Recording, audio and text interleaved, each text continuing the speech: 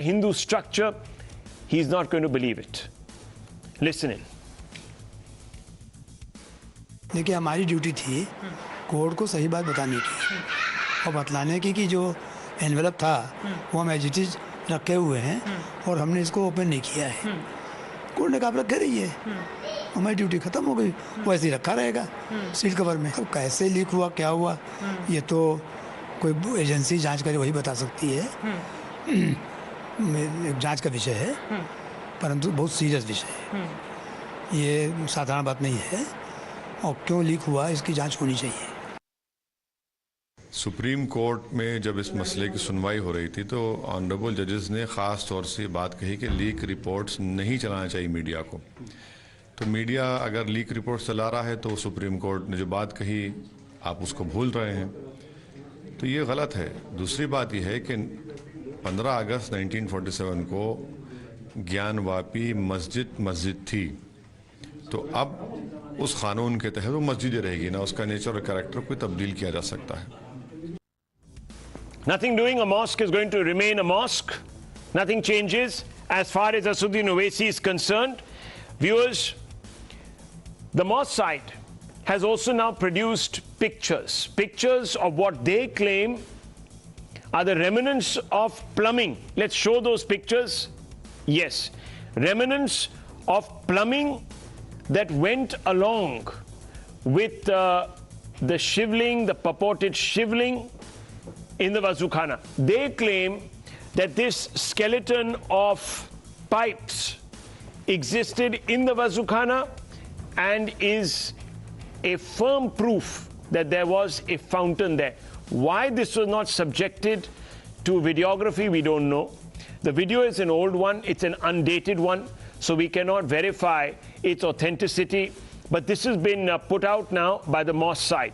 Why this was not subjected for examination to the commissioners that were appointed by the court, we don't know. But this is exactly what is being put out to suggest that the fountain was in fact in the Wazukhana, and that every other claim is therefore ultra-virus of the facts. Now viewers, let's open this up because this is an important debate. It has been raging continuously for the last few weeks and it has now reached a peak with these new videos that are emerging. I want to begin with a very, very simple question. And I want to go straight across to Mujibur Rahman, Vivek Srivastava. Mujibur Rahman, Owaisi says even the truth is not right for them. Sach bhi sahi nahi hai. Making it very, very clear that there is no question of this being anything else but a mosque in his view. Now I just want to ask, why this brazen and obstinate defense of what the Mughals did? The Mughals came in, they vandalized Hindu structures. Obviously for them they represented something that was not tolerant to them, and they went ahead. Why prevent Hindus from securing justice? What is the special connection with what some iconoclastic, obscurantist, radical Mughal kings did?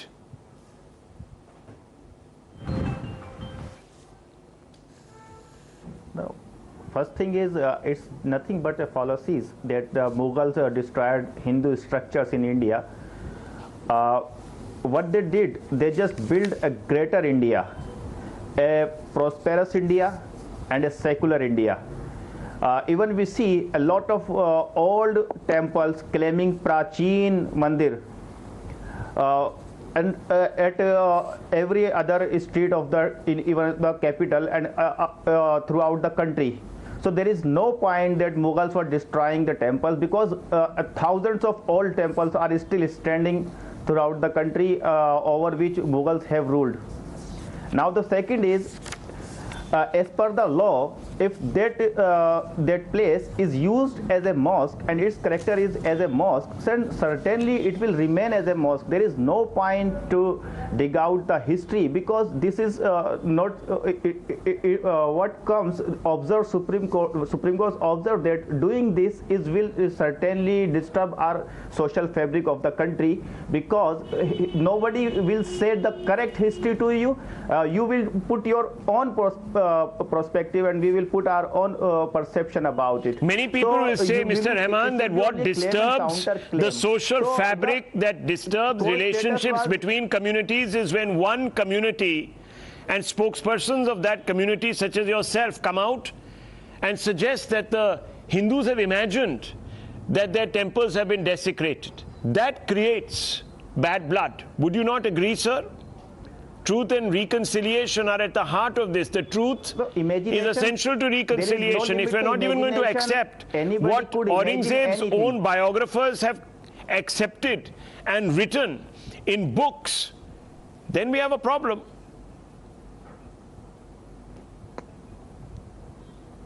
No, imaginations have no limit. Anybody can imagine imaginations anything. have no limit. Let me bring in Mr. Poonawala. Mr. Poonawala, imaginations have no limit. The BJP that at least ideologically supports this move, suggestive of the fact that you're interested in correcting historical injustice, you're being told that your imaginations are running wild, that you are spawning hate, which is ruining the social fabric. This is exactly what is being said by Mr. Rahman.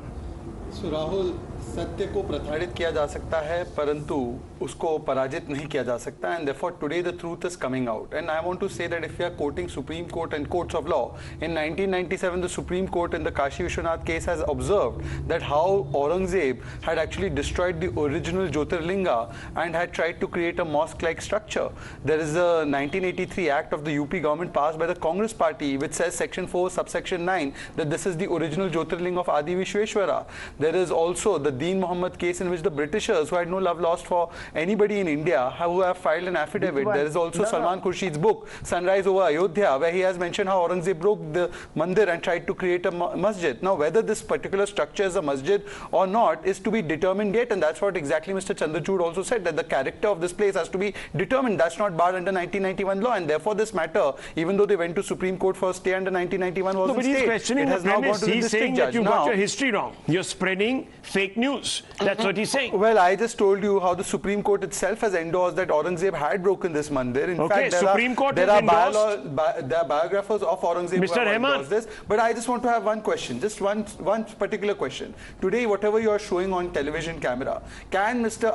Rahman or Mr. Srivastava, whoever is the better Islamic scholar, tell us whether any masjid in India has a trishul on it, a kamal chin on it, a swastik on it, Ma Shingar Gauri on it, Nandi Bull sitting in front of it, and there is all these iconography, would you like to respond? Any other masjid, and if any masjid is named Gyanvapi, or any Islamic text talk about it.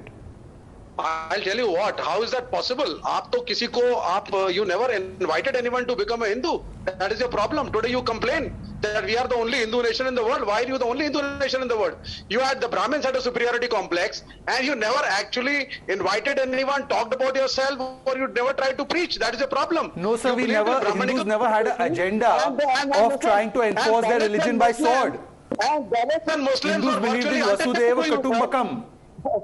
Now, what Vasudeva Kutumbakam? This is the fundamental principle of Hinduism and Sanatan Dharma. Now, what Sanatan Dharma? You did not allow a Dalit to enter a temple. Even today, he cannot become a priest. So these were all of this came with whom you know. It came with the aggressors. All of these malpractices came with the aggressors. No, let's come on the present issue.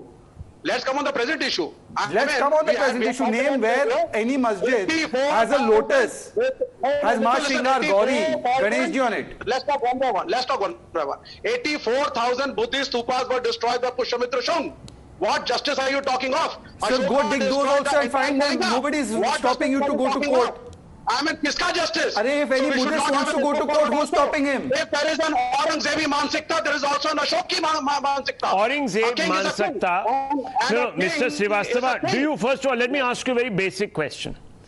Just recently, an MIM leader, Asaduddin Owaisi's brother, goes to visit the tomb of Aurangzeb.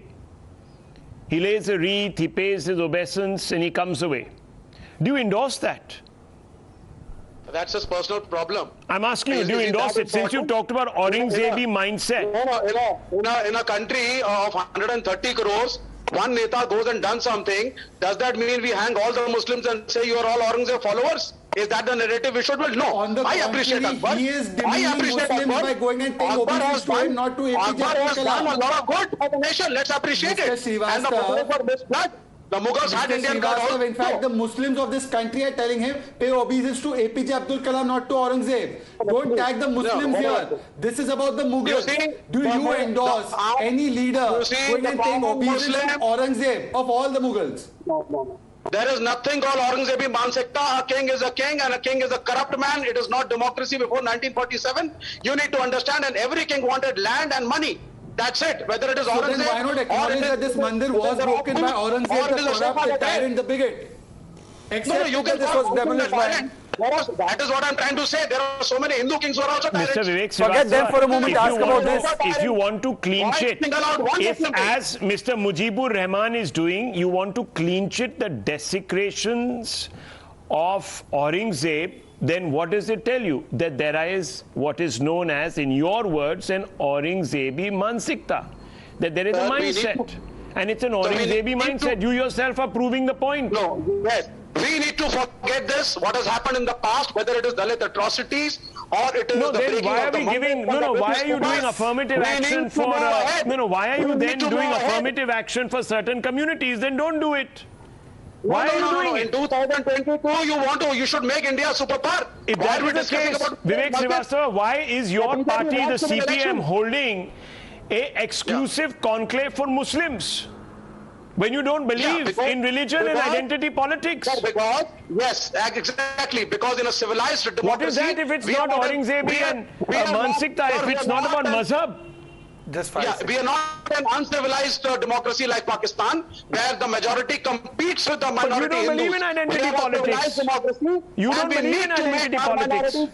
So next, Mr. Srivastava, next will you, Mr. Srivastava, if you can just listen to me. Next you will say that we must forget all the sins that were done by our colonial rulers and we should go and start praising them also. Maybe next you will go to the mazar of maybe the killer of Jallianwala Bagh and start paying obeisance to him also. Because we have to forgive and move on. तो मतलब अब बस अंग्रेजों की भी cover पर जाकर आप शुरू कर दो.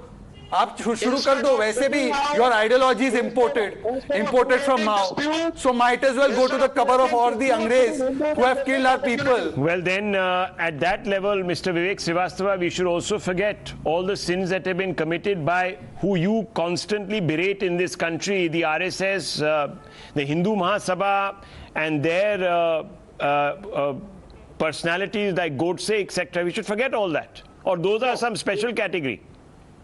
Absolutely not, because after 1947, in a democratic country, they are still there. They are trying to affect my democracy. They are affecting my constitution. Okay, Mr. Sikandar Bhakt, how do you respond to Vivek Srivastava? You're just digging up ghosts from the past and creating problems. I am not Sikandar Bhakt, I am Firoz Bhakt. Sorry, Firoz anyway, Bhakt. it's all right, yes. Perfectly all right. Now, Rahul, I am very sad to listen to this kind of a debate because Mr. Rahman is adamant. And I also heard my good old friend, Mr. Srivastava. In fact, we should try to find a solution. Yeah. And I have a very revolutionary kind of an idea which many people, even in the debate, and maybe the people who are listening to us around the globe, they might not like it.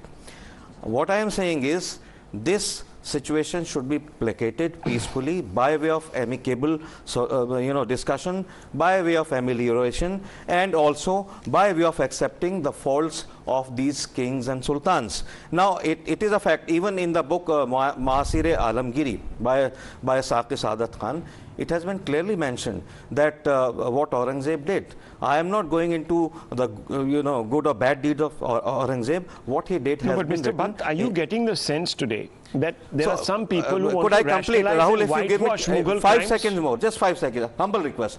Now what I mean to say is that we should beg for pardon for whatever Aurangzeb and all these people had done. They had raised these temples to the ground, and we should just tell the government, okay, Ram Mandir is settled by way of court. Let us not settle all these things by way of court. We should settle these things out of court. Poonawalla is also a lawyer. Court likes that all such issues should be settled amicably in a friendly manner outside the court. So we should say, okay, you take these. It's a very, very objectionable thing, maybe for my friends who are sitting here in the debate. So they you're might saying not beg for pardon and settle things out of court. That's out what of you're court. saying. Okay, These two shrines should be handed over. Otherwise, every shrine, every mosque, Lal Qila, Qutub Minar, all these things, Red Fort, these will be taken by way of court. I am telling my community, I am telling my friends. So settle it. Don't make the mistake which was made at the time of Ram Mandir. So settle it out of Rahman, court. how do you respond to what seems to be an intervention from Firoz Bhakt Ahmed saying very clearly that the time has come to accept, beg for pardon, settle out of court amicably. Let's not reduce this to a zero-sum game. And also this should come to a full stop. No mosque, nothing should be open. And of course, these three are the basic ones. That is Ram Mandir. Okay, let's get a reaction. We'll come to that. We'll come to the next chapter. Atikur Rahman. Atikur Rahman. Perhaps, Rahul, perhaps this was the intention when the parliament, came out with the 1991 places of worship. This was the intention. If you are not believing, it's your choice. Otherwise, Firoz Saab has used a very good word, amelioration. Now, this amelioration part, the ball falls in the court of the incumbent government. Is the government taking any steps towards this amelioration? Amelioration of which community? The minority, the majority, the Hindus, the Muslims. Which community amelioration is Mr. Firoz Bhakt Ahmed is calling for? And I completely agree. Where is the wherewithal with this government in the past 8 years that they want to build bridges amongst the communities? Have they tried ever?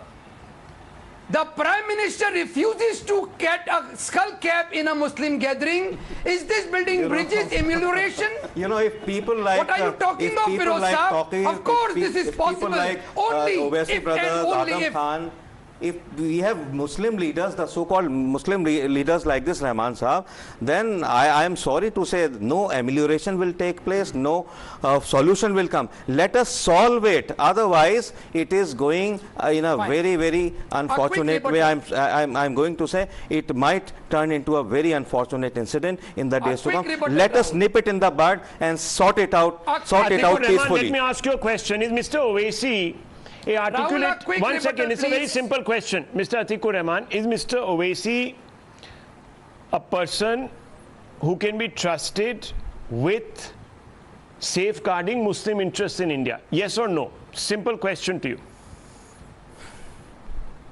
Yeah. No, this is please, sir, please. No, yes or no. I'll give you a complete answer, a brief answer. And this is very important.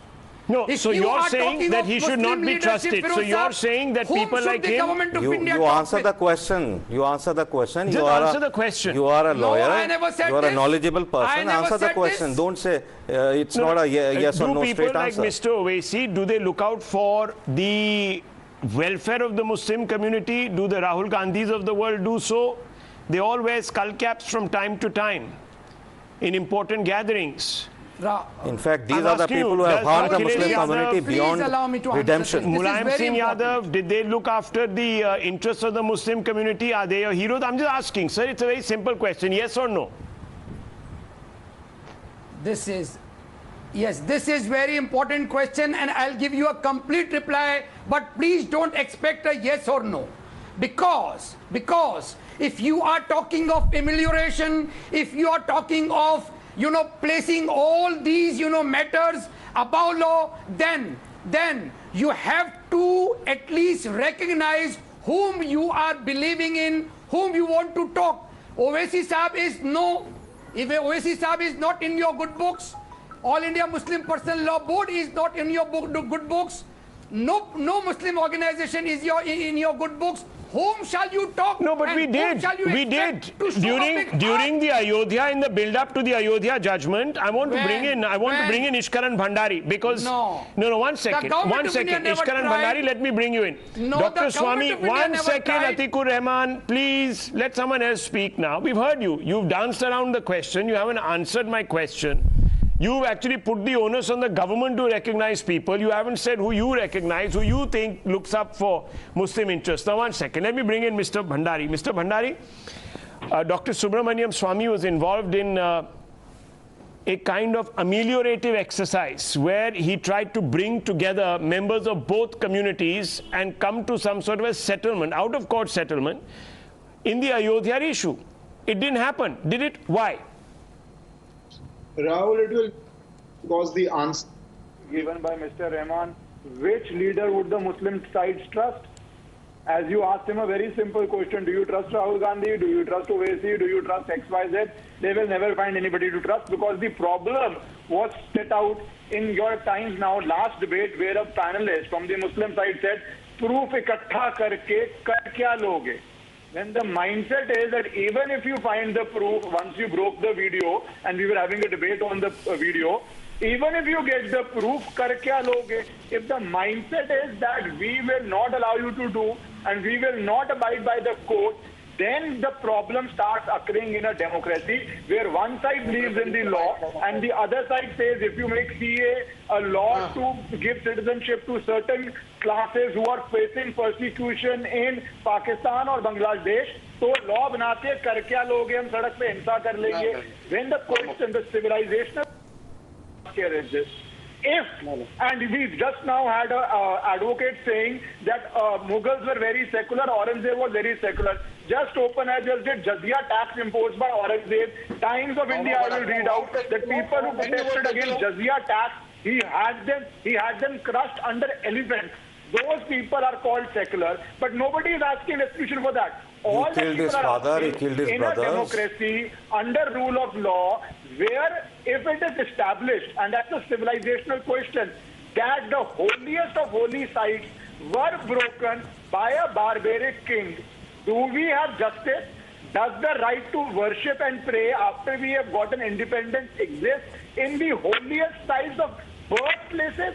That is the civilizational question we have to ask ourselves. And those relying on the fig leaf of places of worship, let me just put in 3 points. So now 1 second, Vivek Srivastava, why, as Ishkaran Bhandari is saying, why maintain a shrine that celebrates barbarism of Aurangzeb? Is he a hero? Just 10 seconds.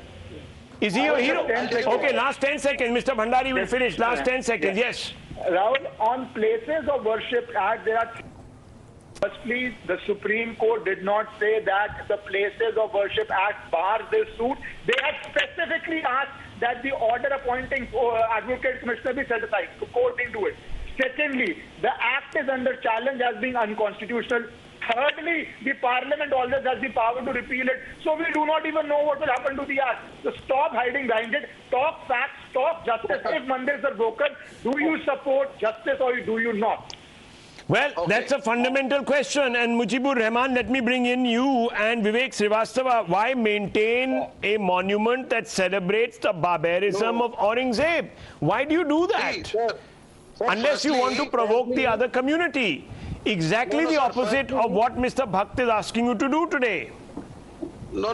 Firstly, Mr. Bhandari has been speaking, but doesn't he realize that the minorities and Muslims of this country, they respect the constitution, they respect the court, and the Ayodhya verdict was given complete respect by the Muslim community of this nation. So don't say that Muslims don't believe in court and Muslims will not listen to anyone. Muslims believe or not. I asked you a very simple question. I never said Muslims believe or not. I said and you Muslims just see statements of Mr. Owaisi on Ram Janambhoomi. No, Mr. Owaisi doesn't represent the Muslim. There are so many Muslim leaders. Don't lose your cool. Don't lose your cool, Mr. People accepted. No. People accepted the verdict. People accepted the Muslims accepted the verdict. Just a minute. Mr. Owaisi doesn't represent the Muslims. Who represent? So Rahul, can I ask Mr. Srivastava that those who protested against the CAA law, which is still parliamentary, not challenged by any court of law, constitutional, was it wrong? Mr. Srivastava? You see, we protested both the farmers' bill.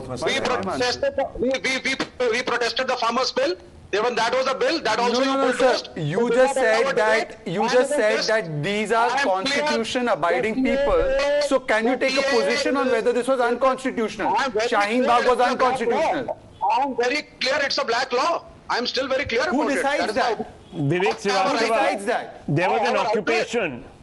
There was an occupation of public land. The Supreme Court said it was an illegal occupation. Both the protests that you're talking about. Sir, every protest, Mr. even at Rahul, Jantar Mantar, yes. to you, sir. If you just give me 5 seconds. 5 seconds. Srivastava ji, you are my younger brother. Just humble request. Just please bear with me. Sirf the second. You know, I heard one gentleman in the beginning of this program who was saying, you know, all these proofs, all this evidence which has been taken out, all these videos, these are fictitious, these are fastidious, and they are not to be trusted. Now, in the beginning, they never wanted this court commissioner to enter the masjid. Now, what these 4 ladies wanted was, just they wanted to continue with their prayer. As namaz is going 5 times a day, they also wanted, according to what had been happening till 1992, they just said, we want to begin our prayer. I think the masjid committee, had it been, I think, discreet on that, at that moment, this matter would not have gone to the court, and I think we would not have been in this debate. I am going to ask a question from both my brothers, Rahman Sahibs, both Rahmans. One is a lawyer, both are lawyers incidentally. Tell me one thing. What this gentleman in the beginning was saying, that we don't have any faith in these false and fictitious proofs and evidence. Do you believe that he was saying the right thing and they do not want to bring them to public? Do you believe he was saying the right thing?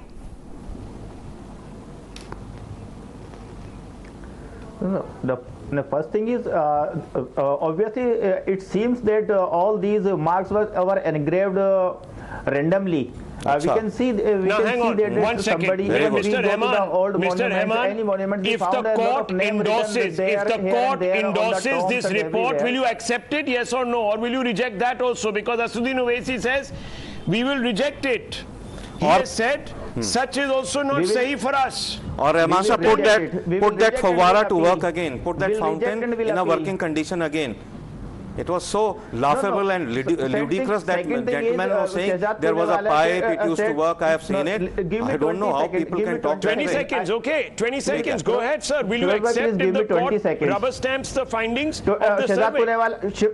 Shehzad Punewala has said that they already knew that it's an original Jyotirlinga. Even in the 1980s they knew. But nowhere in the plan it is written that it's the original Jyotirlinga.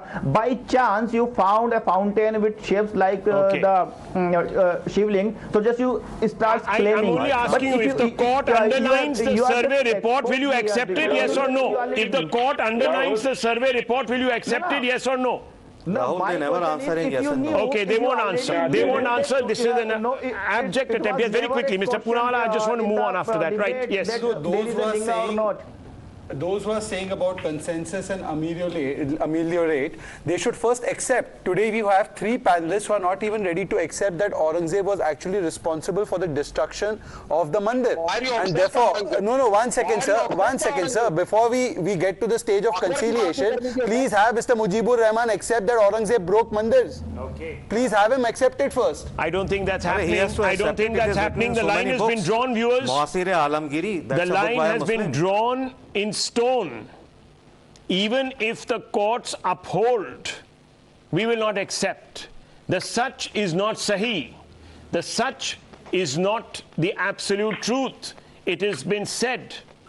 So viewers, we are staring at a long and protracted fight. It is unfortunate, very unfortunate. The onus cannot only be on one side to constantly ameliorate the situation. There has to be a meeting of minds and, of course, a meeting of ground. I want to move on because, viewers, I'm going to now draw your attention to another heartbreaking story. Days after Rahul Bhatt, Hindu migrant teacher Rajni Bala was shot dead inside a government high school in the valley. Rajni was a resident of Samba district in Jammu, where she lived with her husband, who is also a teacher, and her child since the last 6 years. The Jammu and Kashmir police have said that terrorists involved in the gruesome crime will soon be identified and neutralized. But the killing raises disturbing questions. First of all, about the precarious condition of Kashmiri Hindus who are being picked off one by Islamist terrorists. Here is a quick spot report from our correspondent. Sir हम आए थे, अभी school खोलने का time था, ऊपर थे हम, घंटी बजाई, बच्चे नीचे जमा हो गए, हम अब नीचे डाउन स्टेयर आ रहे थे, दो सर हमारे नीचे आ गए थे, तो हमने आवाज़ सुनी टास की, तो हमें ऐसे ही लगा कि कोई पटाखा फट गया, एक ही आवाज़, तो जब हम नीचे आ गए तो बच्चों ने शोर मचाया, हम देखने। Right now in Savalgam area of Kulgam, this is the rented accommodation of that teacher who was shot dead in the morning today. This is where she lives with her husband and a small daughter. And the neighbors say that she left early morning from here, the house owner, and she was very respectful to everybody in the locality. We know that an attack unfolded here in Kulgam district. She was working here as a teacher. She originally hails from Samba and was working in Kashmir Valley as a teacher. Now there have been a spike in the number of these incidents. This is in Kulgam district, and this is the two-room, we believe, set where she used to live, and along with her family of two more people. Now all the family has gone to hospital since this incident has unfolded, but yes, continuous number of attacks have taken place, particularly on the minorities in Kashmir Valley. Government trying to say that we need to protect these minorities, but at the same time attacks continue, and that is something which will definitely worry security. Okay, viewers, let's open this up. It's a very straightforward debate here tonight. These murders are continuing. They're targeted killing. There are many students and colleagues of Rajni who can't believe that she is no more. Fresh protests have sparked in Kulgam, with Hindus demanding justice for the teacher who also taught many of those who are today lining up to perhaps cause injury to people like her. Viewers, let me tell you that even today, despite the protests that you're seeing on your screens, there are some who are more invested in trying to whitewash these crimes which are xenophobic in character.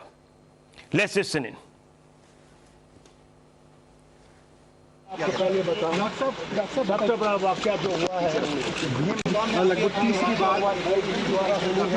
और कुलगाम में एक lady teacher को मारा गया है अभी मार जाएंगे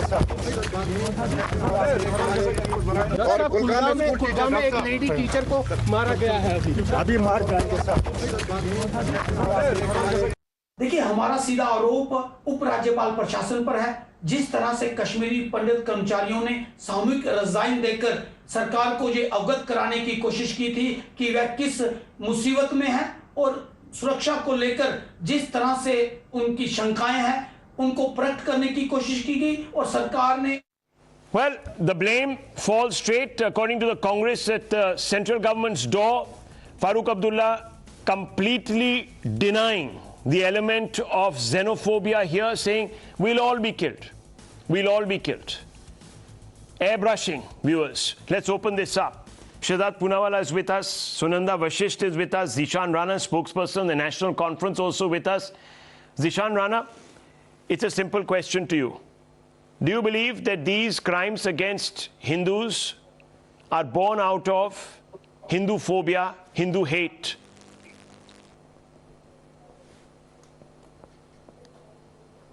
See, Rahul, it's not about Hindu and Muslim. Everybody is being killed in Kashmir, and I would say that there seems to be no end to this vicious cycle of bloodshed in the valley. People are scared, innocents are being targeted and killed. The situation in the valley is getting worse with every passing day. And we haven't witnessed such a situation. Can I flip the question, Mr. Rana? I would say that can I flip the question? This is happening for the first time in the last 30 years. Okay, can I flip the question, Sorry? Mr. Rana? Can I flip the question? Can I change it slightly, rephrase it? Yeah, no problem. Go ahead, please. How would you react if I told you? How would you react if I told you? If I, as a leader, a politician who was asked this question, was asked, how would you categorize the crime against Akhlaq? Do you think it was a hate crime? Do you think he was killed because he was a Muslim? And I would say, well, everyone is being killed in the country. Hindus, Dalits, everybody. What's the big deal?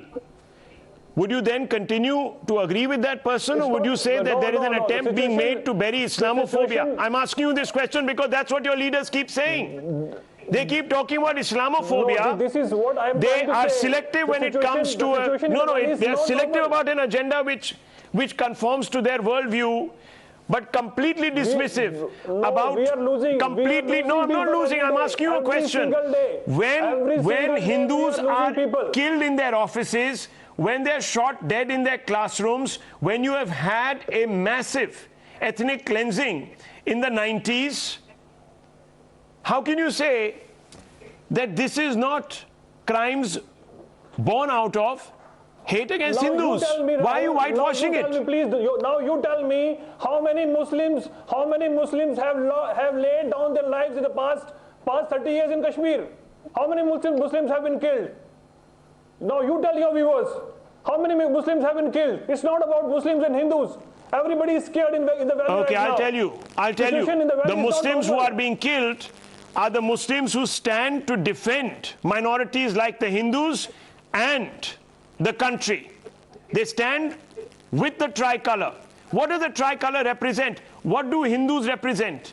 Hindus and the tricolour represent, viewers, to certain extremists, elements, Islamists in Kashmir, a threat to their belief system.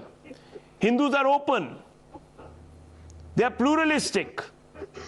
The national tricolour represents our constitution, which is pluralistic. They can't accept it. They say that these are apostates, that these people are individuals who are not part of the fold. They are kafirs. Kill them.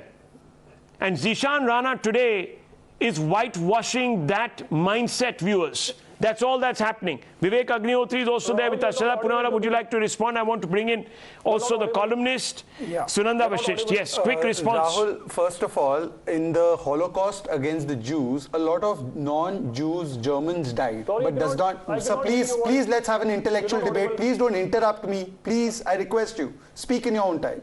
A lot of non-Jews who were Germans also got killed. But that doesn't mean that the Holocaust was directed at all Germans. It was directed at the Jews, and therefore 6 million Jews were wiped out. Similarly, the project of Islamist Talibanization of Kashmir, which was named after Rishi Kashyap, which was a bastion of Hindu learning as important as Varanasi, as Kashi, which had the Martand Mandir, which has the Sharda Peeth, was Hinduized over 800 years, and this particular exodus and killing and genocide is the 7th exodus that is taking place against the Kashmiri Hindus, removing every Hindu to the last Hindu from the Kashmir Valley. This is the project of Talibanization. The problem is that in this particular project you find people who stand in defense of this Islamization, of this Islamist bigotry. They come out and they ignore the fact that Ralif, Salif, Galif naras were given in Kashmiri mosques. They ignore the fact that headlines of newspapers said Al-Safa Bate Dafa. They ignore the fact that you have Mehbooba Muftis and national conferences who come and say that yes, militants picking up guns is okay. They blame the Indians, but they never blame the Pakistanis, they never blame the Islamic jihadis, and that's where the problem lies. Till we do not accept this fact,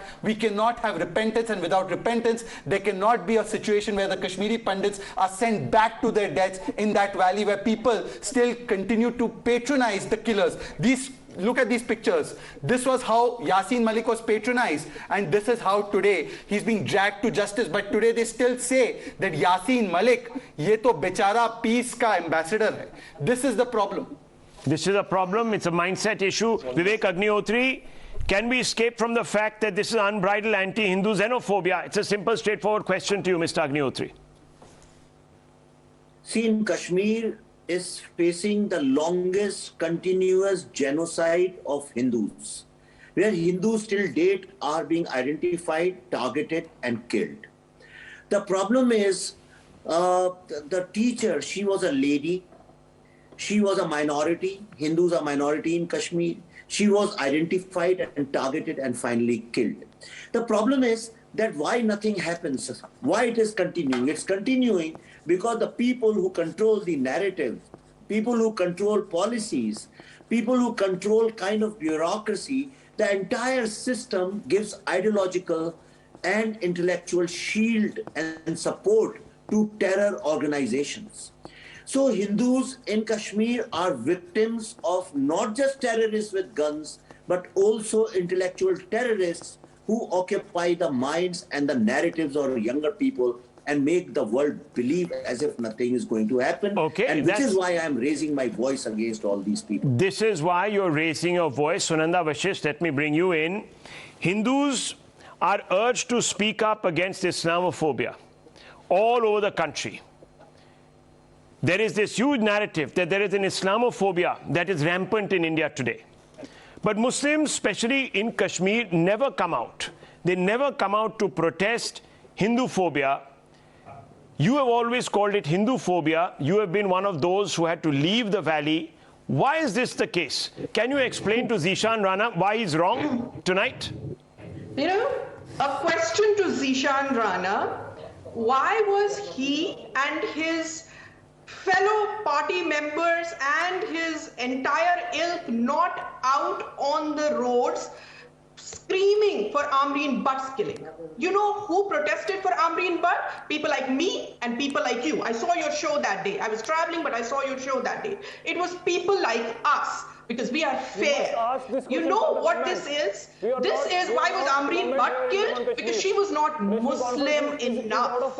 So here, about Kashmiri Hindus, why they are killing us and why they're killing Kashmiri Hindus. Now they've started killing all minorities. This lady today, she was from Samba district. She is from Jammu. She's a Jammu Hindu from who was working there in Kulgam, and her husband who dropped her this morning outside her school, and she was immediately shot dead. How does one shoot anyone? This is the question I had asked at the time of Rahul Butt also. How is it that two terrorists come and there is no collateral damage and just this targeted killing happens? They have to ask no one. That means the recce has been done. The people have been identified. Who are these people who are identifying these people? Who are identifying minorities? Who are these people who are giving them their coordinates? What time they leave their homes, where they go? Because these migrant teachers and everybody, they are living amongst everyone else. We understand that. Who are these people who are giving their coordinates? Who are these people? Who are these people? They're obviously people who are part of the project, Mr. Rana. And why aren't you out on the streets? If Kashmiri Hindus can be out on the streets demanding security for themselves, where are you? Why aren't you there? People who have the pistols. Zishan Rana, why aren't you there? Yeah, it's the entire population that is tell us as their OGW. Why aren't you there? Ground supporters. Zishan Rana, why aren't you there? Tell us. Ask him why Amreen Butt was killed. Ask him. Zishan Rana, tell us. Nizam Bhai, can he hear us or can he not? Or is he pretending? Can you please tell us what is happening? I don't have all the time in the world for this pregnant pause. Okay, well, I think there's a problem here, viewers. This individual is not wanting to respond. Why was Amreen killed? Can you tell us why was Amreen killed? Zishan Rana, tell me, why was she killed? Yes, please. Tell me, why was she killed? You have no Mr. answer. Rahul, you need to ask this question from the government. No, I'm asking you because you are coming out there and you are denying that there is a hard line Islam which is uncompromising, which is which differentiates on the basis of ideology. I'm sorry, sir. I'm asking you this question because you never hit the streets in support of your Hindu brothers. Why? Why aren't you protesting? You're not ready to listen. You're not ready to listen. You're not ready to We've listen. heard you for 30 years. This is happening because of Did you give us justice? No. No. Yasin Malik was Yasin Malik was feted. It was Modi's was government. feted by you. It was Modi's government. What Modi's government? Tall claims. What Modi's government tall claims? Where are you, sir? You can't even out of a sense of humanity hit the streets. Yes, Mr. Poonawala, would you like to respond? Your government is let down every Kashmiri. Well, Zishan Rana, I just have one question. Sir, I have one question. Please, do you consider Burhan Wani and Afzal Guru to be terrorists? This is not a question today. You want us to take Ms. Washish there? Okay, well, viewers, look, this is the mindset that prevented justice from being given. This is the mindset that prevents justice from being given to those who are most deserving. And who are the people who are most deserving, viewers? Those who are going back to reclaim what was theirs because they were externed from the valley. Why? Because they did not belong to the right faith. And you have people like Zishan who are sitting here and you can't take a position against terrorists. It's very simple, viewers. Our position is clear. What is your position? Our position is clear. What is your position? Was Afzal Guru, was Burhan Wani a terrorist, yes or no? Simple. Simple. Was he a terrorist? Who are we going to speak to, terrorists? I'm sorry, sir. I leave it at this. I leave it at this. There is no point, viewers, contending with these people. They don't really care about anything except for where they're getting their votes from. And I just hope that the next thing the BJP doesn't do is to rush towards holding elections, because they will be validating these spineless people who do nothing. Who do nothing when butchery is happening all around them. Did they visit the Jammu and Kashmir policeman's house? No. They didn't. They don't care. Did they go to the teacher's residence? No. But they will go, viewers, to a teacher's son's residence who picked up the gun, who could well have been a pupil. They will go there and they will say, Burhan Wani, son of the soil. They are spineless, these people. And they have brought Kashmir to this point. They can't stand up for what is right and what is wrong. Viewers, I need to move on, because intolerance has many shapes.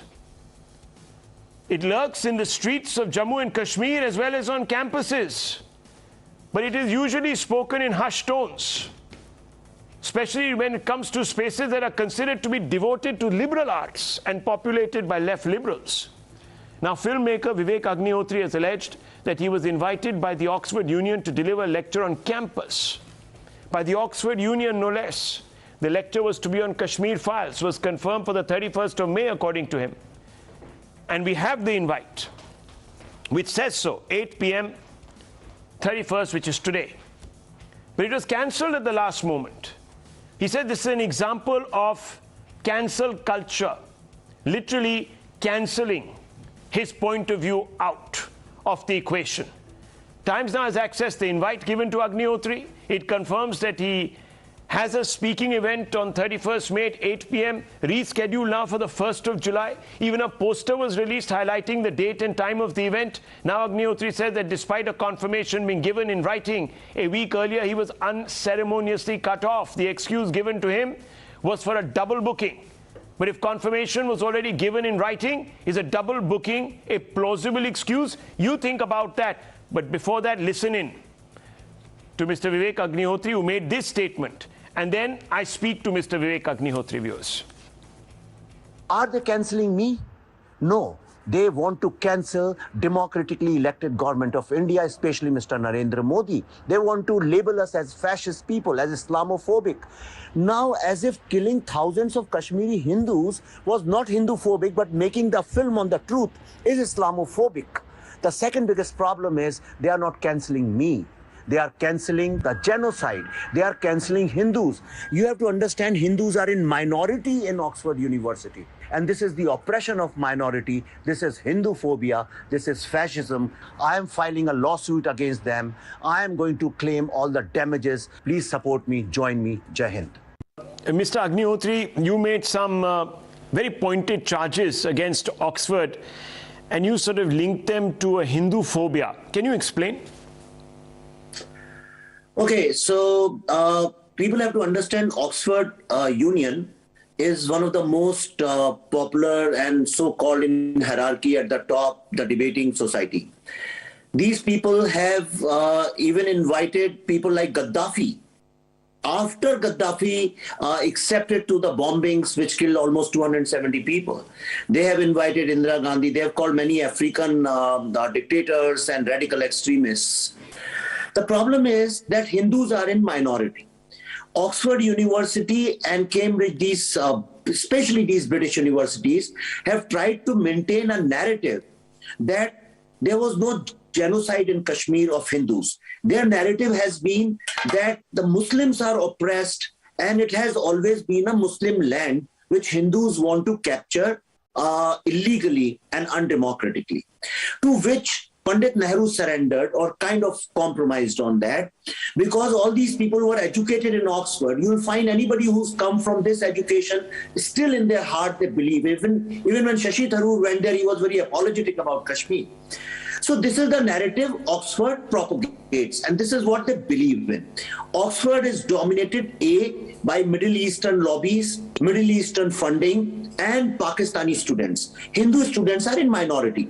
So Hindu students who go there either surrender or succumb to this pressure and also become communist, leftist, kind of a nexus, Islamist nexus, and they also speak anti-Hindu narrative. So I was invited by Oxford Union. It's not that I applied or I said invite me. They invited me after the Kashmir files. But then slowly all these Pakistani and Islamist voices started protesting. And they started protesting. Their major contention was that I am Islamophobic because I exposed Kashmir genocide in my film, The Kashmir Files. The second thing was they said I support fascist prime minister because I supported Prime Minister Narendra Modi. He's a democratically elected, one of the biggest victories he got. I supported him, so they said I am also fascist. So that the fascist and Islamophobe should not be called. So they started mounting pressure. And they wrote about it in social media, that's how I know it. And the president-elect is a Pakistani boy. And instead of cancelling directly, their tactic has always been all over the world. If you see, they always say, oh, sorry, we made a technical mistake. There has been a double booking. That's exactly what they have done with Rajiv Malhotra and Subramaniam Swamy and a lot of Hindu voices. So they sent an email on Sunday saying that, sorry, we made a mistake. There was a double booking, which is total lie, because on their calendar there is no double booking. In fact, on my time slot today, some British athlete is speaking. Then when we questioned them, they said, no, actually we have some technical problem. Our AV guy or AV team is not there.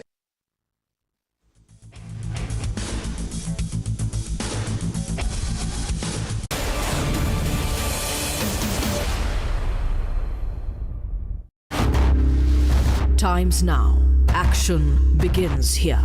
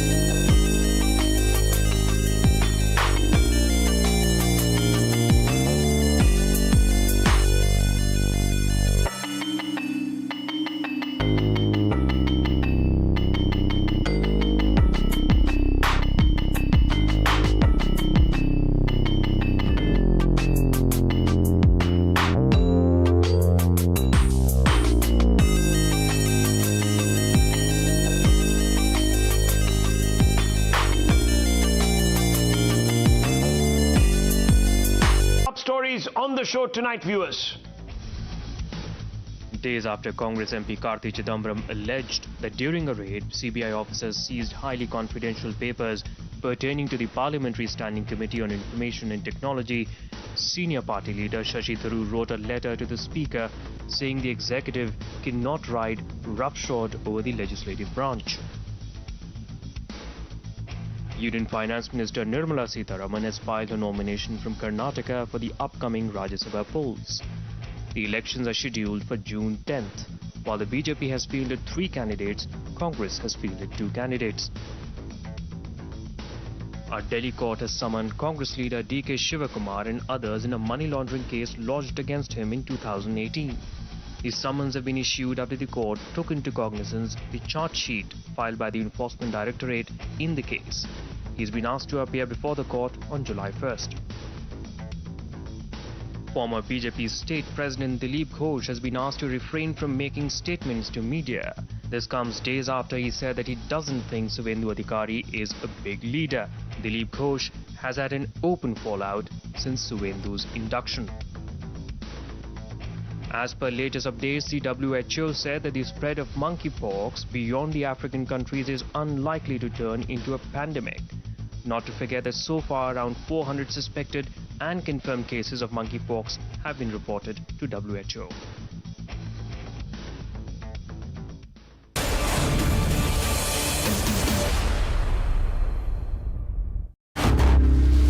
Times now. Action begins here. क्या पूछूं आपसे कि आपका जो stay था Congress party में, ये short and sweet था कि हॉट एंड सावर था? जब राजनीति में कोई फैसले होते हैं मैडम जी, तब एक बात बहुत तय होती है कि लोगों के हित के लिए, जनता की सेवा के लिए ये फैसला होना चाहिए, और उसी को देखते हुए ये फैसला लिया गया था। लेकिन जहां गए, जिस कांग्रेस पार्टी पर भरोसा किया, उनके नेताओं पर जो भरोसा किया, उससे एक बात तो तय हो गई थी कि ना ये जन सेवा करना चाहते हो, ना कोई करता है उसको रोकने का काम करते हैं। जो जन सेवा करना चाहता है उसको रोक दो, हम नहीं करना चाहते तो हमारे साथ जुड़ जाओ। और ये काम हम नहीं कर सकते थे। हम आंदोलन के जरिए निकले थे, लोगों ने हम पर उम्मीद देखी थी, हम पर भरोसा किया था, और हमने कहीं ना कहीं गुजरात के भीतर एक अच्छी उम्मीद को खड़ा करने का काम किया था, जो कांग्रेस को इनडायरेक्टली डायरेक्टली 2017 में फायदा किया था और मजबूत विपक्ष की भूमिका में आई थी। लेकिन आज कहां हुआ, ना आपको मीटिंग में बुलाते हैं, आपको वर्किंग प्रेसिडेंट बना दिया, लेकिन कोई काम आपका तय ना किया।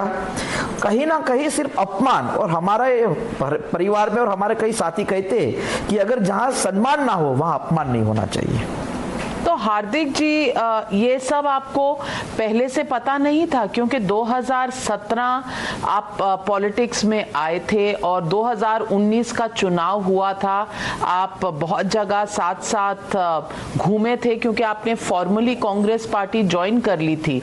और हमेशा से लोग यही कहते हैं कि कांग्रेस पार्टी एक private limited company owned by एक गांधी परिवार है। तो आपको पहले ये पता नहीं था, या अंदर जाके कुछ ऐसा पता चला जो आप चौंक गए और इतना सरप्राइज हो गए? देखिए नविका जी, मैं 2019 में पार्टी ज्वाइन किया था। 2015 से लेकर 2019 तक मैं इंडिपेंडेंट रहा, जनता की आंदोलन किए, जनता की सेवा की, और हमारे आंदोलन के कारण अनेक योजना।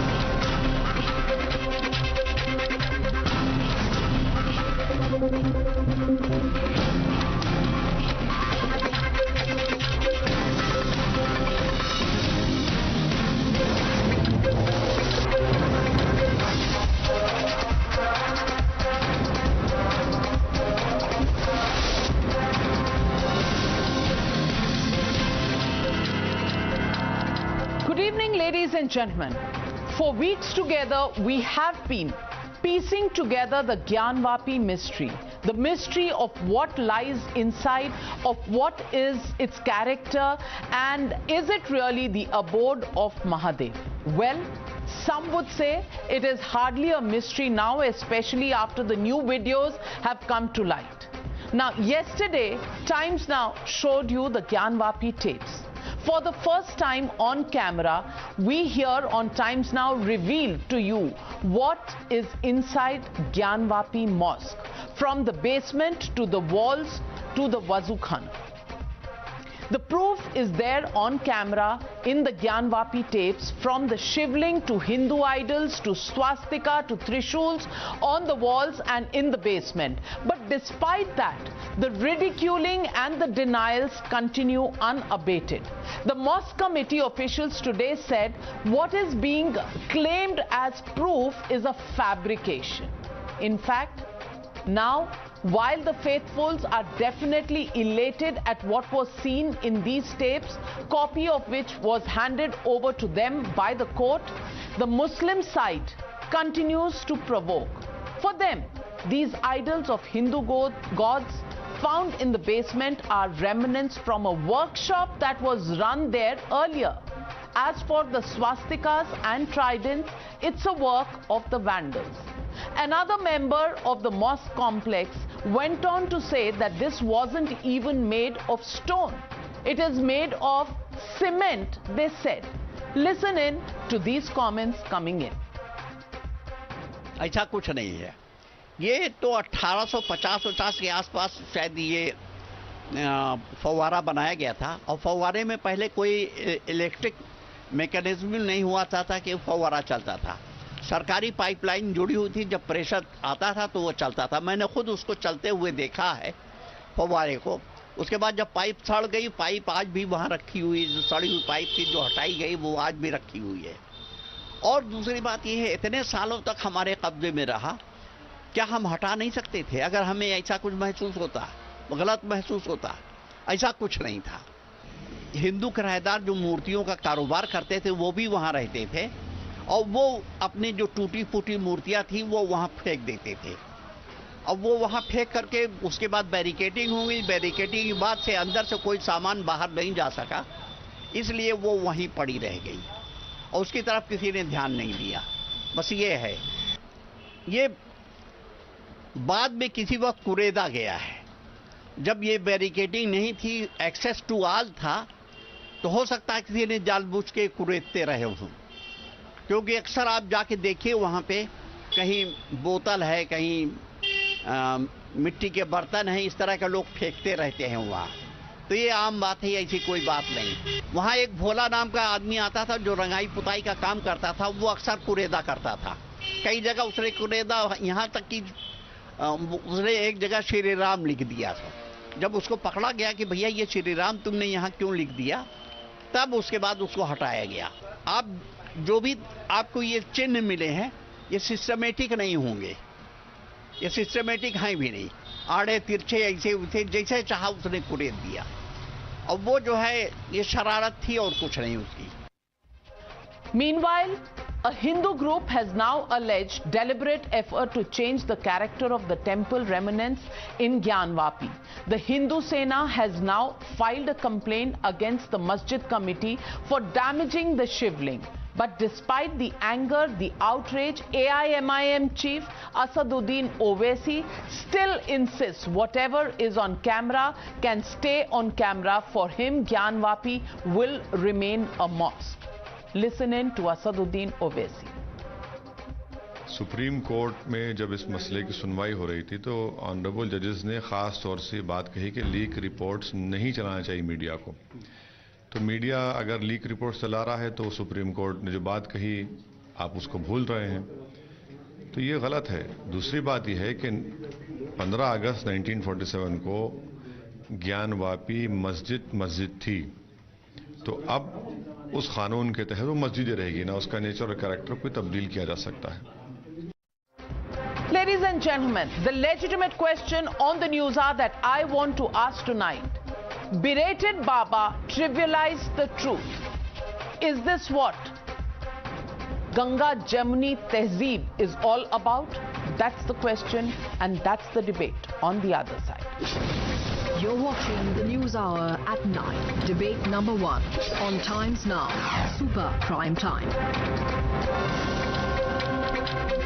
Introducing my guests on the panel tonight, Gaurav Bhatia, National Spokesperson of the BJP, Dr. Anand Ranganathan, author, Tehseen Poonawala, political analyst. But my first question goes to political analyst Danish Qureshi. And Danish Qureshi, I want to ask you, can you defend the statement made by Asaduddin Owaisi Sahab today, who says whatever is on camera will remain on camera? I want to ask you, if it is going to remain on camera, then what is the use of any proofs, any survey, anybody going to the court? Aapne to तय कर लिया है. Nothing matters. Absolutely, Navika. From very first day, we are saying that what the things are being going under proceeding, they will remain under the proceeding because of 1991 places of worship act. The character and nature will not be changed. So then, what is the meaning of this entire proceedings? That is a single line universal question we are asking. But BJP is interested to talk on the second spell that यहाँ ये था, वहाँ वो है, वहाँ वो मिल गया, यहाँ ये मिल गया. What will be the ultimate gain in that? कुछ मिलने वाला नहीं है. देखिए, हमारे देश में कम्युनल सौहार्द 1951 के कानून के मातहत सुप्रीम कोर्ट ने जो बाबरी मस्जिद के फैसले में अपने कहा, वो आप पढ़िए पूरा पैराग्राफ तो उनको समझ में आ जाएगा. But they want to create the disharmony in the entire country regarding the doing like petition like this, daily new petitions, one day in Mathura, other day Gyanvapi, something in Karnataka, something in Madhya Pradesh, and today they are doing like this. What they ultimate the want, I can't understand, Navika. You don't understand? The last I heard, Asaduddin Owaisi felt that this country has to be run by the constitution. Is there a change of mind, a change of heart, Gaurav Bhatia? Now today they say, kuch bhi kar lijiye, kuch hone wala nahi hai, we are not going to believe.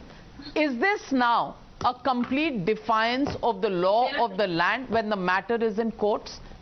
Navika, in a way, I think a very important fact has come out. A barrister whose reported judgment I have never read in the Supreme Court journals comes out to talk about law of the country, which is very good. You know why? Because single line universal question I will also ask Navika ji. Abhi Danish ji ne kaha single line universal question पूछ रहे. Agar Places of Worship Act, which has been challenged before the Honorable Supreme Court, which has section 4.3 which talks about an exception, is a law. What about Citizenship Amendment Act? Mr. Briefless Barrister Owaisi, will he come out publicly and acknowledge that CAA is also a valid act?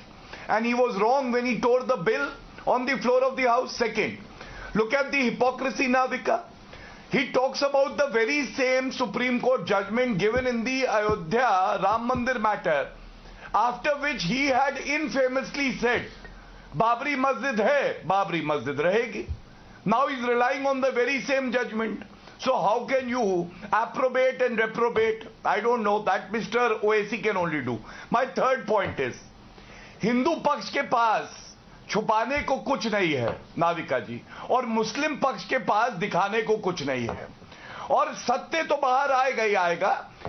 Mister Owaisi very infamously again said, हमने एक मस्जिद खोई है और नहीं खोएंगे. As a follower of the constitution I would only say one thing, Owaisi ji इस देश का कोर्ट अगर 30,000 मंदिरों को वापस देगा तो 30,000 मंदिर आपको देने पड़ेंगे, because the constitution says so, and you are not above the constitution and the will of the people.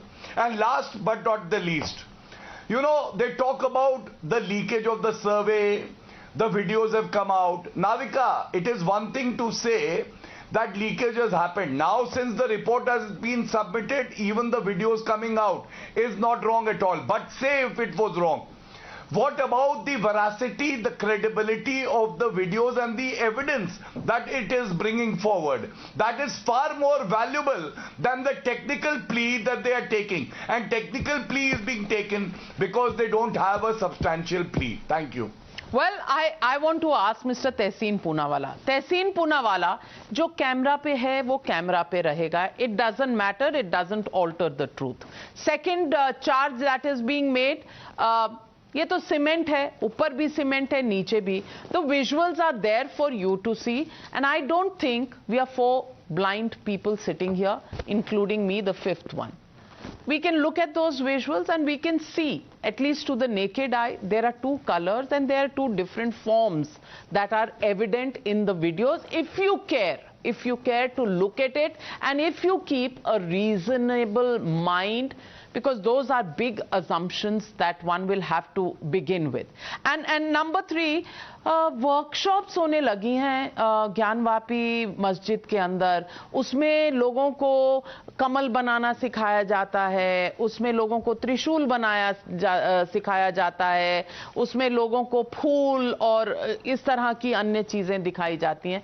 Tehseen Poonawalla, even if I believe that you people are a reasonable lot where you will look at the truth or believe the truth, or at least believe the courts of the land and the Constitution of India, do you think this is not provocative, what is being stated now, after the internal visuals of Gyanvapi are now in the public domain? They were in public domain even earlier, but they were blurred. This is a more clear video recording and it's out there for people to watch. Tehseen Poonawalla, provocation? Is that the only agenda? Good evening, ma'am. Thank you for having me on the show. Good evening to all my fellow panelists and to all your viewers. You used the word "you people." I don't understand what does "you people" mean. You people means those who oppose the side that believes that there was a mosque. Clarifying to you. So I'm assuming you meant that, and therefore you people, that is we people, did not ever go to jail for contempt of court like the BJP chief Mr. Kalyan Singh when he gave a fake affidavit in the Ram Janmabhoomi Babri Masjid dispute. Just clarifying that you people did not go to jail. The BJP that's gone to jail, a sitting chief minister. But let's come to the substance, that is this particular issue on hand. There are 2 points that I want to raise, and they're very substantially. Number one, the prayer before the honorable court was simply this. 5 women devotees went to the court and said they wanted their right to prayer, thereby altering what exists on that structure right now. That is what the court is to decide. Whether there is a fountain there as per the Muslim side or there is a shivling there as per the Hindu side is a matter that has been diverted to and further gone into with these videos.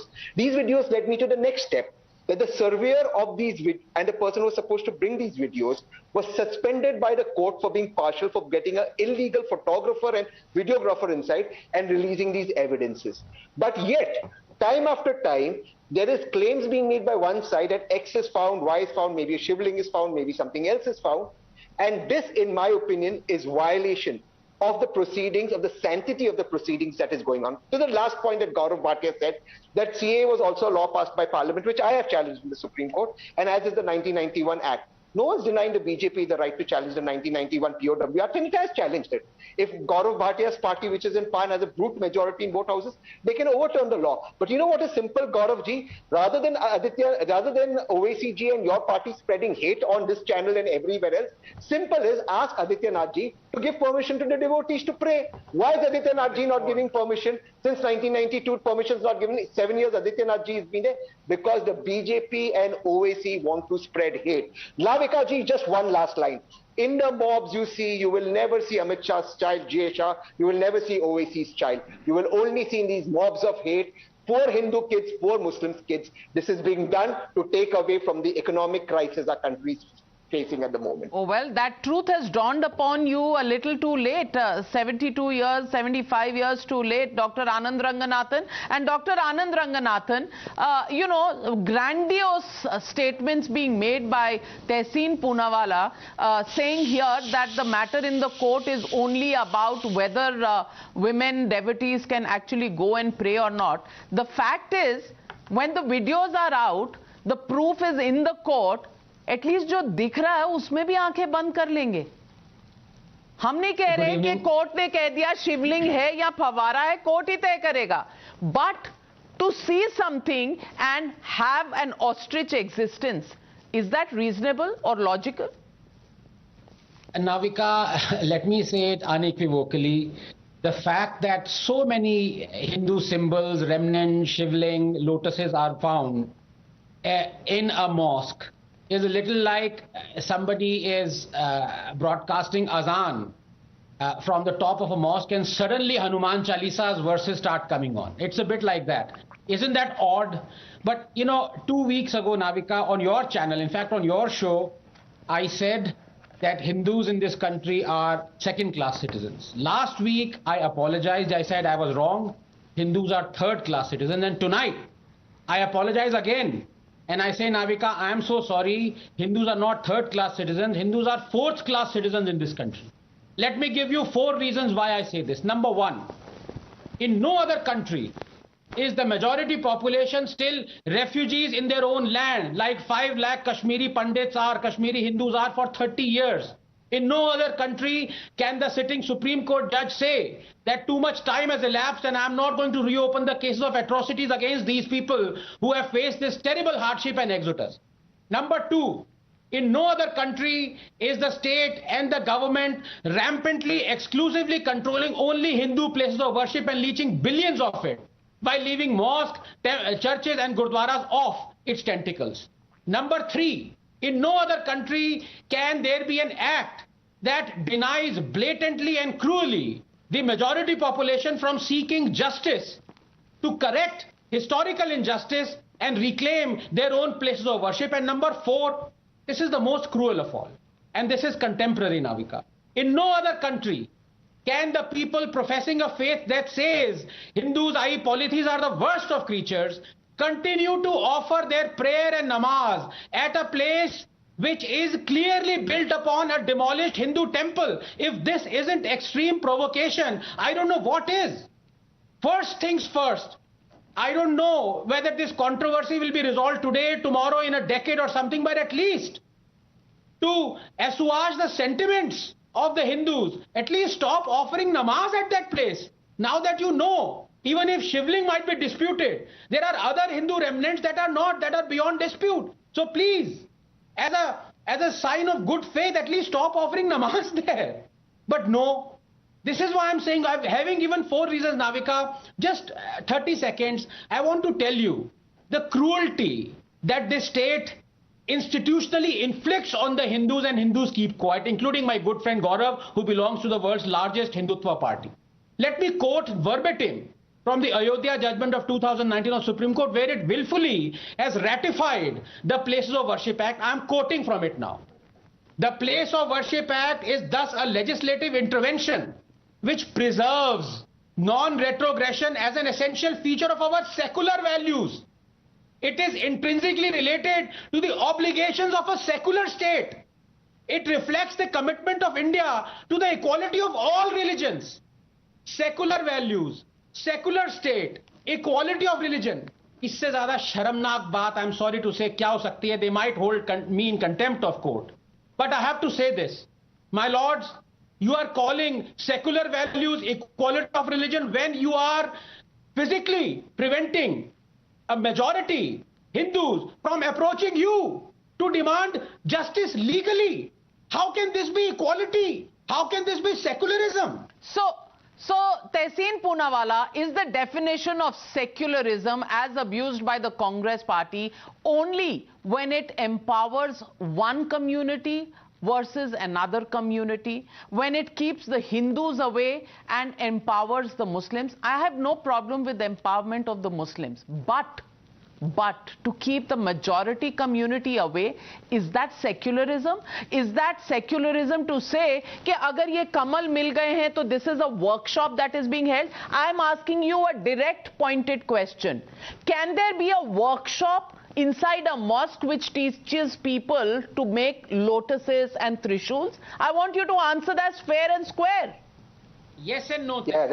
Yeah, there are a lot of workshops in mosques. That part of it is true. Whether they taught Kamal or Trishul, I'm not aware of, but mosques generally do have workshops. There's no doubt about that. And they teach a lot and they teach people how to make shivlings. They teach people various vocational training. So mosques do have workshops. But I want to make one very important point. No, I'm asking you about workshops of Hindu symbols being made inside mosques. So I'll answer that. Anand, I'll answer that. Anand, I'll answer that. But I also want to answer that. I don't know what is Hindu symbols or what is Muslim symbols, because Anand, if you come to my mom's house, and all of y'all are invited, she's a practicing Muslim. My mom on her door has a Lakshmi, on her northeast corner has a Ganesha, and has baby Balkrishna in her house. So I don't know if my mom by some definition will tomorrow be called a Hindu, but this is how my mom lives. So let's not get into cultural appropriation. तो वैसे तो हम भी आदाब करते हैं, हम भी आदाब करते हैं आपको, हम भी गज़लें गाते हैं, हम भी शायरी बोलते हैं, तो अब हम हिंदू नहीं रहे, हम मुसलमान हो गए, ये क्या बात हुई? What kind of a logic is this? Navika, 10 seconds. Navika, 10 seconds. Just 10 seconds. I want to answer you. Just 10 seconds. I want to answer you. Anand, you're very right on one point that you said. For the last 30 years, our Kashmiri Pandit fellow citizens are refugees in their own country. Out of these 30 years, 15 years has been the Bharatiya Janata Party in the union government. Ask Gaurav Bhatia what have they done. They've come to power on this promise and they've done nothing. I understand you castigating the Congress.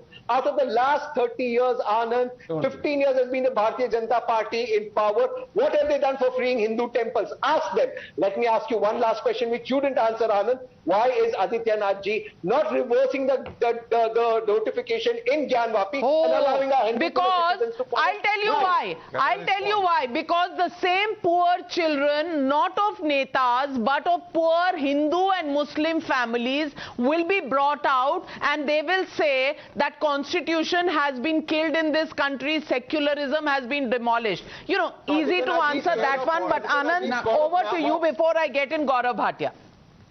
Yes, Tehseen, this is the difference between you and me. I answer all questions straight off the bat. To answer your second question first, when you talk about why are you not criticizing BJP, Tehseen, please check up previous shows of Navika, especially on Kashmiri Hindus and their plight. I am the first one. I am the biggest critic of this government. In fact, I came up with this number, 15 years. BJP government has been in power in the last 30 years. It has done nothing. So please, you are factually wrong there, my friend. Number two, kudos to auntie, your mother, for displaying syncretic symbols and believing in Ganga Jamna Tehzeeb. But just tell me if I am wrong, Tehseen, I promise you, tomorrow I am going to change my name to Ghulam Nabi or Ahmadullah or whatever. If Aurangzeb displayed these syncretic symbols, if Aurangzeb displayed a lotus or a shivling, no, he destroyed them, Tehseen. Please don't bring up false equivalences. So let me ask Danish Qureshi. Danish Qureshi ji, I want to ask you fair and square. The visuals that have come out from the Gyanvapi, now they don't seem like a shivling to you, fair point, let the court decide. But you are saying that upar bhi cement hai, niche bhi cement hai. Now, even if you don't have spectacles, even if you don't have microscopes, you can make out there are two different materials. Number two, you're saying the other, symbols, they are workshops that are conducted and therefore lotuses, these Hindu symbols come out. The walls look completely like a temple's walls. I want to ask you, will you still continue to pray or read namaz in a mosque which has all of these symbols which are now in front of the people of India? I want to ask you this, because Ganga जमनी तहजीब की बहुत आपने वास्ता दिया है, मैं आपसे भी पूछ रही। देखिए नाविका जी, मैं तो ये कहूंगा कि अब तक किसी भी अदालत ने या किसी भी सरकार ने वहां पर नमाज पे पाबंदी नहीं लगाई है और लगाई भी नहीं जा सकती। तो अब आप कोर्ट को मानेंगे? अगर कोर्ट कह दे कि ये शिवलिंग है तो मानेंगे? Navika, let me allow to come. No, because you brought in the court. आपने कहा किसी कोर्ट ने नहीं कहा है, तो अगर नाविका, मस्जिद इंतजामिया committee didn't went to the court. Court में जाने वाली 4 महिला हैं जिन्होंने वहां पर पूजा के लिए याचिका लगाई है। This is the fact. और उसके बाद उन्हें मजबूरन जाना पड़ा। This is the universal fact. तो डोंट, मतलब आप उसको झुठला नहीं सकते। और उसके बाद अगर कोई ये कह रहा है कि हमें वहां पूजा की इजाजत दे दी जाए, नमाज बंद कर दी जाए, तो ये पॉसिबल नहीं है। वही हम पहले दिन से कह रहे हैं कि हमने एक मस्जिद खोई है, दूसरी एक भी मस्जिद तो क्या खाना भी आपने कहा ये झुटलाया नहीं जा सकता। बिल्कुल सर आंखों पर आपकी बात कि yes, those women have gone to court and उसको हम झुटला नहीं सकते। लेकिन जो तस्वीरें आई हैं इनको आप कैसे झुटलाएंगे? क्योंकि आप तो कह रहे हैं जो कैमरा पे है वो कैमरा पे रहेगा, हम तो नहीं मानते। बिल्कुल। अब बिल्कुल कैमरा पे रखिए, झुकला दीजिए, कह दीजिए ये शिवलिंग नहीं है, कह दीजिए ये फव्वारा है। मुझे ये अरे मैं क्यों फव्वारा कह दूं, ये कोर्ट का काम है नाविका, ये कोर्ट का काम है ये कहना कि ये शिवलिंग है या फव्वारा, ये कोर्ट का काम है। और उसके बावजूद भी ये सारे प्रोसीडिंग्स के बाद भी अल्टीमेटली 1951 के मातेहत इसका नेचर और कैरेक्टर नहीं बदला जा सकेगा। और सुनिए, ये जो चालाकियां हो रही है कानून को रिपील करने की पिटिशंस को, मैं ये कहता हूं कि अगर गौरव भाटिया जी की भाजपा की हिंदूवादी सरकार है तो कह दीजिए मोदी सरकार से कि रिपील कर दे, ये कानून खत्म कर दे। जरूरत नहीं पड़ेगी, सेक्शन 4 पढ़ लीजिए, सेक्शन 4 पढ़ लीजिए। बट गौरव भाटिया, सेक्शन 7 पढ़ लीजिए, गौरव भाटिया, सेक्शन 7 पढ़ लीजिए। Danish Qureshi. So one by one I would respond to all. First, let me respond to Tehseen. You know, Tehseen is in a very enviable position because he doesn't have to even adhere to the party line. He can say whatever he wants to and he comes across as a party sympathizer. Because Ashok Gehlot Navika said, ये सब तमाशा है, तमाशा बंद कर दो. I would like to ask Tehseen, a very, ardent admirer of Rahul Gandhi, would Rahul Gandhi ever have the courage to say, हलाला तमाशा है, triple तलाक तमाशा है, हज सब्सिडी तमाशा थी? नहीं, he comes out and he says, हम तो मुसलमान पार्टी के नुमाइंदे हैं. That is the difference. But I would only like to say one thing. Anand Bhai made a few points. Anand Bhai, first of all, for the BJP, I would say very proudly that today Bharatiya Janata Party is the only party that is standing with the Hindu community, not caring about the votes, but actually holding on to the ethos of Hinduism. We are the most tolerant community, yet we are the most tenacious community as well. On one side is the BJP, the other side is the Congress, AIMIM, Samajwadi Party, AAP, TMC. But BJP stands tall and firm. Second, remember Lord Parshuram. He was a saint, but when he became a warrior, तो 4th class citizen नहीं है हम class लगाने पे आते हैं तो अच्छे अच्छों की क्लास लगा देते हैं. राम मंदिर में भी, let me also say this very proudly, we sacrificed for governments because elected governments will come and go. The ideology has to remain and the Bharatiya Janata Party is firm on that. Now coming to Tehseen and Danish also raising this point.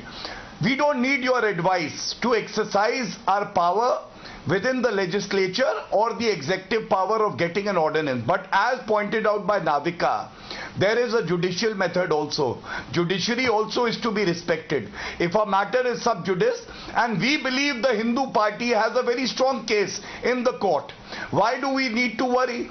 I think your face and OAC's face today shows a lot of fear. You are actually nervous, and this nervousness is good because it shows how strong the law can be when implemented. Thank you. Anand Ranganathan. Yes no Gaurav ji की मैं बहुत कदर करता हूं, ये मेरे बड़े भाई की तरह हैं, लेकिन जो मैंने 4 पॉइंट्स रखे मैं ये बताना चाहता हूं. हो सकता है all of us like him are waiting for BJP to gain majority. जैसे ही बीजेपी मेजॉरिटी में आएगी वैसे ये सब स्टेप्स उठाने लग जाएंगे. लेकिन जो 4 पॉइंट्स मैंने रखे हैं Navika, let me reiterate with in 5 seconds. एक सेकेंड गौरव भाई प्लीज. नहीं और किसकी मेजॉरिटी लाएंगे आप बीजेपी के लिए? बाकी लोग भी बैठे हैं भाई. एंड आपके कितने बड़े भाई हैं? नहीं, let me just ask him what are the 4 things he pointed out. If there yes, I'm just pointing exactly. मैं आपको point yes.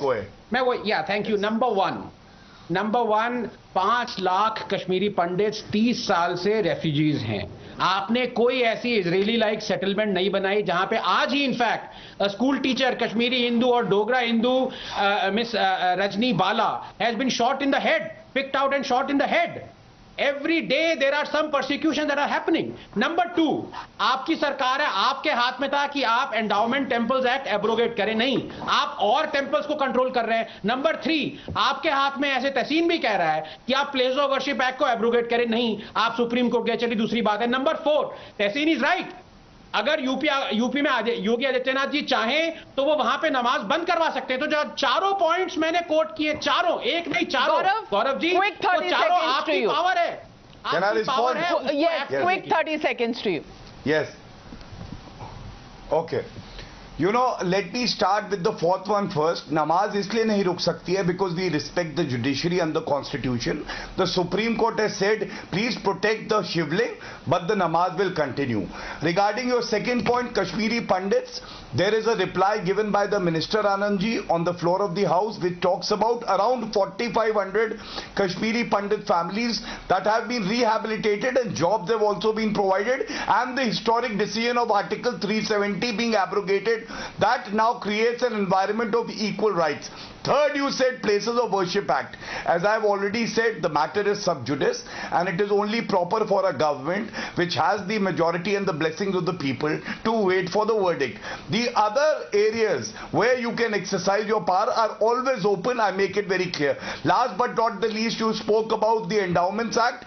That is a state legislature and the state governments can act on it. The Bharatiya Janata Party will be the first party to ensure that we bring in equality and through rule of law. I have answered all your 4 points. Thank you. Well, ladies and gentlemen, when it comes to the truth, Times Now has brought you the pictures. Yes, the verdict will be given by the court. But in the meanwhile, to deny even wanting to look at the pictures, to call all of this fake, to call workshops being conducted inside a mosque where Hindu symbols of worship are being made, are these not provocations and are these not steps that can be avoided if we have to live like communities that are brothers and sisters? The question is, does there have to be restraint only on one side while the other side continues to mock the majority community and to mock the courts of the land? That's the question we are asking. Thank you very much to my panelists for joining me on debate number 1. On the other side, the Prime Minister completes 8 years in office. We've asked our respondents and the public of India to respond to what they think about the Prime Minister's stint at the center. That survey on the other side. Ladies and gentlemen, the Modi government has completed 8 years in office. For the last 1 week, we've had the BJP's list their achievements under the Prime Minister's leadership and correcting wrongs of their predecessors. You've also heard the opposition scoff at all those claims made by the Saffron Party. The Congress Party has gone on to list the 8 big failures of the Modi government. Even when the Prime Minister for the first time itself gave a self-appraisal of his work over the weekend, the opposition said it was a unilateral claim. Those were the political narratives, but what do the people of India really think? Do they believe Narendra Modi has been a Pradhan Sevak, or has his tenure not been really up to the mark? Times Now, in collaboration with Veto, conducted a survey to find out the mood. In the next 5 minutes, I'll take you through the 10 questions that reveal the mood of the people. And let me tell you the methodology. We dialed people through a random digital dialing system. And we know that people have mobiles virtually all across the countryside, even in villages. And this was carried out with 14,500 people. And that was the survey sample size that we conducted this survey on. Let's get on to the first question that we asked our respondents. The first question we asked was, how was the Prime Minister's 8-year tenure? Extraordinary. 18% people felt it was extraordinary. 34% people felt it was good. 27% people felt it was average, and not satisfactory, 21%. So between good and extraordinary, it was a whopping 52%, average 27%. So if you look at the overall satisfaction levels, the Prime Minister scoring quite high in those marks. Question number 2 that we asked, which decision of the Prime Minister was a game changer? 370 abrogation, Article 370 abrogation, 32%. Role in Ram Temple construction, 17%. Surgical strikes, 27%. Waiting for a game changer still. 24% people felt that, so 32% people in favor of Article 370 abrogation. Question number 3 that we asked our respondents: what makes Modi a charismatic leader? Honest work, 24% people felt it was that. 30% people felt he's a hard-working person. 42% people felt that he's somebody who can take tough decisions. And direct connect with people, 4% people. So 42% people felt that he is someone who can take very, very tough calls. Question number 4, is Narendra Modi the best Prime Minister so far? 100% best Prime Minister so far, 19% people felt that. To an extent, 33%. Get the two together and you'll get a percentage of, again, 52%. No, say 22%, can't say 26. So 52% people feel, yes, he's the best PM so far. Question number 5, Prime Minister's most successful policy in last 8 years: Ujjwala, 22%, Jan Dhan Yojana, 14%, Kisan Samman Nidhi, 22%, Ayushman Bharat, 18%, and Pradhan Mantri Awas Yojana, 24%. That's the highest one. Let me introduce our guests tonight, and I'll get the first comments from what each one of them thinks. Gaurav Bhatia, of course, continues to be with us. Smita Prakash, editor of ANI. Sanjay Jha, author and suspended Congress leader. Ghanshyam Tiwari, spokesperson of the Samajwadi Party. And my first question goes to Shashi Panjaji, MLA and national spokesperson of the Trinamool Congress. Do you agree with the first 5 questions that have been responded to by our viewers and by the respondents, Shashi Panjaji? Because popularity-wise, 52% people believe that he is so far the best PM ever. Navikaji, one of our major concerns was that this government spoke about the pet schemes. And in your second question, which were those questions did not take a vote on his pet schemes like Pradhan Mantri Awas Yojana or Kisan Nidhi Yojana. So that was a bit surprising. Yes, in your last question, we saw some kind of a poll that you have taken on Ujjwala, etc. Ma'am, they were divided into 2 separate questions. Policy decisions were one and the schemes were another. And amongst the schemes, the popularity definitely was for Pradhan Mantri Awas, closely followed by Ujjwala and Kisan Samman Nidhi. Yeah, but then the data reflects something else. That is what I thought. Anyway, your question was regarding the popularity, you know. We just want to know whether India is happy. And vis-a-vis the World Happiness Index, we stand at 136th position out of 150 countries. Is our country happy is a question which is majorly concerning us. Vis-a-vis the inflation, vis-a-vis the the petroleum and the gas prices, vis-a-vis the retail or the WPI or the food inflation, the unemployment. We are really concerned about these. I mean, you could have taken a vote on all these two as to how they felt about it. Ma'am, before you write your verdict, may I just tell you that those questions have been asked. In the next 5 questions, you will see those coming up. Yes, so regarding Pradhan Mantri Awas Yojana, I can just say this much, that only 49% has been achieved out there. You know, in the urban sector, we have data with it, that only 49% of the total sanctioned houses have actually been completed. Even in the rural sector, we have similar data.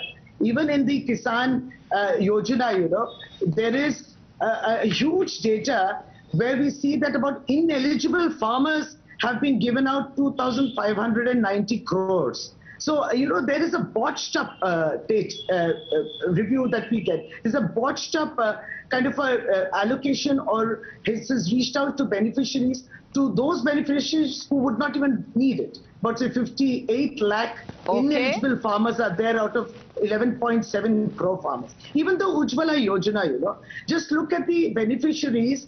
About 90 lakh beneficiaries did not even refill their cylinders.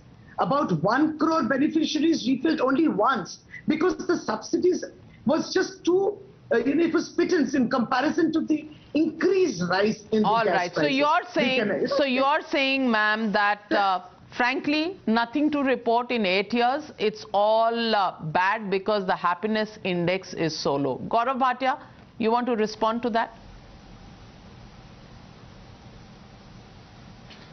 You know, first of all, I would like to very confidently say that people of India have been blessing Shri Narendra Modi ji because of the sincerity, hard work, dedication he has.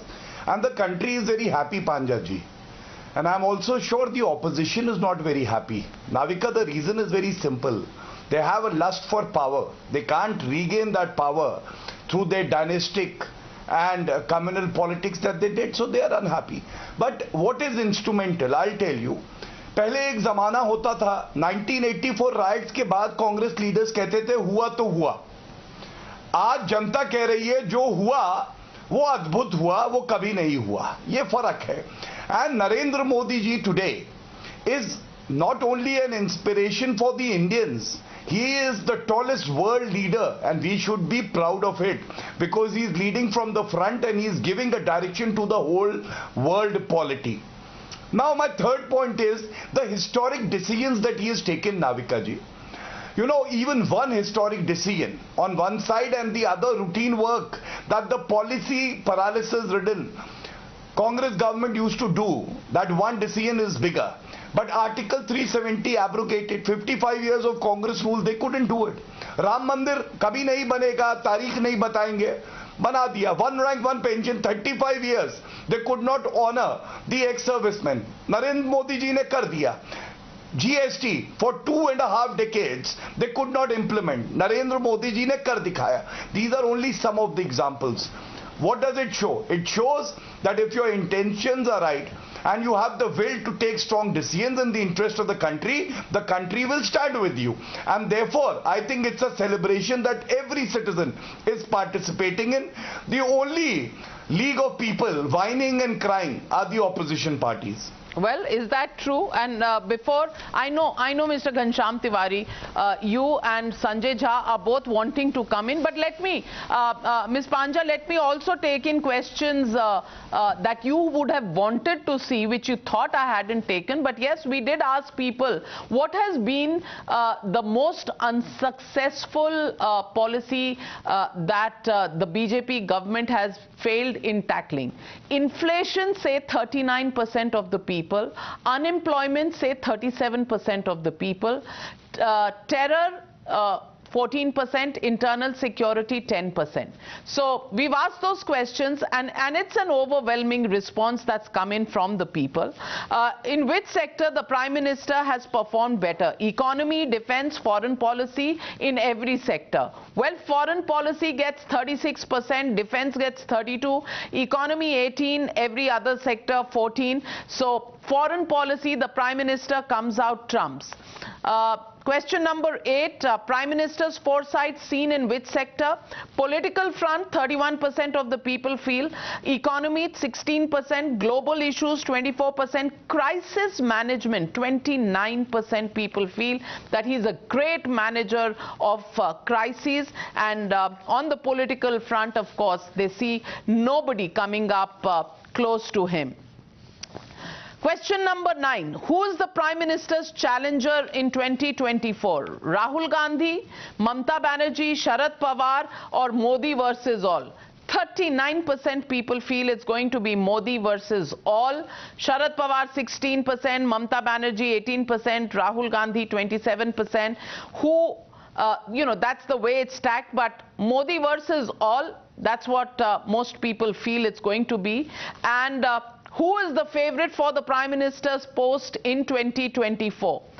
46% of the people believe that it's going to be Narendra Modi who is going to be the Prime Minister in 2024. Rahul Gandhi 13%, Arvind Kejriwal the next leader, but less than half, 21%, Mamata Banerjee 8%, anyone else 12%.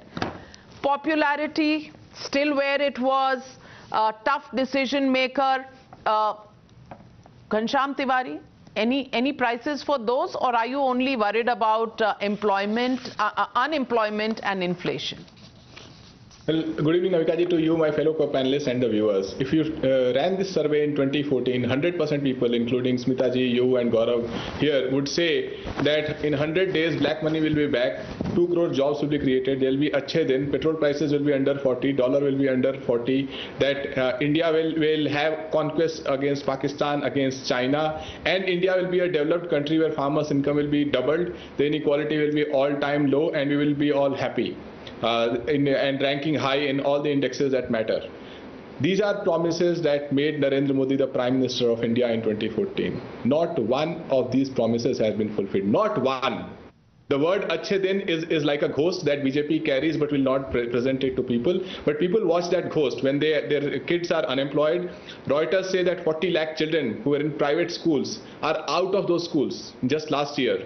Any report you take tells you that people are living in misery because this government forced 1,100 rupees cylinder on people. This government forced 100 rupees petrol diesel on people. So if there's one party that is gloating over misery of people through its political success, it is Bharatiya Janata Party under the able and adbhut leadership of Narendra Modi. One thing you must give to the Prime Minister, that his ability to sell a lie and build imagination on top of that lie and sustain that is adbhut compared to any other past Prime Minister. Are you saying the people of India are foolish who voted him back to power in 2019? Unko dikhta nahi hai, pagal hain voters is desh ke. Are you saying that?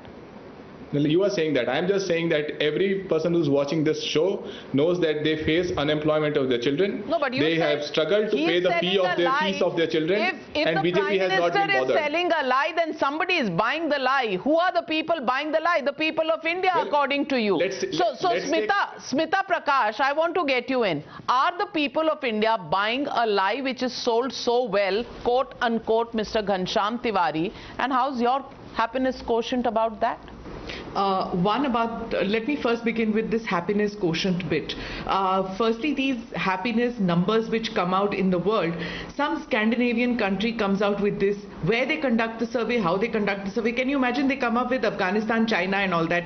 Do you think those countries allow the surveys to happen in their countries? Anyway, I don't believe in this happiness quotient anyway, because there are so many factors which contribute to why a person or a citizen is happy or unhappy. The second part is that did Modi lie? Has Modi lied? Has the BJP lied? It's a political party. He's a leader of a political party. Give me one citizen who says that a political party is honest. So let me just go beyond this lying and not being honest bit. The fact is that it is a party which has been voted stupendously back to power from 2014 and then the next election. 8 years in power. Now Modi's mantras when he fought the election in 2014, I think the mantras kept changing, you know, and also the agenda of the political party. The BJP had an agenda even before it came to party. It's not been driven, it's not succumbed to events that have happened. It didn't allow events to dictate its course in these years. If it had succumbed to that, then the body blow that demonetization caused our economy or the pandemic would have stopped the party in its tracks, would have altered the course after the first 5 years. It would not have got elected back to power. I think the Atmanirbhar package has been a stunning example how it resurrected the economy. You know, the COVID pandemic could have given such a body blow that it couldn't have recovered. But that single package, imagine a billion plus population to rise after a pandemic. I mean, today, whatever opposition might say, the fact is that the country has over over 100 unicorns. The FDI could have been better, but it's at a healthy 83 or 84 billion in 2021 in the first in the FII. Now, despite the agri law agitation, our agriculture output is high and it's thriving, and the political party is on an agenda. And you know, who could have imagined, Navika, that when Modi gave the call for a Congress Mukt Bharat, I mean, no political analyst would have believed, forget about anybody else believing that a Congress Mukt Bharat could be possible. The fact today is that the party has imploded. Why? Not because he kept saying it or the BJP kept telling people ki Congress Mukt Bharat karo. The fact is that this political party is a 24/7 political party. You may not agree with its policies and programs, you may not agree with Modi or whatever, but the fact is that this party is working on an agenda. It is working towards its... Yeah. And can there be a scope to do better? Of course, always. But Sanjay Jha, foreign policy, up trumps. Is he going to be the Prime Minister in 2024? No doubt in anybody's mind. Is he the most popular? No doubt in anybody's mind. Yet, it's only the opposition that seems to be finding holes. Yes, there will be negatives. Nothing can be 100% positive. There have been challenges in this country. But given the circumstances, would you still see everything as black with no shades of any sunshine? Well, Navika, just to answer your question, there is no denying that Mr. Modi remains the front runner in Indian politics. And yet it is not a contradiction to say that there is no guarantee that Mr. Modi or the BJP will win 2024. Both these realities can coexist. And one of the reasons why Mr. Modi has been winning, despite all the headwinds or the negatives that both Mrs. Panja and Mr. Tiwari have mentioned, is largely because of a very weak and an enervated opposition, for which I principally believe the Congress has really failed in its job as an opposition. But let me tell you what I believe is Mr. Modi's legacy so far. And I speak in a fairly impartial manner. I believe Mr. Modi has been amongst the most polarizing political figures I have seen. And let me tell you, I have been an active follower of politics as a student of the subject and as somebody who always had a deep interest as to where the country was headed. I mean, I look at Navika, two aspects of India today. I have never in my living memory ever seen the conversation of what I call as polarization between communities, especially Hindu-Muslim, in my life. I mean, it's not just a daily, shall we say, playbook of the BJP. Maybe your party pushed things under the carpet for far too long. No, I'll answer that. I will answer that. And I do believe that while all parties have been guilty of playing some kind of a vote bank politics, one has to concede that the BJP has taken it to another astronomical scale. I'll give you one data point, Navika, before I mention my second point. Gaurav has to leave, so I'll take his response before I allow you to complete. But Gaurav, polarization. Navika, Gaurav needs to answer why there is not going to be a single Muslim member of parliament in either Lok Sabha or Rajya Sabha after the June 10th. And these are 15% of India's population. Let him answer that. All right. Gaurav Bhatia, two questions to you. Polarization, biggest hallmark of Modi, and the other is no Muslim member of parliament in both houses. First of all, you know, I had spelt out what has been done. Hua to hua se, jo hua adbhut hua. Now, what has not been done also, which was done and prevalent in the Congress era, ceding India's territory to China and Pakistan. Every inch of our land is protected by Shri Narendra Modi ji and the brave Indian soldiers. There has been no signing of an MOU with China. Zakir Naik se donation nahi li hai humne. Emergency invoke nahi kiya hai humne. And there can be many other such, you know, sins that were committed by the Congress that have not been committed by a duly elected government because we believe in the Constitution of India. The 2 points that have been raised on unemployment and inflation, I would like to answer. Shri Narendra Modi ji also shared the data. In 2021, 1.2 crore new EPF accounts have been opened. Therefore, it shows that there have been job employment generation. Second, 34 crore Mudra Yojana loans. That means opportunity for livelihood has been created. The unemployment rate in Uttar Pradesh is 2%. In Rajasthan, it is 26%. So Congress wants us to follow their model, but we will not, because people of India have rejected them.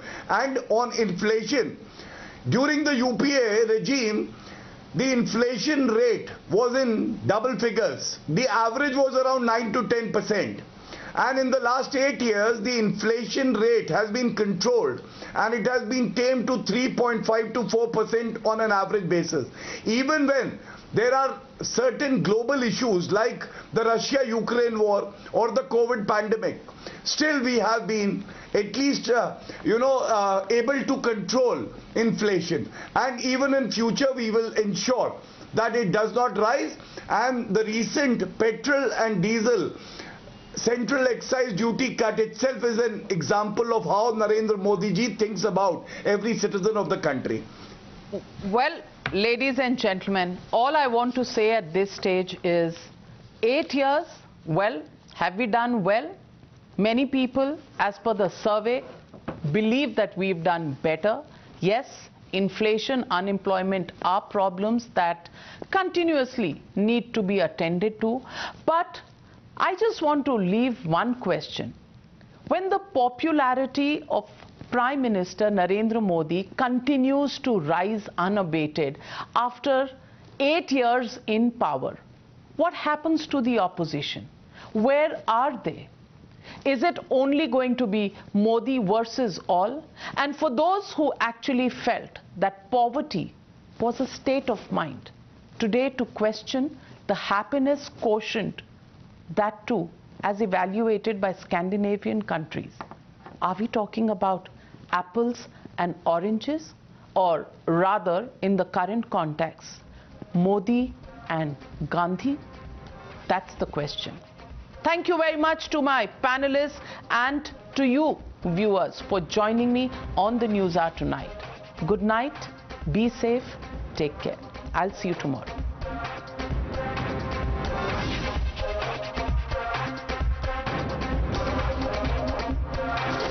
The News Hour at 9 will be right back after the break.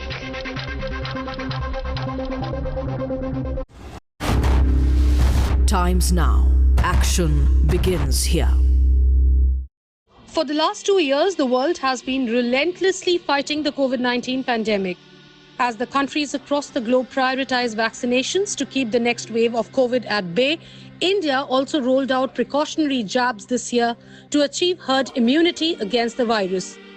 While COVID has not risen substantially in India in the last few months, the pandemic has not yet faded. India has remained on guard, but vaccination among children remains low and is significantly less talked about. Immunizing the kids will not only check the spread of the asymptomatic infections, who can act as silent hosts for the virus, and which will lead to again spread in the society, but again it can also mitigate the You're watching the News Hour at 9. Days after Congress MP Karthi Chidambaram alleged that during a raid, CBI officers seized highly confidential papers pertaining to the Parliamentary Standing Committee on Information and Technology, senior party leader Shashi Tharoor wrote a letter to the Speaker saying the executive cannot ride roughshod over the legislative branch. Union Finance Minister Nirmala Sitharaman has filed her nomination from Karnataka for the upcoming Rajya Sabha polls. The elections are scheduled for June 10th. While the BJP has fielded 3 candidates, Congress has fielded 2 candidates. A Delhi court has summoned Congress leader D.K. Shivakumar and others in a money laundering case lodged against him in 2018. The summons have been issued after the court took into cognizance the charge sheet filed by the Enforcement Directorate in the case. He has been asked to appear before the court on July 1st. Former BJP state president Dilip Ghosh has been asked to refrain from making statements to media. This comes days after he said that he doesn't think Subhendu Adhikari is a big leader. Dilip Ghosh has had an open fallout since Subhendu's induction. As per latest updates, the WHO said that the spread of monkeypox beyond the African countries is unlikely to turn into a pandemic. Not to forget that so far around 400 suspected and confirmed cases of monkeypox have been reported to WHO. You were watching the News Hour at 9. Stay tuned.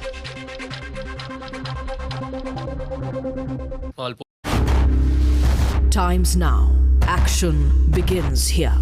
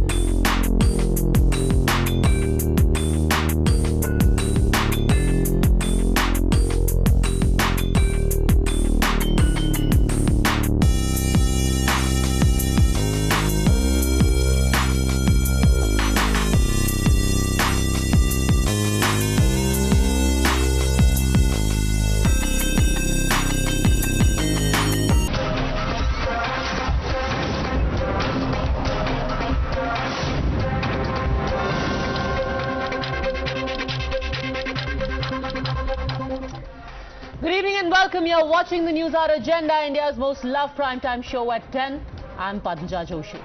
A world exclusive created a flutter across the country. The Gyanvapi tapes showed you for the first time what is inside the Gyanvapi Mosque, all of it on camera. Till now, no one other than the Muslim faithful had entered the mosque. But this time, the Gyanvapi tapes took a camera from the basement to the walls to the wuzu khana. Times Now showed you pictures in detail, and ahead I will show you more images that will help you make up your mind. But despite the videos being in front of you, today also the Anjuman Intizamiya said that all of this is a fabrication. The Mosque Joint Secretary, in fact, came up with an interesting explanation for the presence of distinctly Hindu-looking motifs and architecture inside the Gyanvapi compound. He dismissed all that is on tape as a lie, a figment of imagination and even vandalism. But it was the reasoning given by Yasin Saab for the discovery of temple-like idols in the basement of Gyanvapi Mosque that was the most interesting. Listen. ऐसा कुछ नहीं है.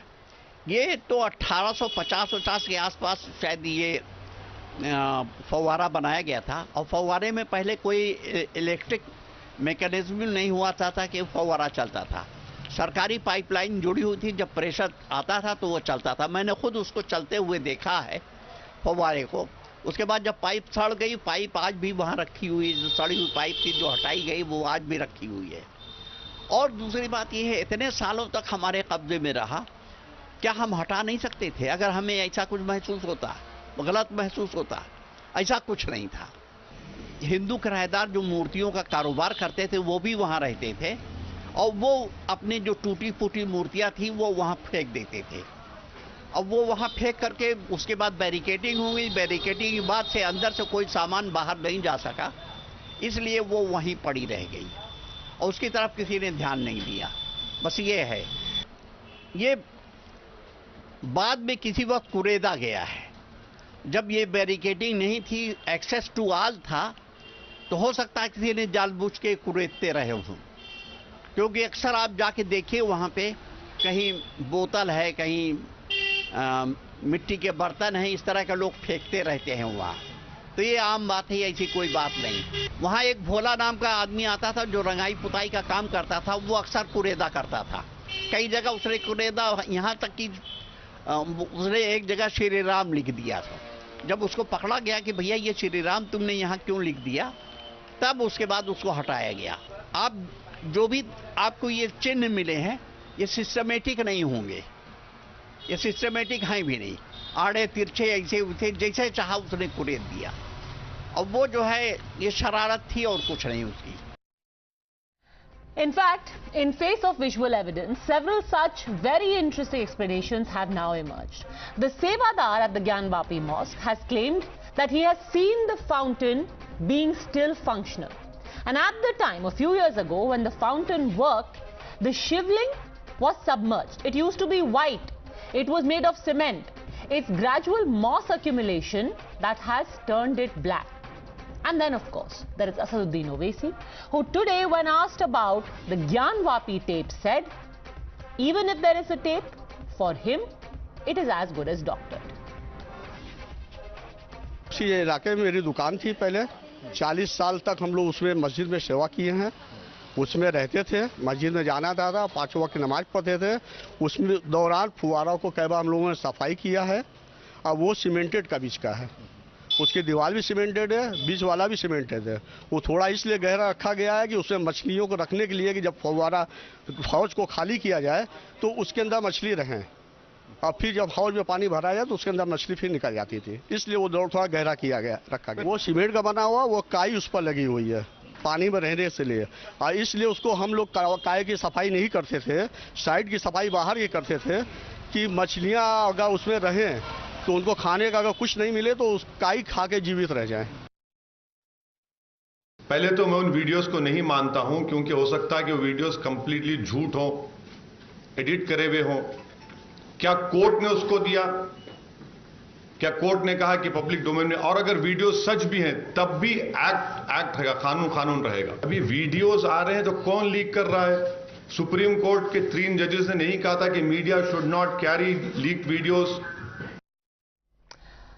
Okay, so the carvings are vandalism, the swastik was scratched on later, the tapes are edited, and now there is a counter that has been offered also to the Gyanvapi videos. The Mosque committee says that this is the fountain frame that existed earlier in the wuzu khana and led to the fountain actually being functional. It's only later. What you see on your screens on the right now is the frame of pipes, which the Mosque committee says existed in the middle of the wuzu khana. It's only when it got rusted that it was taken away.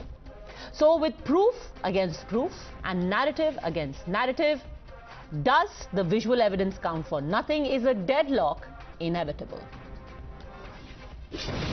You're watching the News Hour at 10, debate number 1 on Times Now, Super Prime Time. All right, joining us on the debate, we have Amit Malliya, spokesperson of the BJP, Harishankar Jain, who is one of the lawyers for the petitioners, Dr. Abdul Manan, spokesperson of AIMIM, Mohammad Mushtaq Malik, president of the Tehreek-e-Muslim Shabban, and Maulana Alimuddin Asadi, an Islamic scholar. Harishankar Jain जी, सबसे पहले मैं आपको वो दिखाना चाहती हूँ जो आज फव्वारे का फ्रेम दिखाया गया है। यासिन साहब कह रहे हैं कि ये जो पूरा पाइप का फ्रेम था वो वजू खाने के बीच में था, फव्वारा चल रहा था, वो उसमें जंक लग गया बाद में, इसलिए उसको हटा दिया गया। ये पाइप है, पाइप के बीच में नोजल है, नोजल से फाउंटेन चलता था, फिर उसमें जंक लग गया।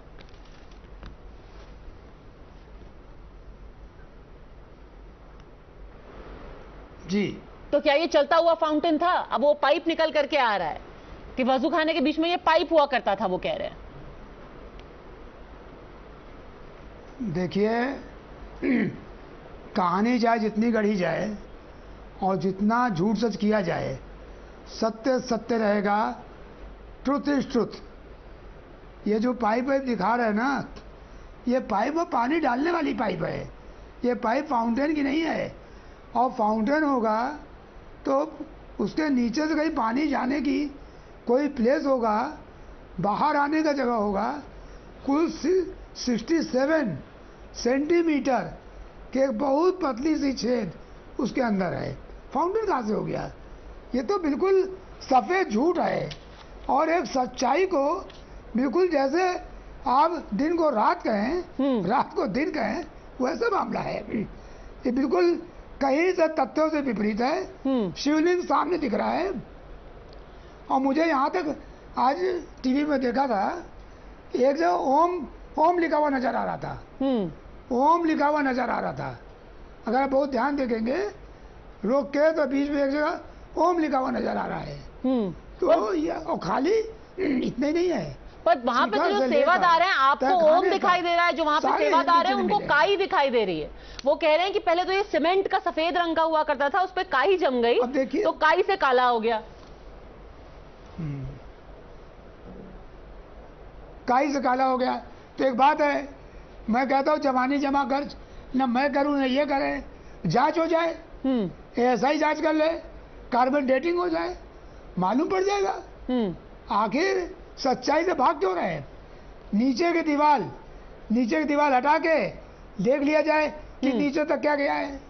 Amit Malviya, do you think there is a case here for a simple investigation? Harishankar Jain is saying that you can get a carbon dating done. Everything will be black and white. Whether it's cement, whether it is phosphorus, whether it is hydrochloric acid, everything will be clear. Look, Padmaja, we have seen similar arguments during the Ram Janmabhoomi issue. And it is not surprising that the Muslim side is inventing theories every single day, particularly after the videos have emerged. For a minute, let's keep the visual evidence aside, because there is a lot that has been written about the desecration of the temple in Kashi Vishwanath, Mathura and several other places by Aurangzeb in Alamgiri. Are the Muslims denying that such a text exists? Number one. Number two, the designs, the carvings are so intricate that not one bhola can come and do it and go away, and the Muslim committee does not even realize. If you actually go to the Kashi Vishwanath temple, you can see these carvings on the wall from the outside as well. The videos and the photographic evidences that have now emerged are showing you what lies inside. And remember, it is on record that the drilling machine used to drill that 67 centimeter hole in the shivling was actually found in the basement. So naturally, the Muslim side is now trying to either destruct evidence or create new evidence. Okay, Maulana Sadi Saab, आपसे overwhelming evidence है, आप BJP के, आप तर्जुमानी कर रहे हैं, आप दिखा दीजिए ना वो ड्रिल मशीन कहाँ है। क्या उस जमाने में ड्रिल मशीन हुआ करती थी? अरे मैं उस जमाने की बात नहीं कर रहा मौलाना जी, मैं आज की बात कर रहा हूँ जो ड्रिलिंग मशीन नीचे तहखाने से मिली है। फव्वारे का ऊपर हिस्सा भी मिल गई, चक्री भी मिल गई, फिर भी आपको यकीन नहीं है, कोर्ट पर भी यकीन नहीं है। कोर्ट ने अभी सर्वे कमीशन करके सर्वे की रिपोर्ट पढ़ने में रखी गई है। आप इतनी जल्दी क्यों आप उतावले हुए? अभी वकील साहब कह रहे थे उसको देखेगा, एक छोटा सा सुराख मैं पूछता हूँ, फाउंटेन में कितना बड़ा सुराख होता है पानी के ऊपर धार से ऊपर करने के लिए? आप बताइए। अच्छा असादी साहब, अगर आप सब कुछ छोड़ दीजिए फॉर अ सेकंड, मैं शिवलिंग और काई और उस सब में तो बाद में आऊंगी, क्योंकि सीमेंट कैसे काले रंग का हो जाता है और उस पत्थर को हम पास से भी देखेंगे अगर आपको सच में लगता है कि वो काई से काला हुआ है। मैं आपको दिखाना चाहती हूं कि एक स्वास्तिक मिला है जो कि जमीन से कुछ नहीं तो 15 फीट ऊपर जो डोम है ना उसके पास खुदा हुआ है। आप मेरे को ये बताइए कि ये कौन भोला है जो कि शिवलिंग से लेकर के, दीवारों से लेकर के, गुंबद से लेकर के तहखाने में जाकर के स्वास्तिक पे स्वास्तिक बनाया जा रहा है और उस भोला को पकड़ा क्यों नहीं जा रहा है? भोला को छोड़िए भाई, यासिन साहब कह रहे हैं कि भोला आया, भोला स्वास्तिक बना के चला गया, तो भोला को जेल में डालो आप। पड़े हुए बात, वो भोला से ज्यादा भोले तो यासिन साहब लग रहे हैं। अंदर कोई ऐसी चीज नहीं मिली जो मंदिर होने को साबित करती है। अरे असादी साहब, मैं आपसे असादी साहब दिखा रही हैं, ये जो दिखा रहे हैं ना, ये गुंबद, ये अंदर है, ये अंदर है साहब, अंदर का नहीं। अरे ये अंदर का है, गुंबद के पास ये स्वास्तिक खुदा हुआ है। नहीं है, हम कह रहे हैं ना नहीं है ये। अरे सर अभी मैं आपको दिखाऊंगी, ये देखिए अभी देखिए, आपको दिख रहा है कौन सा बाहरी हिस्सा है सर? ये मस्जिद के अंदर घुस करके है। और पहली बात आप मेरे को ये बताइए कि ये मस्जिद थी, मस्जिद के अंदर किसी भी हिंदू पक्ष के आदमी को जाने की इजाजत ही नहीं थी। तो एक तो पता नहीं ये कौन भोला है जो कि एकदम अवतरित हो गया मस्जिद के अंदर और जाकर के स्वास्तिक पे स्वास्तिक बनाने लग गया। नहीं है, उन्होंने भी मस्जिद सेक्रेटरी ने जो कहा है बाहरी दीवार है, आप सुन लीजिए, तर्क रखिए, फोटोग्राफी जो हुई है देखिए, ये अंदर सर ये देखिए नए कॉरिडोर। एक सेकंड, इसको फ्रीज कीजिए, ये मस्जिद नहीं है। अरे ये मस्जिद ही नहीं है तो क्या है ये? मस्जिद का नहीं है, बाहर हिस्सा है ये कॉरिडोर का, आप सुन तो लीजिए ना, ये मस्जिद हम नहीं भी है। यही कह रहे हैं कि ये मस्जिद नहीं है, ये मंदिर ही थी जिसको तोड़ के मस्जिद बनाया है। नहीं, आप क्या बात कर रहे हो, क्यों वातावरण खराब करना चाहते हो? मस्जिद नहीं है ये। आप भारतीय जनता पार्टी के प्रवक्ता है, रूलिंग पार्टी के आदमी है, आप कानून पर एतमाद क्यों नहीं है? चलिए आप हमें कानून पे इतना एतबार है कि हमने 500 साल राम जन्मभूमि वापस लेने में लगा दिया, और आपने नहीं ली, ये आप ब्रह्म में न रहो, इसका श्रेय नहीं लो, ये कोर्ट का आदेश है, कोर्ट ने कहा है। अरे सुनिए, ये आस्था का सवाल है, कोर्ट ने कहा पहले स्टडी करके आइए, कानून का सवाल है, संविधान का सवाल है, और हमारे इतिहास का सवाल है। अच्छा ठीक है, सभ्यता का सवाल है, आप सुनिए ना, सिविलाइजेशन का सवाल है। मुसलमान दोनों भाई यहीं के रहने वाले हिंदुस्तान के। नहीं ये बात तो मौलाना साहब, जब औरंगजेब आया था तो आपके पूर्वज भी रामधाम थे। अब गलत है आपका, आप किसी को दोष मत दीजिए, हो सकता है आप मुसलमान हो, रामधन की सुनवाई अरे आप मुसलमान हो, आप कन्वर्ट हो गए हो। ओके ओके, हम कह सकते हैं मैं कन्वर्ट नहीं हुआ भाई साहब, आप जैसे वही खड़ा हुआ हूँ। Okay okay, let's not make this about anyone individual. आप कह रहे हैं कि ये बाहर का हिस्सा है, हरिशंकर जैन खुद गए हुए हैं। हरिशंकर जी आप ही बता दीजिए किसका हिस्सा है ये जो स्वास्थ्य अभी हमें दिखाई दे रहा है? हम तो सिर्फ टेप्स को ही देख करके अंदाजा लगा सकते हैं, आप मौलाना आसादी साहब को बता दीजिए कि ये जो स्वास्थ्य दिख रहा है। अरे हरिशंकर जी भी अंदर गए हैं ना आसादी साहब, उनको बताने दीजिए। बताइए हरिशंकर जी, बताइए हरिशंकर। एक बार सुन लीजिए, अरे एक जगह नहीं, स्वस्तिक के कई जगह निशान हैं, और इतने ही नहीं है, ये सब बाहर संस्कृत श्लोक नीचे जो तहखाना है उन खंभों पर लिखे हैं। जो स्वान मस्जिद की बात कर रहा हूं, जो भैरव जी की सवारी है होती है जैन साहब, हरिशंकर जैन। अरे मैं नमाज ना तो कहिए कहाँ क्या मिला उसकी बात आप कह दीजिए। अरे जो कोर्ट का विषय है, अरे जो मिला है उसी के बारे में आप सवाल उठा रहे हैं, उनको बताने दीजिए। अरे पार्ट उसी बिल्डिंग का है, जो मिला उसको बता रहा हूँ, बोलने दीजिए। सुनिए, सबसे बड़ी बात बता रहा हूँ, सुन लीजिए, शांत रहिए। जो गुंबद आपका है, उस गुंबद के नीचे गुंबद है, शिखर है हिंदू मंदिर का। बहुत बड़ी बात बता रहा हूं, जो आपका गुंबद है वो टिका हुआ है पश्चिमी दीवार पर। पश्चिमी दीवार जरा इनको दिखवा दीजिए, पूरी की पूरी हिंदू मंदिर की कलाकृति है, देवी देवता है, तो शिकार और गुंबद के नीचे हिंदू मंदिर का शिखर है, और तीनों गुंबद के नीचे। तो गुंबद के नीचे एक सेकेंड, आपका जहां तक स्वास्तिक और त्रिशूल की बात हो रही है, ये स्वास्तिक और त्रिशूल ना सिर्फ दीवारों पर मौजूद है पर तहखाने में भी मौजूद है। हरिशंकर जी आप यही कह रहे हैं? यस। चलिए, तो तहखाने में भी, और जो पश्चिमी दीवार है, चलिए तहखाने में भी बोला चला गया, तहखाने में भी बोला चला गया। Doctor Abdul Manan, this mythical Bhola who has now emerged from the annuls of the history of Gyanvapi has now traveled into the basement also. पहले वो गुंबद के पास जाके नक्काशी की, फिर वो पिलर्स पे गया, फिर वो वेस्टर्न वॉल पे गया, फिर वो बेसमेंट में गया, और हर जगह वो नक्काशी करता रहा, पर ना किसी ने उसको रोका, ना किसी ने उसके खिलाफ केस किया। जी, इस भोला को तो इमीडिएटली डिस्ट्रिक्ट कोर्ट के सामने लाना चाहिए। डॉक्टर अब्दुल मनन। अरे साहब सुन लीजिएगा, ये जो बीच में बोलते हैं मछली मंडी बना देते हैं वो मुनासिब नहीं है। पहले ओपिनियन आप सुन लीजिएगा जी। पहली बात तो ये है कि ये सारे डॉक्यूमेंट चोरी करके इलीगल तरीके से लाए गए हैं, जिनकी कोई ऑथेंटिसिटी ही नहीं है, क्योंकि ये सुप्रीम कोर्ट ने खुद कहा था कि ये डॉक्यूमेंट्स बाहर नहीं आएंगे। अब किसने चुराया, किसको चुराने से फायदा हुआ, किसने इसको लीक किया, पहली बात तो ये जांच का विषय है। दूसरी बात, सारे के सारे डॉक्यूमेंट जो हैं, क्या उनको ऑथेंटिसिटी पर आप कह सकते हैं कि ऑथेंटिक हैं? जी। जब ये चुराए गए, लीक किए गए, मेरी बात सुन लीजिए, पहले लीक किए गए डॉक्यूमेंट्स हैं। दूसरी बात, ये हरिशंकर जी बैठे हुए हैं, ये बतावें ना कि नरेंद्र मोदी जी ने जिसपे कई हजार करोड़ रुपया खर्च करके काशी विश्वनाथ का मंदिर बनाया, उसमें जो रखा हुआ शिवलिंग क्या वो ओरिजिनल? डॉक्टर मनन, आप क्यों साइड स्टेप कर रहे हैं?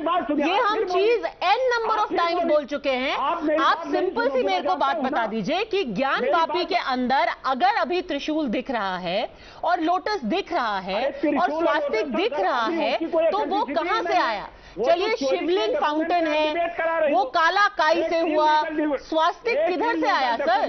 पर डिबेट कराने का पाप कर रही हो आप। वो इलीगल डॉक्यूमेंट है सर। दिस वीडियो, ये डॉक्यूमेंट नहीं है, पहली बात, ये वीडियो है। और जहां तक इस वीडियो का सवाल है, इसमें दोनों पक्ष के वकील, and mind you, as far as this video is concern, let me make it very clear कि जब तहखाना अनलॉक कराया गया था doctor Abdul Mannan, it is seen that there is a Muslim gentleman who is unlocking the basement, so it's not like anyone has taken illegal entry. Sir, तो ये बताओ sir, प्रत्यक्ष को प्रमाण की जरूरत नहीं है ना, जो प्रत्यक्ष है आप उसकी बात कीजिए। हिस्टोरिकल रॉन्ग को आप प्रेजेंट से नहीं सही कर सकते हो, सुप्रीम कोर्ट कह रही है। Sir, why don't you address what is visible to the naked eye? Why do you keep trying to involve people in the intangible? आपसे मैं सिंपल सवाल पूछ रही हूं कि जो आपको आंखों के सामने दिख रहा है, आप उसको कैसे एक्सप्लेन करते हैं? 91 जब तक मौजूद है तब तक ना आप उसको मंदिर बना सकते हो, ना हरिशंकर जी बना सकते हैं, ना मालवीय जी बना सकते हैं, और कोई बनाना भी नहीं चाहता। But doctor Manan, places of worship act doesn't stop me from looking. थोड़ा जब तक मौजूद रहेगा। Sir, places of worship act मेरे को अंधा तो नहीं कर देता ना, जो दिख रहा है तो वो तो दिख ही रहा है। नहीं कर पाओगी आप, कितना भी डिबेट करा। अरे डॉक्टर मनन, हम बनाना भी नहीं चाहते। आप कुछ भी प्रोपेगेंडा कर लो, आप प्रोपेगेंडा भी बोल दीजिए, आप कुछ भी बोल दीजिए। All we are saying is that nothing stops people from looking at what is in front of their eyes. All I'm asking you is कि आपकी आंखों के सामने जो है वो कैसे आया? डॉक्यूमेंट दिखा रही हो तो उसमें कौन बहस कर लेगा? मुझे मालूम है मेरी आवाज तुमने दबा दी होगी, म्यूट कर दी होगी। Sir, that is where you are wrong. आप इतने क्लियरली सुनाई दे रहे हैं, भले से ही आपको लगे कि आपकी आवाज दब रही है।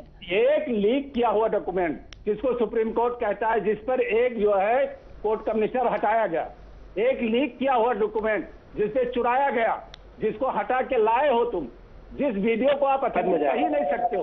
Okay, Amit Malviya wants to respond to this. 4 तारीख को आप बताइए। Amit Malviya wants to respond to this. Yes, go on. इस पे डिबेट करा के। Look, Padmaja, I don't know why the AIMIM spokesperson is worried about the nature of the document and not the content of the document. The moot point should be the content of the document, and if the content proves that there is overwhelming evidence to suggest that there was a temple which was desecrated and a mosque built on places of worship, and all the video evidences that have emerged, all the historical context that is available from Alamgiri, which was written by Aurangzeb and his courtiers, clearly state that this temple was desecrated by Aurangzeb. Now I am quite sure that none of the Muslims of this country are progenies of Aurangzeb. So why are they so much in love with what he has left behind? The truth is that the Places of Worship Act does not preclude India as a society from establishing the actual nature of the place of worship. Besides, there are 3 big exceptions provided in the Places of Worship Act, under which the Gyanvapi Mosque or the Kashi Vishwanath issue and several thousand temples actually can be reevaluated for the nature of the religious place. Therefore, people should stop fretting about a law which is not going to be applied in this particular context. Historical evidence, visual evidence, video evidence, everything suggests that there was a temple. Now, I don't know why. No, let me finish this. I don't know why practicing Muslims would want to go and read namaz. ये तो आपके लिए नापाक चीज है। आपको मंदिर में जाके नमाज क्यों पढ़नी है? तो मंदिर में ज्ञान व्यापी मतलब ज्ञान की जगह किसी मस्जिद में भगवान का नाम आपने सुन? तुम्हें मंदिर में कभी आपने किसी मालवीय जी नाम सुना है? तो मस्जिद में जहाँ जहाँ सब आपने हिंदू मंदिर तोड़ के मस्जिद बनाई है, सिर्फ वहाँ के नाम ही इतने उत्कृष्ट और संस्कृत भगवान ढूंढोगे के नाम है, नहीं तो और कोई चला मस्जिद ऐसी नहीं है जहाँ पे उसका नाम संस्कृत का हो। चला रहे हो। और दूसरी बात Padmaja, I want to ask the AIMM spokesperson, in Hyderabad Masjid Mohammadi and Masjid Hashmi were destroyed to make way for this secretariat in Telangana. Asudin Owaisi, who is a member of parliament from Hyderabad, did not say a word. Why? Okay, इसका जवाब दे दीजिए अब्दुल मनन. दो mask को जब demolish किया गया to make the secretariat, तब आपको कोई प्रॉब्लम नहीं थी. जब आप काशी विश्वनाथ कॉरिडोर की बात करते हैं तो हैदराबाद में जो 2 मस्जिदें तोड़ी गई सेक्रेटेरिएट के लिए, उसके आपको प्रॉब्लम क्यों नहीं थी? अब्दुल मनन साहब. यस, हैदराबाद की मस्जिद के बारे में मुझे नहीं मालूम है, लेकिन एक बात याद रखिएगा, आप कैसे पार्टी के प्रवक्ता हैं? आपके पार्टी के हिस्टोरिकल रॉन्ग वो आप वर्जन से नहीं सही कर सकते हो. अगर मान लिया कि और आपको पता ही नहीं, मान लिया कि किसी वजह से मंदिर तोड़ के बनाया, एक मस्जिद सेक्रेटेरिएट के बाद बन गई है जिसमें नमाज शुरू हो गई है, आपको मालूम नहीं है. पर एक सेकंड असादी साहब, तो ऑल्टरनेटिव मस्जिद की तो कभी बात हुई ही नहीं थी ना. आप कह रहे हैं कि हैदराबाद में दूसरी जगह मस्जिद आपको कबूल है, पर बनारस में कबूल नहीं है. नहीं, वहां उसी जगह पर उसी स्थान पर वो मस्जिद तामीर हुई है. सेक्रेटेरिएट में किसने कह दिया अलग हुई है? अरे नहीं हुई है मौलाना साहब, आपको मालूम नहीं है, स्टडी करके आई है. अरे आपको मालूम नहीं है, आप अपना ज्ञान बढ़ा के फिर टेलीविजन पर आइए. अरे आप बढ़ाइए. मस्जिद हटा दी गई और वहाँ कोई मस्जिद. अरे हम ज्ञान बढ़ाकर आए, आप ज्ञान बढ़ा के आइए. अरे भाई साहब, आपका नाम सिर्फ मौलाना है, आपको जानकारी नहीं है कोई. आप जाके पूछे. अरे आप कैसे प्रवक्ता बने हैं? ओके सर, आरोप लगाते हो. ओके सर, नेशनल पार्टी के ओके नो, बातें अच्छी नहीं लगती. आजादी साहब, नो पर्सनल टिप्पणी ऑन यू, नो पर्सनल टिप्पणी बाय यू. मैं अब मोहम्मद मुश्ताक मलिक को लाना चाहती हूँ. चलिए फॉर अ मोमेंट मान लेते हैं कि जो भी वहां पर पाया गया है, शिवलिंग को डिस्काउंट कर दिया गया है, स्वास्तिक को डिस्काउंट कर दिया गया है, त्रिशूल को डिस्काउंट कर दिया गया है, बट फिर भी अगर मान लें कि जो भी वहां पर दीवारों पर मिला है वो किसी ने बाद में आकर के खोद दिया है मुश्ताक साहब, तो ये तो एक बहुत ही, मतलब जो कहते हैं ना कि बहुत ही विद्वान किस्म का आदमी रहा होगा, क्योंकि वो आकर के संस्कृत में भी आकर के मुश्ताक साहब वहां पर श्लोक लिख रहा है. तो ये कौन से संस्कृत के विद्वान हैं जो कि ज्ञानवापी में आकर के संस्कृत के श्लोक भी लिख दे रहे हैं? पद्मा जी, जरा पूरा कोई 20-25 मिनट के बाद आपको मैं याद आया. पहले एक बात क्लैरिटी के साथ कहूं, हैदराबाद में जो 2 मसाजिद सेक्रेटेरिएट की शहीद हो गई थी वो अभी इशू बनी है. उस पर हमने बहुत बड़ा मूवमेंट चलाया, 1 मिलियन सिग्नेचर कैंपेन हुई और वो दोनों मसाजिद उसी साइट पर रिकंस्ट्रक्शन हो रही है और उसका स्लैब भी पड़ गया है. ये पहले इंफॉर्मेशन बीजेपी के प्रवक्ता को दे दूं. असदुद्दीन ओवैसी इस पर खामोश रहे, ये बिल्कुल करेक्ट बात कह रहे हैं. असदुद्दीन ओवैसी इस पे साइलेंट रहे. ये एक इशू हो गया. लेकिन हमने मूवमेंट चलाया और गवर्नमेंट को उस पर झुकना पड़ा. नहीं, मैं listen me first listen me Gyanvapi. No, but you don't lie. Listen, matter is in the high court. वही बना है जहां मस्जिद थी, जहां मस्जिद थी वही बना है. नहीं है मसला, आपको मालूम नहीं है, आप बात मत कीजिए. अभी जो समझिए हरिशंकर जी से मैं बात करना चाहूंगा. पद्मा जी, हरिशंकर जी,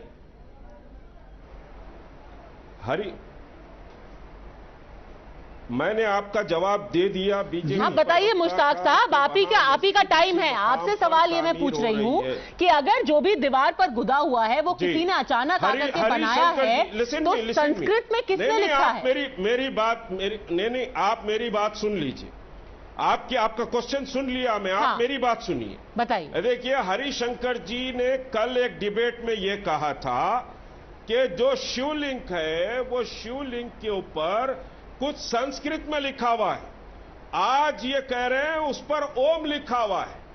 तो ये खुद झूठ बात कह रहे हैं हरिशंकर जी, नंबर 1. नंबर 2 ये कि 1991 एक्ट एक्ट के तहत सर आप उनकी पुरानी और अभी की डिबेट उन्होंने क्या कहा था मुझे पता नहीं है। मैं आपको सामने टेलीविजन पे दिखा रही हूँ, उम्मीद है आपको दिख रहा है। मैं आपको सामने दिखा रही हूँ कि वहाँ तहखाने में क्या था। तहखाने में संस्कृत में लिखा है। बताइए तहखाने में संस्कृत में किसने लिखा है? आप ये बताइए कि किसी पद्मा जी आप मुझे ये बताइए कि कोई हिंदू मंदिर में समझिए कि स्वास्तिक का निशान ऐसे रहता है, टेढ़ा रहता है, कैसा या टेढ़ा? त्रिशूल का निशान सीधा रहता है या टेढ़ा रहता है? आपने अभी विजुअल्स आपने बताया। चलिए दिखाते हैं आपको। बहरहाल मैं स्वास्तिक टेढ़ा है या त्रिशूल, स्वास्तिक तो बिल्कुल सीधा दिख रहा है। मतलब जितना मैंने जिंदगी में स्वास्तिक देखे हैं ये तो बिल्कुल जितना सीधा हो सकता है उतना सीधा है। ये खंबा है, खंबे के ऊपर स्वास्तिक है और सीधा स्वास्तिक बना हुआ है। नहीं, व्हाट इज द त्रिशूल? त्रिशूल क्या है?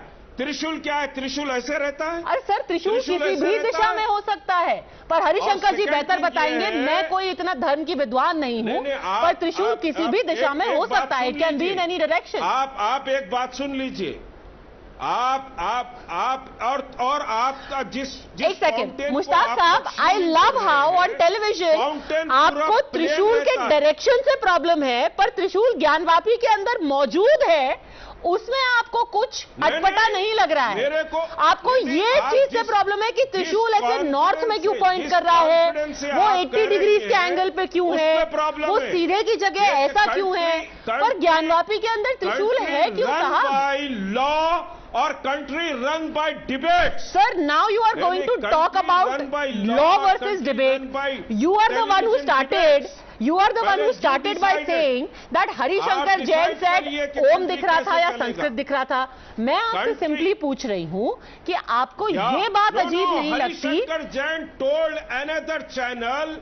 सर अब मैं मौजूद नहीं थी ना, आप दूसरे चैनल की बात करने की जगह जो मेरे चैनल के सामने दिख रहा है उसकी तो बात कर दीजिए।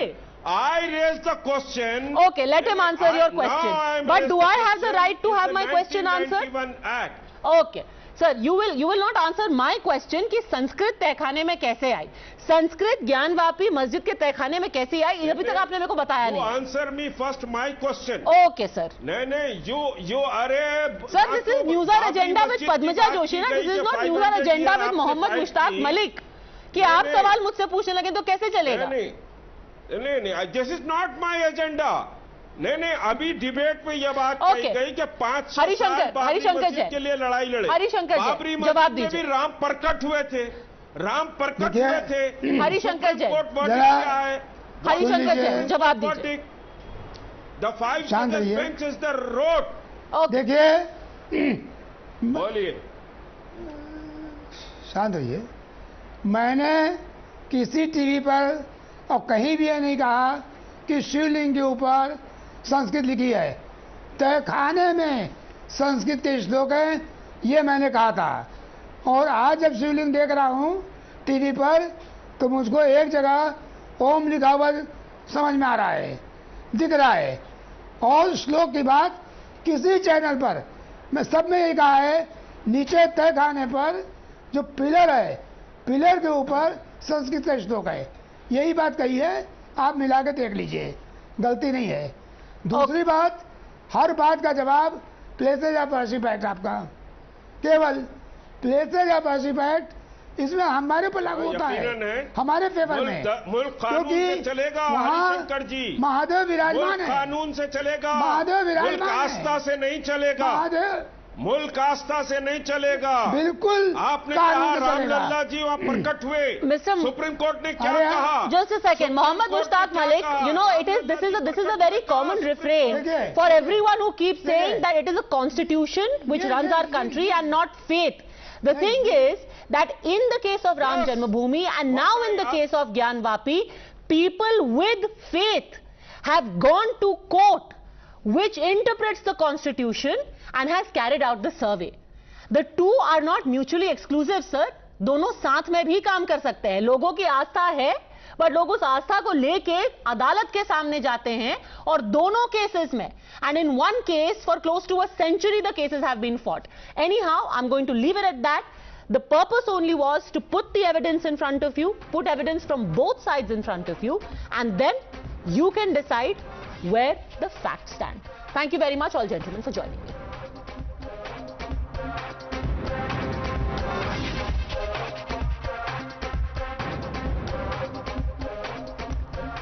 All right, Delhi Health Minister Satyendar Jain was sent to ED custody till the 9th of June today in a money laundering case. Times Now has accessed ED's remand application in which the central agency has alleged that Jain transferred cash to a Kolkata-based entry operator to get accommodation entries for companies owned and controlled by him. The agency further says that the amount was then used by Jain to purchase agricultural land. As per the ED, shell companies owned by Jain laundered money to the tune of 4.63 crore rupees when he was a minister and 11.78 crore rupees when he wasn't one. Now, this arrest has sparked a war of words. The BJP protested against the Aam Aadmi Party and more specifically said that the party which came to power on the basis of an anti-corruption campaign should walk the talk and should sack the minister.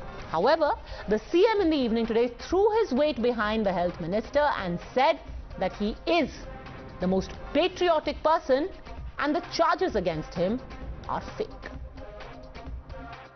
आज सवाल सिर्फ इतना है कि अरविंद केजरीवाल जो हमेशा ईमानदारी और भ्रष्टाचार के खिलाफ लड़ने की बड़ी बड़ी बातें करते हैं, क्या आज वो एक व्यक्ति जिस पर इतना बड़ा आरोप भ्रष्टाचार का लगा हुआ है, जिसकी गिरफ्तारी हुई है, उसे मंत्री बनाए रखेंगे या उसका इस्तीफा लेंगे और उन्हें बर्खास्त करेंगे? मैंने सत्येंद्र जैन के सारे कागज खुद देखे हैं। पढ़ा लिखा आदमी हूं, कानून की भी बहुत समझ है। इनके ऊपर लगाए गए सारे आरोप फर्जी हैं। पूरा का पूरा मामला फर्जी है। केवल राजनीति की वजह से उन्हें गिरफ्तार किया गया।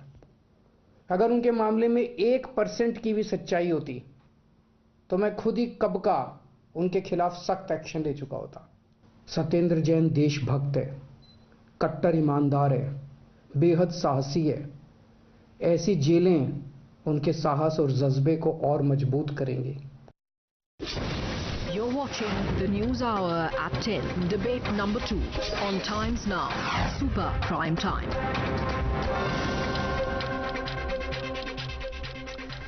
Dr. Suman Siraman and Manasvi Thapar, both political analysts, join us along with Tushar Gupta, senior editor at Swaraj, Amit Malviya, spokesperson of the BJP. Is this the Himachal effect? Because the Aam Aadmi Party is saying a patriotic man is today in jail because you're scared for Himachal Pradesh. Amit Malviya. No, Padmaja, I think it's quite laughable because the Aam Aadmi Party's entire Himachal unit joined the BJP a month and a half ago. Maybe the Aam Aadmi Party does not know as yet that the ground underneath them has slipped. But what I find very intriguing is that Arvind Kejriwal is paranoid. He came out twice today in the media to defend Satyendar Jain. Does the corruption trail lead to Arvind Kejriwal? What is he so worried about? And I just heard him say कि सत्येंद्र बहुत साहसी है। सत्येंद्र साहसी हो सकता है, 10 दिन jail में निकाल देंगे, लेकिन अरविंद केजरीवाल का साहस कहां चला गया? इतना घबराए हुए क्यों लग रहे थे? अब पेपर्स देख लिए हैं, सब ठीक है। इज ही द जज, जूरी एंड एग्जीक्यूशनर? हमारे देश में एजेंसीज हैं, हमारे देश में न्यायपालिका है, कानून व्यवस्था है। उसके आधार पर तय होगा कि कौन भ्रष्ट है या फिर अरविंद केजरीवाल सर्टिफिकेट बांटेंगे। ओके, डॉक्टर अरविंद केजरीवाल की पूरी पार्टी ऊपर से नीचे तक भ्रष्ट है। अभी पंजाब में 2 महीने हुए नहीं सरकार बने हुए, उनका मंत्री भ्रष्टाचार करते हुए पकड़ा गया। तमाम तरक्की की चीजें दिल्ली में चल रही हैं। The corruption is deep rooted in Punjab and Delhi. Alright, that doctor Suman Siraman respond to that. Let me finish this. What is very intriguing is that Arvind Kejriwal felt desperate to come out and defend Satyendar Jain twice. इतना डर क्यों लग रहा है केजरीवाल को? Okay, doctor Raman, पैसे के तार केजरीवाल तक जा रहे हैं क्या? Padmaja, first of all, over the last 6-7 years, 140 plus cases have been filed against Aam Aadmi Party leaders, out of which around 73 had been decided as of a year ago. I don't know the latest numbers. Out of 73 cases that had been decided, 72 ended in acquittals. So clearly, there has been only one conviction, and that conviction again was for, causing some violence against the police or something. But basically, the remaining cases, there are about 39 or 40 which are still pending in court, but almost there is an overwhelming amount of evidence to say that cases are being foisted against the Aam Aadmi Party leaders, including 21. Not true.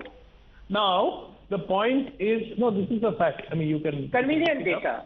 You don't even have data, you're just making up something and making an argument, but all I want to say is that you're not one minute. Yesterday, Mr. Sanjay Singh, the spokesperson of the Aam Aadmi Party, mentioned this. In fact, he said hundreds.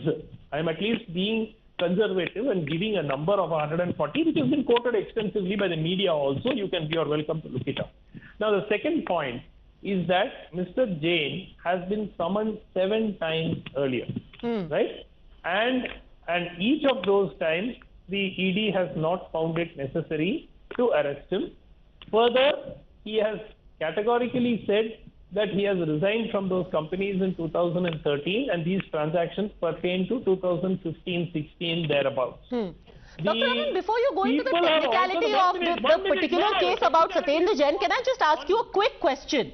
The same confidence which Mr. Kejriwal has in Satyendar Jain, why doesn't he have in Vijay Singla?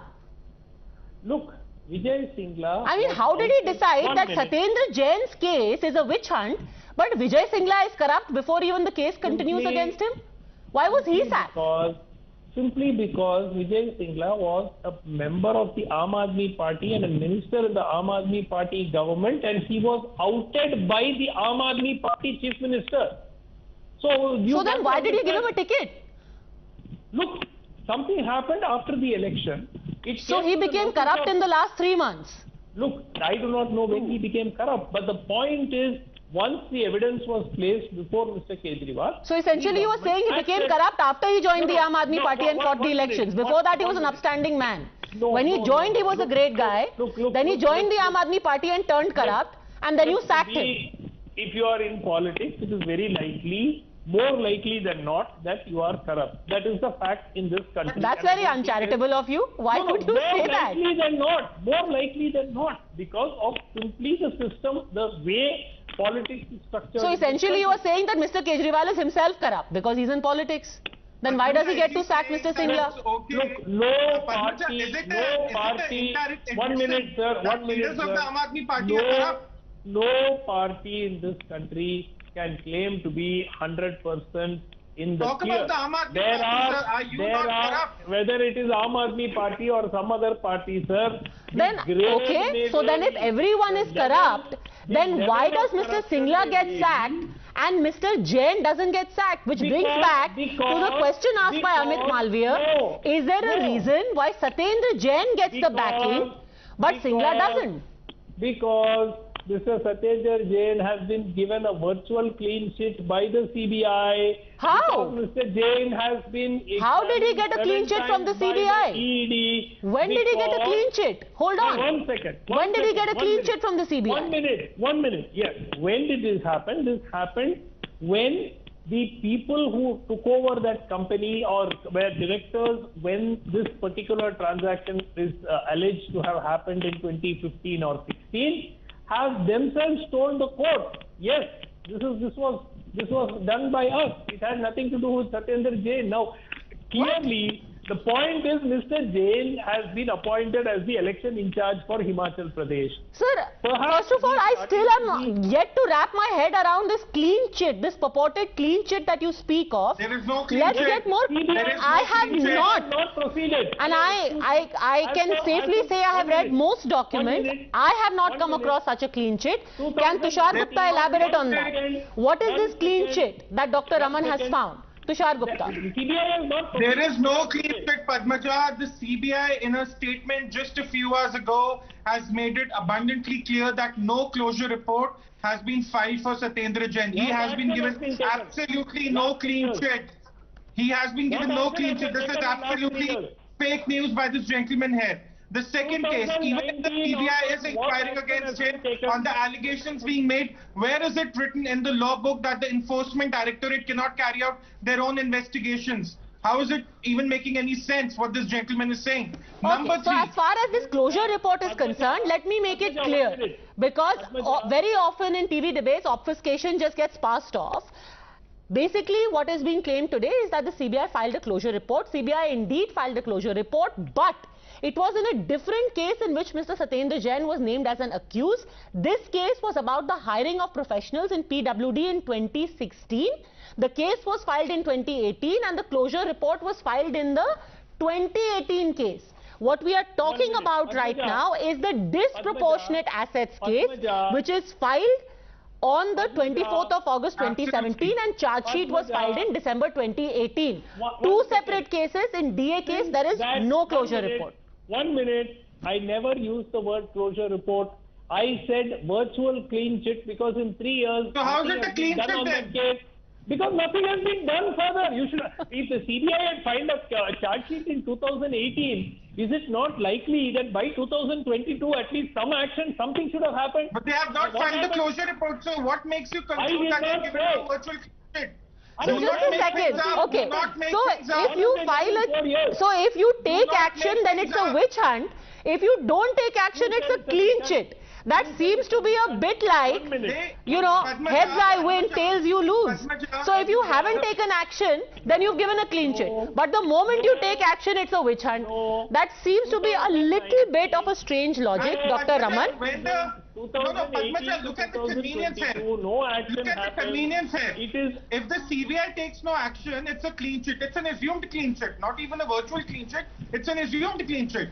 If the allegations are turning out to be clear, what prevented them from taking action on a 2016 an indirect admission is that everyone is corrupt. So either the Aam Aadmi Party claims that no one is corrupt in their party, and if they are corrupt, every politician in India is corrupt. Look at the convenience here. Okay, now let me come to point number 2, because you know, if you go into the minutiae, we'll be sitting here until tomorrow morning. Let's use a standard which has been set and apply the same standards. So let me come to case study number 2, Manasvi Thapar. We had the case of the nephew of Charanjit Singh Channi being raided before the elections. Mr. Kejriwal 3 months ago on record said, and I quote, he said, the raids show that Mr. Channi is patronizing the sand mafia. Look at the amount of money that has been recovered from his nephew after the raid. But Mr. Channi is not acting against the other ministers who are equally involved.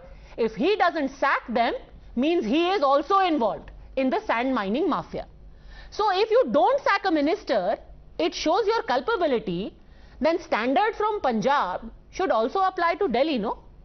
Absolutely. Very much. The standard should apply equally everywhere across the party lines, across whoever is in the government. It should not matter. But one thing is very clear, Padmaja ji, what is there in open understanding is that BJP is not against corruption. BJP is anti-Aam Aadmi Party. So this is very clear. How I say that is, when you are a corrupt person, you are the poster boy of Narada scam, you are welcomed in BJP and there is no corruption anymore to you. If you are the master corrupt mind of Maharashtra, you join BJP, you are no more a corrupt person. If you are corrupt, you join BJP, there is a whitewash. For a minute. After 2 years from today, we stand in 2024, Satyendar Jain joins BJP. He will no more be a corrupt person as per the same standards applied by BJP across India since 2014. The question here is, what is the ED doing? It's been 8 years. What is the CBI doing? It's been 8 years. You have nothing found till date. What is the snail speed? Or this speed is only election to election. आज आप investigation करेंगे, कल आप भूल जाएंगे, फिर से कोई एक नया इलेक्शन आएगा, तब आपको मुद्दा खड़ा करना है, फिर से आप इन्वेस्टिगेशन करेंगे. तो are you just a investigation party और you ever convict someone? It's been more than 100 cases filed against Aam Aadmi Party, 1 conviction, 30 cases filed against Manasvi Thapar, it doesn't seem like you're a great friend of Satyendar Jain. Why do you want him convicted so quickly? The way you're like, why don't you just go ahead and convict that one person? Convict him. Padmaja, give me 30 seconds. Why are you doing it to Satyendar Jain? This is our country and we need to have closures to think if he's corrupt or Suvendu Adhikari is corrupt or Narayan Rane is corrupt, so these people should be behind the bars. Okay, so if 2018 the charge sheet was filed, Amit Malviya, then why is the arrest happening in 2022? What was happening for 4 years? Look, Padmaja, The charge sheet, if it was filed in 2018 and the arrest has happened in 2022, that clearly shows that there was no witch hunt, that the law has taken its time, the agencies have taken its time, called him 7 times, investigated, got details, and eventually when they found enough proof, have they gone ahead and arrested him? So the vendetta charge, timing, election, targeting Aam Aadmi Party are all out of the window. Because if we wanted to target, if there was vendetta, we could have done it earlier, number one. Number two, there is only one leader in Aam Aadmi Party, that is Arvind Kejriwal. So targeting any of his minions does not make any sense electorally, unless somebody is telling me that Arvind Kejriwal has competition in Aam Aadmi Party. He will be sacked tomorrow morning from Aam Aadmi Party. Point number 2 settled.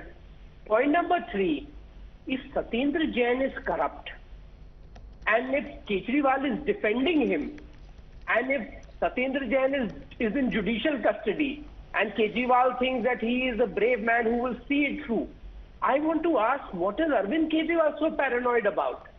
Why not relax? If he has, Satyendar is such a great man as Arvind Kejriwal is making out to be, he'll come out unscathed. The agencies will find nothing against him. The court will find nothing to convict. Dr. Sumansi Raman. To all mantles, because at the end of the day, Arvind Kejriwal's own facts have been under investigation for fraudulent transactions and for taking privileges from government. Okay, let Dr. Raman answer. Yeah.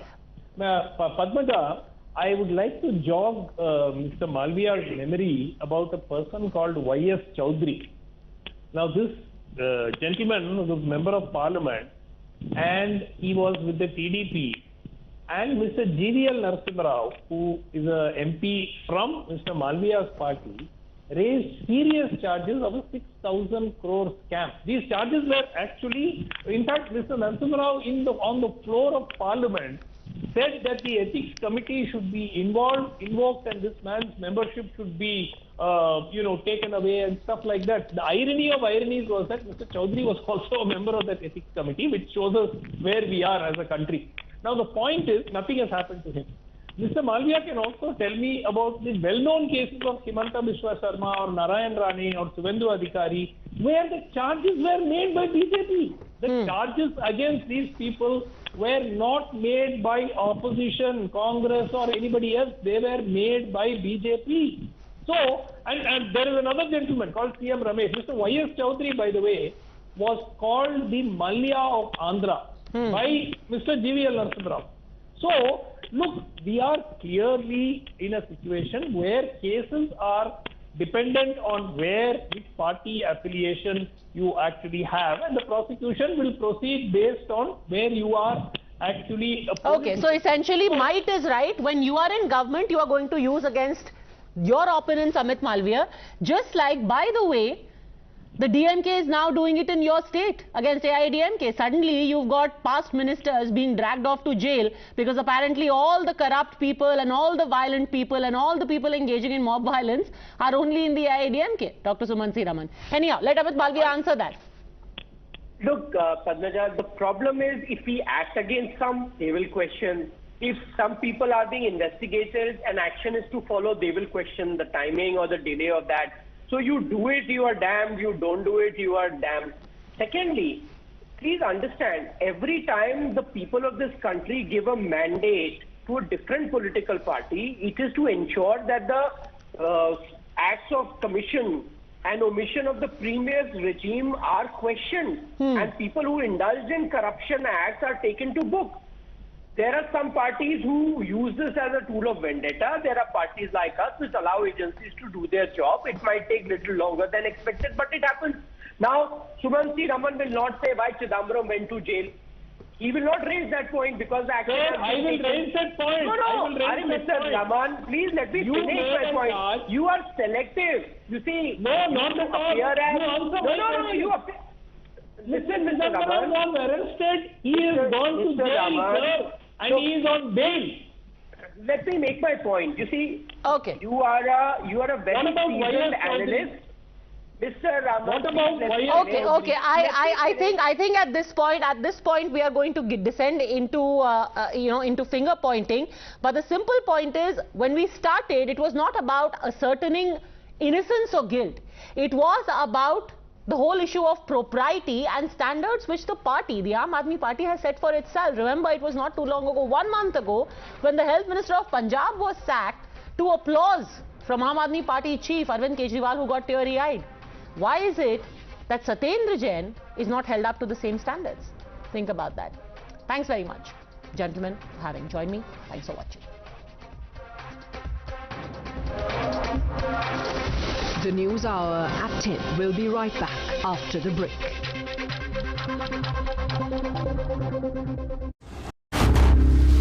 Times now. Action begins here.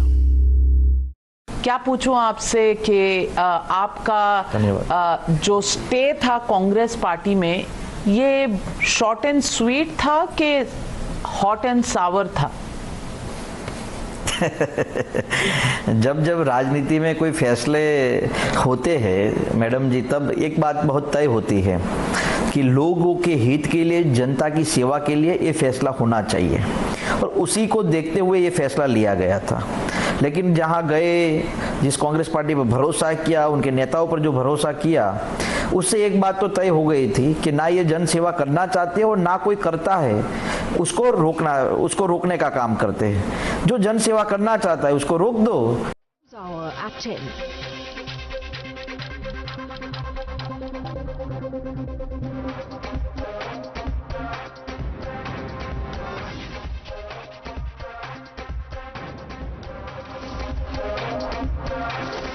The News Hour at 10 will be right back after the break.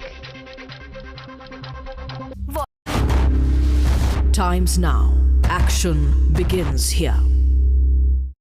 For the last 2 years, the world has been relentlessly fighting the COVID-19 pandemic. You're watching the News Hour at 10.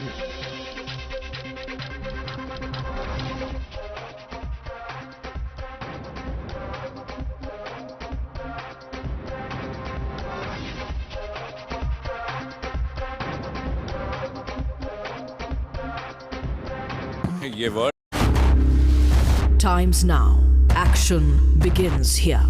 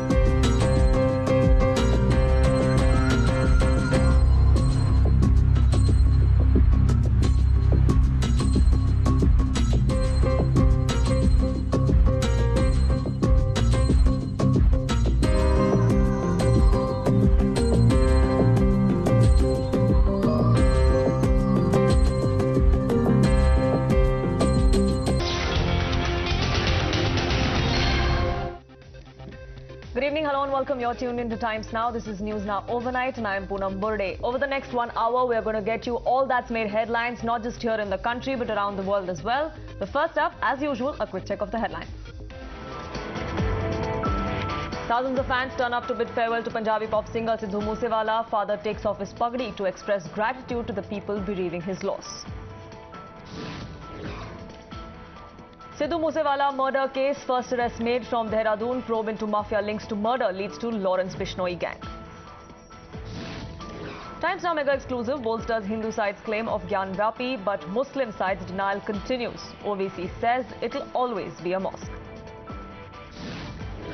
Karnataka Gyanvapi case escalates with Hindus moving court to seek survey of Malali masjid complex to prove remains of the Hindu temple. Muslims want the plea rejected. Another wake-up call for Hindu genocide denialists. A Hindu teacher shot dead by terrorists days after they protested, citing threat to life. Times Now accesses complete paper trail in the Satyendar Jain case. Details of how ED zeroed in on the Mantri only on Times Now. Up Minister Satyendar Jain remanded to ED custody till the 9th of June. Aam Aadmi Party says there's no basis for this arrest. BJP guns for not just Jain but even Kejriwal. Ecosystem's denial of Hindu genocide echoes in Oxford. University pulls plug on Vivek Agnihotri's lecture. Kashmiri Files filmmaker hits out at pseudo-secular anti-Hindu mindset. 12-year-old was radicalized by PFI men in Alleppey, say the police. Times Now accesses remand note that reveals father sanctioned hate lessons. And a heart-touching moment during PM's roadshow in Himachal Pradesh. An artist gives Prime Minister his mother's portrait. Modi accepts the gift humbly. Let's get you started on this edition with breaking news coming in, and this is in the investigation of the Sidhu Moose Wala murder case, in which a first arrest has now been made. The accused has been arrested from Dehradun in Uttarakhand and is a history sheeter. He is going to be produced in court. Will he lead to the masterminds is what the question really is. In fact, he has been sent to 5 days police remand is what we're given to understand. He was produced in court just a short while ago. Priyank is with me for more on this. Priyank, what exactly is the charge against this particular person? He, of course, is a gun for hire, and really his interrogation is going to give us clues as to who really the mastermind was. Yes, Poonam, since all these shooters are on the run and they have been managing to give a slip to the law enforcing agency, because if you see, there have been multiple vehicles which have been found in abandoned condition whenever the police officers are trying to reach to them. The next step for the police team is to find those suspects who were helping them out. While talking about this particular individual, what we got to know that he was involved in drug trade, and he is also an accused in several cases of Arms Act and attempt to murder, and he was the one who was supplying all these information as well as giving shelter to these accused, because what we saw at Mansukh Dhaba, these sharpshooters, alleged sharpshooters, halted and they waited for Sidhu Moose Wala to come out. So what is happening right now is multiple agencies and state police trying to get information from all those people who could have been behind this, because the Delhi police has taken police remand of Lawrence Bishnoi for another 5 days. We know that Punjab police have also arrested and taken police remand of 2 accused who were already in jail. And one more information which we are getting is that when raids were carried out on the bordering area of Dehradun, the police team have also found multiple sources of information which is also going to be pieced together. So Sidhu Moose Wala, who was a famous star for Punjabi singing, and he was rap star in Punjab, and there were 25,000 people who came out for his cremation. Now the agencies are trying to piece together information regarding these sharpshooters on the basis of questioning of all these individuals at various locations. Same thing is happening in Punjab, and similar thing is also happening in Delhi. While the Delhi police is questioning Lawrence Bishnoi and one of his close aide, Kala Jateri, the Punjab police is trying to focus on those individuals who have provided shelter as well as all these information to these sharpshooters to carry out this particular attack. So sharpshooters are still on the run, although the agencies are trying to focus on the key conspirators who were behind this assassination. Absolutely, and all of that is now going to be investigated by the SIT. Stay on with me, Priyank, because Times Now has accessed details of that special investigating team as well. Remember, it was the Chief Minister of Punjab, Bhagwant Mann, who just 2 days ago, in fact, on the day of the murder, had come out and said that no guilty will be spared. There will be an SIT that will be formed, and now we have details of the number of policemen or the high-ranking officials, Priyank, that are going to be a part of this SIT that will now have their job cut out, because the Punjab police is also under severe scrutiny as far as the days that led up to the murder of Sidhu Moose Wala, about the security being withdrawn, whether or not there was enough threat assessment that was done before that move was taken. All of that is also something that the SIT will perhaps have to answer about. Yes, certainly, Pudam, because any state police will not reveal the information regarding the protectee, but to gain some kind of political advantage, since Sidhu Moose Wala, who had, one song views in millions. I was just going through the profile of Sidhu Moose Wala. Few of his songs had 831 million views. So that is the kind of popularity which he had. Since he had joined Congress Party and he contested from the Congress Party's ticket, someone from the government itself came out and publicly announced this information that the security has been cut size.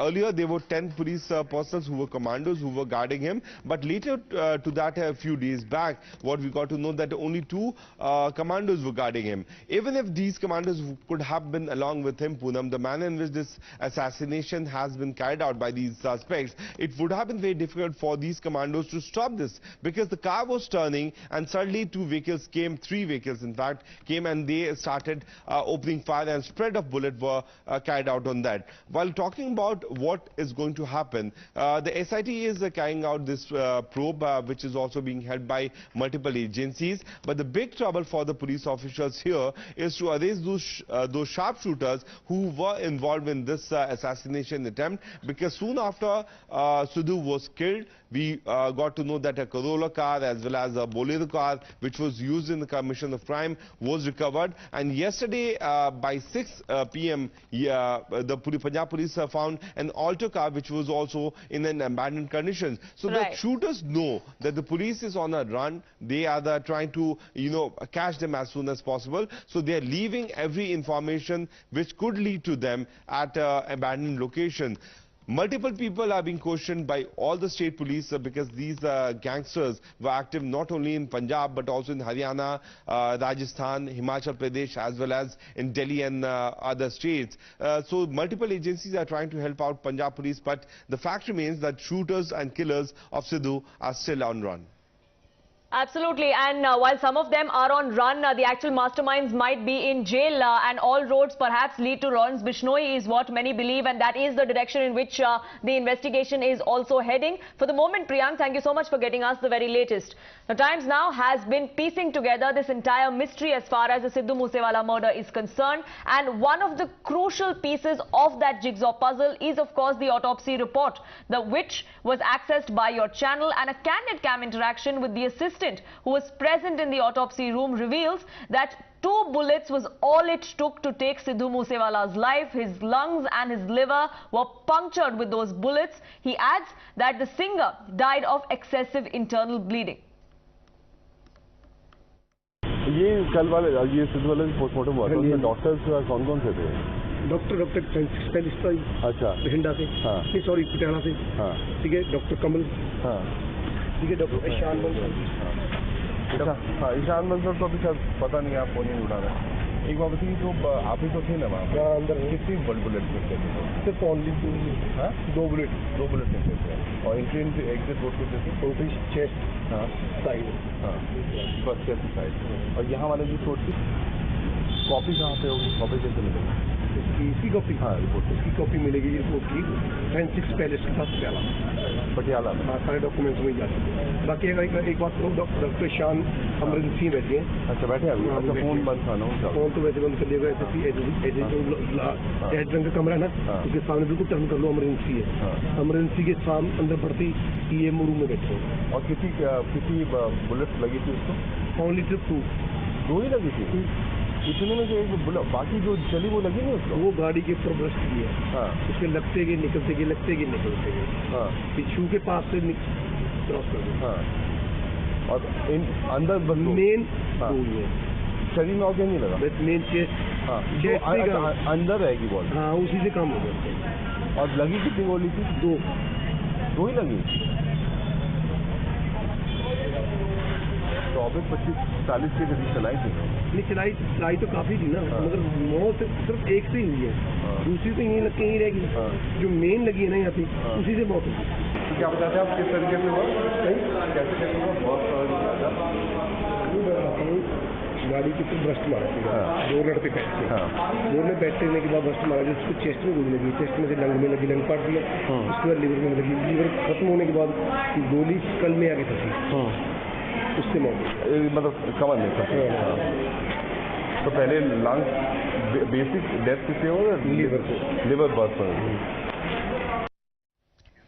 Now, the Punjab police believe that gang rivalry between Lawrence Bishnoi and Lucky Patyal led to the deaths of Vicky Moose Wala. Now, Times Now is the first channel to access the video of Lawrence and his gang together. These are perhaps the masterminds and the guns for hire that are responsible. Now, the Lawrence gang had been on the Punjab police's radar in states including Haryana, Rajasthan, Delhi and Himachal Pradesh as well. Now, Lawrence Bishnoi is currently lodged in Tihar jail. He in fact moved the High Court today after his name surfaced in this entire matter. His plea of seeking extra security because he fears a fake encounter-like situation with the Punjab police is now in the court. The Delhi High Court is going to be hearing that case tomorrow. Now, Lawrence Bishnoi, Sampat Nehra, there are several others. Those are the images that are on your screens, which are that of perhaps the people that were behind not just pulling the trigger but even masterminding the murder of Sidhu Moose Wala.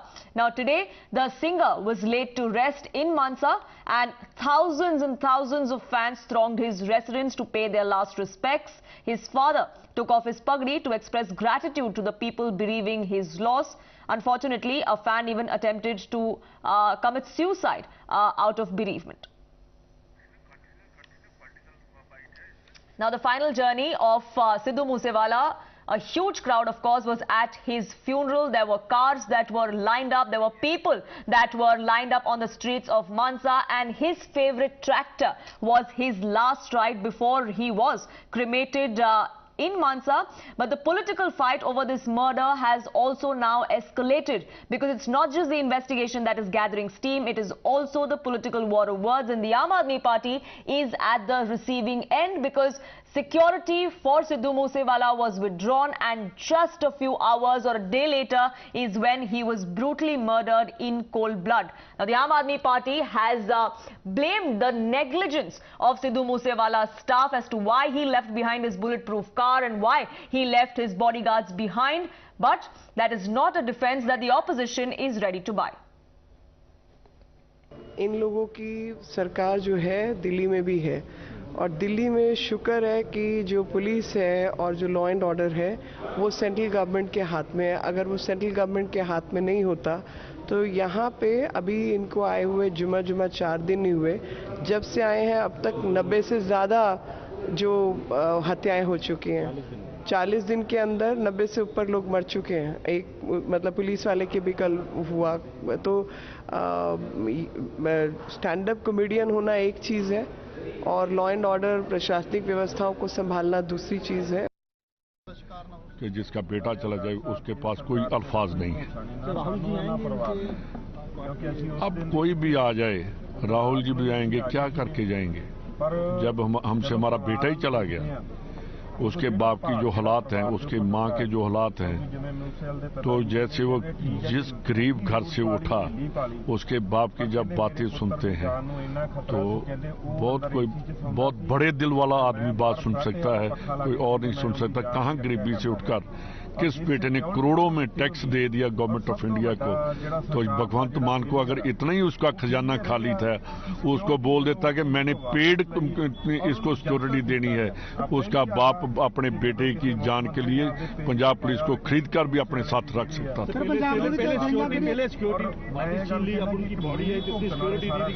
नहीं, ये बात देखिए, मेरे पास जो आया था जब मैं था, इन्होंने मेरे को वीडियो दिखाई कि मेरे से एक्सटॉर्शन मांग रहे हैं। ये बिश्नोई और उसके गुर्गे कह रहे हैं कि इतना पैसा दो। मैंने कहा बेटा तू पंजाब का सपूत है, पंजाब का बेटा है, तू बिल्कुल ऐसा काम मत करना कि एक्सटॉर्शन देगा तो हमारा सर नीचे होगा। मैंने इसको सिक्योरिटी भी दी, 1 महीने में भी उसका सारा कुछ खत्म हो गया। ये भगवंत मान भी आर्टिस्ट है, इसको आर्टिस्टों की इज्जत करनी चाहिए थी, इसने माथे पर कलंक लगा दिया आर्टिस्टों के ऊपर। Some stories in brief now. Days after Congress MP Karti Chidambaram alleged that during a raid, CBI officers seized highly confidential papers pertaining to the Parliamentary Standing Committee on Information and Technology. Senior party leader Shashi Tharoor wrote a letter to the Lok Sabha Speaker saying that the executive cannot ride roughshod over the legislative branch. Union Finance Minister Nirmala Sitharaman filed her nomination from Karnataka for the upcoming Rajya Sabha elections. The elections are scheduled for the 10th of June. While the BJP has fielded 3 candidates, Congress has fielded 2 from the state. Former BJP state president of West Bengal, Dilip Ghosh, has been asked to refrain from making statements to the media. This comes days after he said that he does not think Suvendu Adhikari is a big leader. Now, Dilip Ghosh has had an open fallout with Suvendu since his induction. World Health Organization has said that the spread of monkeypox beyond the African countries is unlikely to turn into a pandemic. Not to forget that so far around 400 suspects and confirmed cases of monkeypox have been reported to the World Health Organization.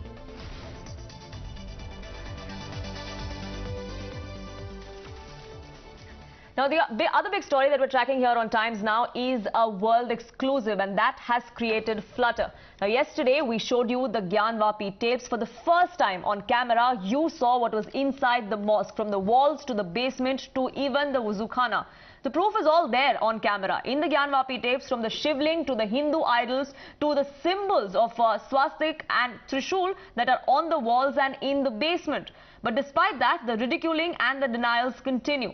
The mosque committee officials today said that what is being claimed as proof by the Hindu side is nothing but fabrication.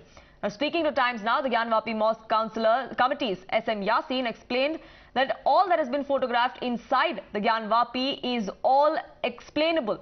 He said that the idols of the Hindu gods that were found in the basement are nothing but remnants from a workshop that was run there earlier. He also said that swastikas and tridents that were seen on these walls and in the basement was nothing but the work of vandals. ऐसा कुछ नहीं है, ये तो 1850 के आसपास शायद ये फव्वारा बनाया गया था, और फव्वारे में पहले कोई इलेक्ट्रिक मैकेनिज्म नहीं हुआ था कि फव्वारा चलता था। सरकारी पाइपलाइन जुड़ी हुई थी, जब प्रेशर आता था तो वो चलता था। मैंने खुद उसको चलते हुए देखा है फव्वारे को। उसके बाद जब पाइप सड़ गई, पाइप आज भी वहाँ रखी हुई, जो सड़ी हुई पाइप थी जो हटाई गई वो आज भी रखी हुई है। और दूसरी बात ये है, इतने सालों तक हमारे कब्जे में रहा, क्या हम हटा नहीं सकते थे? अगर हमें ऐसा कुछ महसूस होता, गलत महसूस होता, ऐसा कुछ नहीं था। हिंदू किराएदार जो मूर्तियों का कारोबार करते थे वो भी वहाँ रहते थे, और वो अपनी जो टूटी फूटी मूर्तियाँ थी वो वहाँ फेंक देते थे। अब वो वहाँ फेंक करके उसके बाद बैरिकेडिंग हुई, बैरिकेडिंग के बाद से अंदर से कोई सामान बाहर नहीं जा सका, इसलिए वो वहीं पड़ी रह गई और उसकी तरफ किसी ने ध्यान नहीं दिया। बस ये है, ये बाद में किसी वक्त कुरेदा गया है। जब ये बैरिकेडिंग नहीं थी, एक्सेस टू ऑल था, तो हो सकता है किसी ने जानबूझ के कुरेदते रहे हों, क्योंकि अक्सर आप जाके देखिए वहाँ पे कहीं बोतल है, कहीं मिट्टी के बर्तन हैं, इस तरह के लोग फेंकते रहते हैं वहाँ। तो ये आम बात है, ऐसी कोई बात नहीं। वहाँ एक भोला नाम का आदमी आता था जो रंगाई पुताई का काम करता था, वो अक्सर कुरेदा करता था। कई जगह उसने कुरेदा, यहाँ तक कि उसने एक जगह श्री राम लिख दिया था। जब उसको पकड़ा गया कि भैया ये श्री राम तुमने यहाँ क्यों लिख दिया, तब उसके बाद उसको हटाया गया। आप जो भी आपको ये चिन्ह मिले हैं, ये सिस्टमेटिक नहीं होंगे, ये सिस्टमेटिक हैं भी नहीं, आड़े तिरछे ऐसे उसे जैसे चाहा उसने कुरेद दिया। और वो जो है ये शरारत थी और कुछ नहीं उसकी। Now, a Hindu group has alleged a deliberate effort to change the character of the temple remnants in Gyanvapi. The Hindu Sena has filed a complaint against the masjid committee for damaging the shivling. But despite that, despite the anger and the outrage and the sentiment that is echoed of not just joy but of confidence by the Hindu side, AIMIM chief and MP Assaduddin Owaisi still insists that whatever is on camera can stay on camera. He says, for me, Gyanvapi was a mosque, will always remain a mosque. देखिए, हमारी duty थी court को सही बात बतानी थी और बतलाने की कि जो एनवेलप था वो हम एज इट इज रखे हुए हैं और हमने इसको ओपन नहीं किया है। कोर्ट ने कहा आप रखे रहिए, हमारी ड्यूटी खत्म हो गई, वो ऐसे ही रखा रहेगा सील कवर में। अब कैसे लीक हुआ, क्या हुआ, ये तो कोई एजेंसी जांच करे वही बता सकती है। जांच का विषय है, परंतु बहुत सीरियस विषय है, ये साधारण बात नहीं है और क्यों लीक हुआ इसकी जांच होनी चाहिए। सुप्रीम कोर्ट में जब इस मसले की सुनवाई हो रही थी तो ऑनरेबल जजेस ने ख़ास तौर से बात कही कि लीक रिपोर्ट्स नहीं चलाना चाहिए मीडिया को। तो मीडिया अगर लीक रिपोर्ट्स चला रहा है तो सुप्रीम कोर्ट ने जो बात कही आप उसको भूल रहे हैं, तो ये गलत है। दूसरी बात यह है कि 15 अगस्त 1947 को ज्ञानवापी मस्जिद थी, तो अब उस कानून के तहत वो मस्जिद रहेगी ना, उसका नेचर और कैरेक्टर कोई तब्दील किया जा सकता है। Now, the mosque committee has produced proof of what they say was a fountain in the wuzu khana. They've produced pictures of a circular network of pipes which they say existed earlier as well and now has been moved because there was rust in it. They say that is enough proof that this is nothing but a fountain, and those people who are claiming this to be a shivling are only fear-mongering. Now, Times Now also spoke to a local who resided in the Gyanvapi complex who repeats those particular claims. ये इलाके में मेरी दुकान थी पहले, 40 साल तक हम लोग उसमें मस्जिद में सेवा किए हैं, उसमें रहते थे, मस्जिद में जाना था, 5 वक्त की नमाज पढ़ते थे। उसमें दौरान फुवारों को कई बार हम लोगों ने सफाई किया है और वो सीमेंटेड का बीच का है, उसकी दीवार भी सीमेंटेड है, बीच वाला भी सीमेंटेड है। वो थोड़ा इसलिए गहरा रखा गया है कि उसमें मछलियों को रखने के लिए कि जब फुवारा हौज को खाली किया जाए तो उसके अंदर मछली रहें और फिर जब हौज में पानी भरा जाए तो उसके अंदर मछली फिर निकल जाती थी, इसलिए वो दौड़ थोड़ा गहरा किया गया, रखा गया। वो सीमेंट का बना हुआ, वो काई उस पर लगी हुई है पानी में रहने से लिए, और इसलिए उसको हम लोग काय की सफाई नहीं करते थे, साइड की सफाई बाहर की करते थे कि मछलियाँ अगर उसमें रहें तो उनको खाने का अगर कुछ नहीं मिले तो उस काई खा के जीवित रह जाएं। Now, the Mandir Masjid Rao in Mangaluru has intensified, especially given that we've seen so many developments come to the fore in Gyanvapi. That has only given hope to the Hindu groups down south as well. These groups have claimed that the Shaivite worship was at the site of this 800-year-old mosque in Malali, which is on the outskirts of Mangaluru. A temple-like architectural structure, damaged Hindu-style pillars, lotus motifs were all found inside the Juma Masjid during renovation, is what this group is now claiming. And they have now gone to the courts. The plaintiffs have cited the SC order on the Gyanvapi case to bolster their arguments. They say that there are many traces of a temple that can emerge, and just like in Gyanvapi, just like there was a survey that was ordered there to ascertain what the nature of this place of worship was, similar orders must be passed in this case as well. Times Now has accessed the April 22nd plea of Hindu plaintiffs to the court. The plaintiffs say that their ancestors told them about the existence of this particular temple in the precincts of the mosque. They also went on to say that the temple traces were sighted after the tomb of the mosque was removed. The Hindu side now vows to approach the Archaeological Survey of India to declare this temple a historical monument, which means it will have to be protected. They also want a court-appointed commissioner to carry out this particular survey. State government continues to be one of and they have claimed that it being a Waqf property, the court is not in jurisdiction. So they have also claimed that under Places of Worship Act 1991, the suit is not maintainable, but I begs to differ with them. According to me, suit is very much maintained before the court because it is an ancient monument, which is an exemption clause which is available under the provisions of Worships Act of 1991.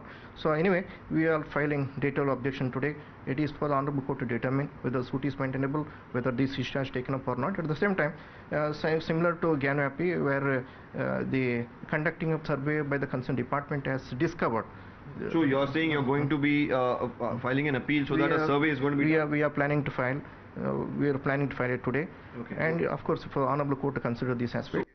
But just like in the case of Gyanvapi, there is an attempt to provoke here as well, because the SDPI, which is the political arm of the Popular Front of India, has now seems to have taken up the cudgels to provoke. They say that the Hindu side, backed by the RSS, will know about the consequences if they even come near the Malali Mosque. ನಿಮ್ಮ ಇದನ್ನು ಹಿಡ್ಕೊಂಡು ಮಳಲಿ ದೇವಸ್ಥಾನಕ್ಕೆ ಬರ್ತೀವಿ. ಗೊತ್ತಿರಲಿ ನಿಮಗೆ, ದಕ್ಷಿಣ ಕನ್ನಡದ ಗೌರವಾನ್ವಿತ ಜನರಲ್ಲಿ ನಾನು ಮನವಿ ಮಾಡಿಕೊಳ್ತೇನೆ, ಮಳಲಿ ಮಸೀದಿಯ ಒಂದು ಹಿಡಿ ಮರಳು ಕೂಡ ಕೊಡ್ಲಿಕ್ಕೆ ಸಾಧ್ಯ ಇಲ್ಲ ಅನ್ನುವಂತ ಸಂದೇಶವನ್ನು ನೀವು ಕೊಡಬೇಕಾಗ್ತದೆ. ಇದು ಯಾರ ಅಪ್ಪನ ಸ್ವತ್ತಲ್ಲ. ಗಲಭೆ ಪ್ರಿಯರಲ್ಲ. ನಮಗೆ ಗಲಭೆಗಳು, ಕೊಲೆಗಳು, ಪ್ರತೀಕಾರಗಳು ನಮಗೆ ಇಷ್ಟ ಇಲ್ಲ. Violence, violence, violence. We don't like it. We avoid. But violence like us, we cannot avoid. Now the subject is in court. The issue is in fact in court and is going to come up for hearing again tomorrow, which is why the state government is extremely tight-lipped. The Chief Minister of Karnataka, Basavaraj Bommai, refused to comment on the matter until the court concludes its hearing. Sir, the Malali masjid, they have asked for a survey to be conducted today, sir. The advocates have demanded, just like Gyanvapi, there should be a survey done of the Juma masjid. The matter is in the court, and I think it has been postponed to third. Since the matter is in the court, I don't want to comment on that. But let us wait for the court decision, then we'll see. With that, it's time for a quick break here on this edition. But on the other side, we're going to get you details of the complete paper trail in the Satyendar Jain case. Do stay tuned for that.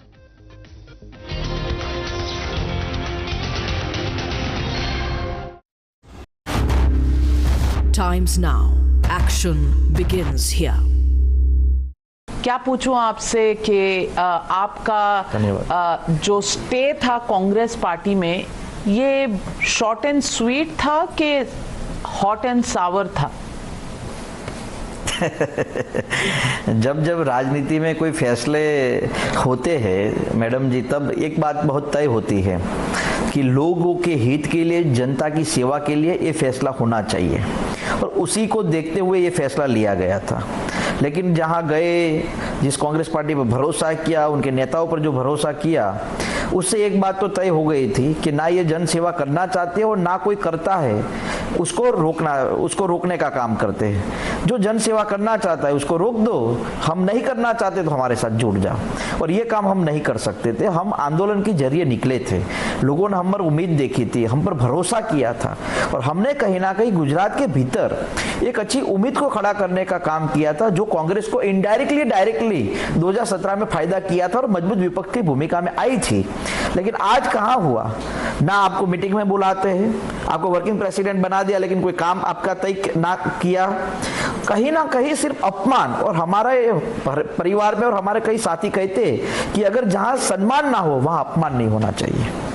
तो हार्दिक जी, ये सब आपको पहले से पता नहीं था? क्योंकि 2017 आप पॉलिटिक्स में आए थे और 2019 का चुनाव हुआ था, आप बहुत जगह साथ साथ घूमे थे, क्योंकि आपने फॉर्मली कांग्रेस पार्टी ज्वाइन कर ली थी। और हमेशा से लोग यही कहते हैं कि कांग्रेस पार्टी एक private limited company owned by एक गांधी परिवार है। तो आपको पहले ये पता नहीं था, या अंदर जाके कुछ ऐसा पता चला जो आप चौंक गए और इतना सरप्राइज हो गए? देखिए नविका जी, मैं 2019 में पार्टी ज्वाइन किया था, 2015 से लेकर 2019 तक मैं इंडिपेंडेंट रहा, जनता की आंदोलन किए, जनता की सेवा की और हमारे आंदोलन के कारण अनेक योजना गुजरात के लोगों को मिली।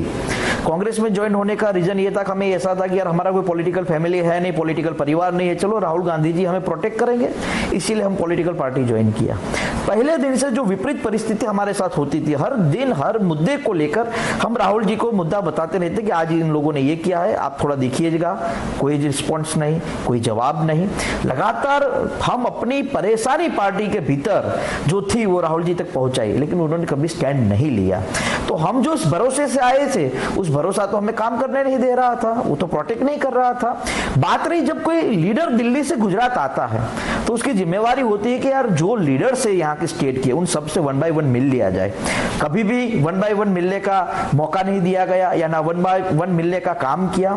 गुजरात में 2017 के चुनाव में 82 सीट्स कुल मिला के कांग्रेस की आई थी, आज कितनी है मालूम है आपको? 65। यानी कि आपके इतने विधायक चले गए, तो आपने कभी एक साथ सभी विधायक से बैठने का काम नहीं किया।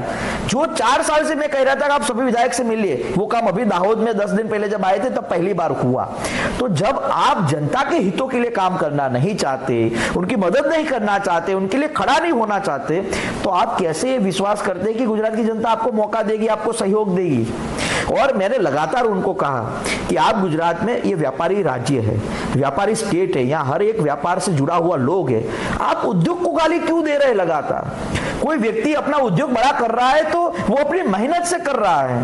आप ये बोल देंगे कि तुम्हें सरकार ने मदद की इसलिए तुम खड़े हो गए। अरे नहीं, 2014 से पहले भी अदानी अंबानी थे, 2014 से बाद थोड़ी ना आए, पहले भी थे ना वो। तो आप लगातार व्यापारी के नाते, एक गुजराती के नाते आप सिर्फ गाली देते रहोगे तो ये ठीक नहीं है।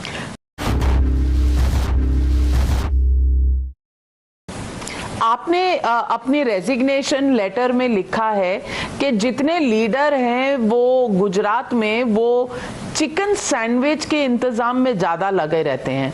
तो ये चिकन सैंडविच का शौक किसको है कांग्रेस पार्टी में?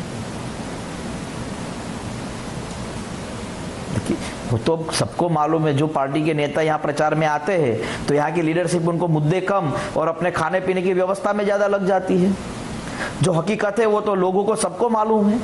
और यही तो दुख लगता है कि आपको चापलूसी करने का टाइम मिल रहा है, लेकिन यहाँ के लोकल मुद्दे पर उनसे बात करने का मौका नहीं मिल रहा।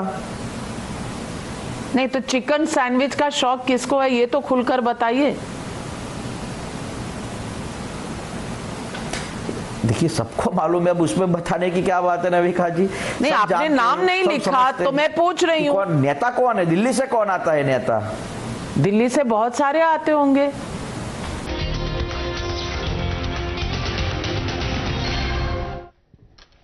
Welcome back. In the midst of the massive war of words between the Aam Aadmi Party and the centre with the arrest of Delhi Minister Satyendar Jain, Times now sifts through the facts from fiction.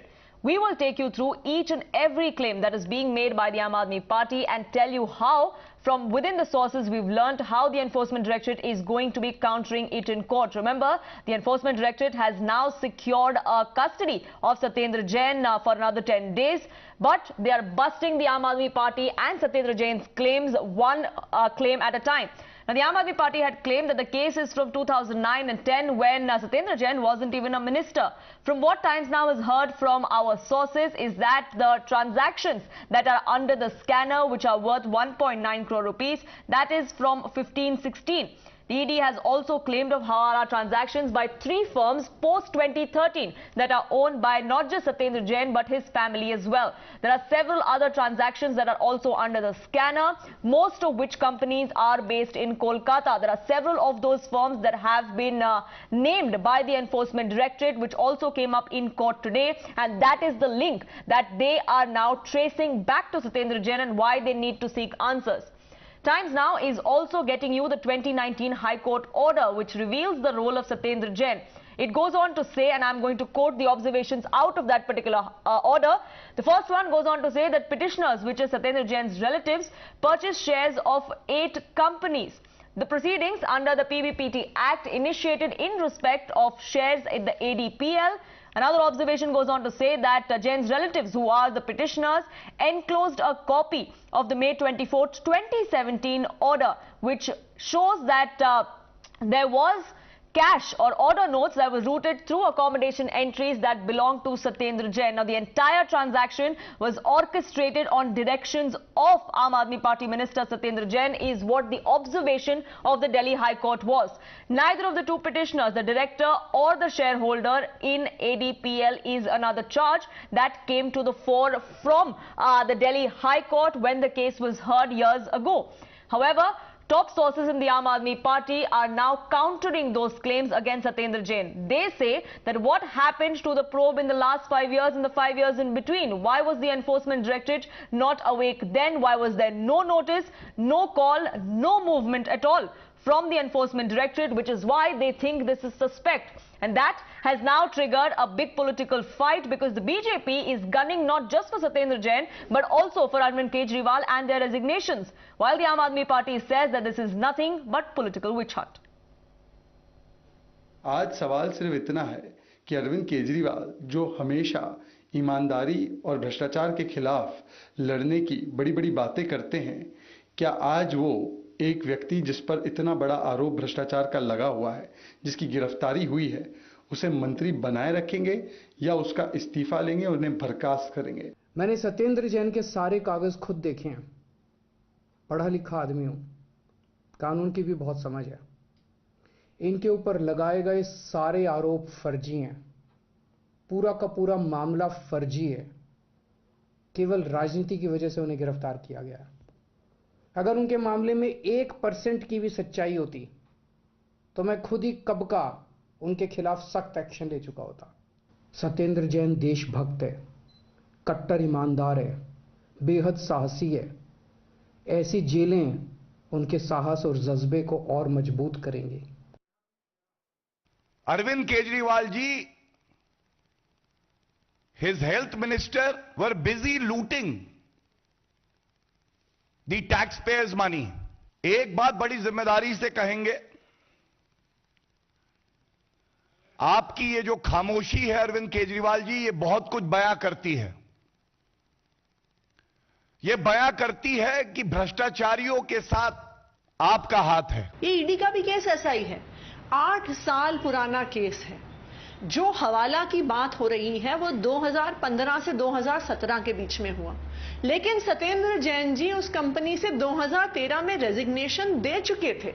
तो जो व्यक्ति उस company से 2 साल पहले resignation दे चुका है, जिस कंपनी के 2015 से 17 के मालिक ने खुद कोर्ट में कबूल भी कर लिया है कि हवाला उसने किया, तो आज ये केस सिर्फ और सिर्फ एक ही कारण से उठाया जा रहा है, और वो है हिमाचल प्रदेश का चुनाव। Moving on now to Jammu and Kashmir, where Kashmiri Hindus are already staging protests over the killings of the community, and they're demanding their safety and security. Unfortunately, another targeted killing took place in the valley this morning. A Hindu migrant teacher, Rajni Bala, was shot dead inside the school in Gopalpura. She was, of course, in Jammu, was a resident of the Samba district, where she lived with her husband, who is also a teacher, and her child for the last 6 years. Now, Jammu and Kashmir police said that terrorists involved in this gruesome crime will soon be identified and neutralized, but it has now again instilled a sense of panic and fear among the community. Right now in Savalgam area of Kulgam, this is the rented accommodation of that teacher who was shot dead in the morning today. This is where she lives with her husband and a small daughter, and the neighbors say that she left early morning from here, the house owner, and you know, she was very respectful to everybody in the locality. We know that an attack unfolded here in Kulgam district. She was working here as a teacher. She originally hails from Samba and was working in Kashmir Valley as a teacher. Now there have been a spike in the number of these incidents. This is in Kulgam district, and this is the 2-room we believe set where she used to live, and along with her family of 2 more people.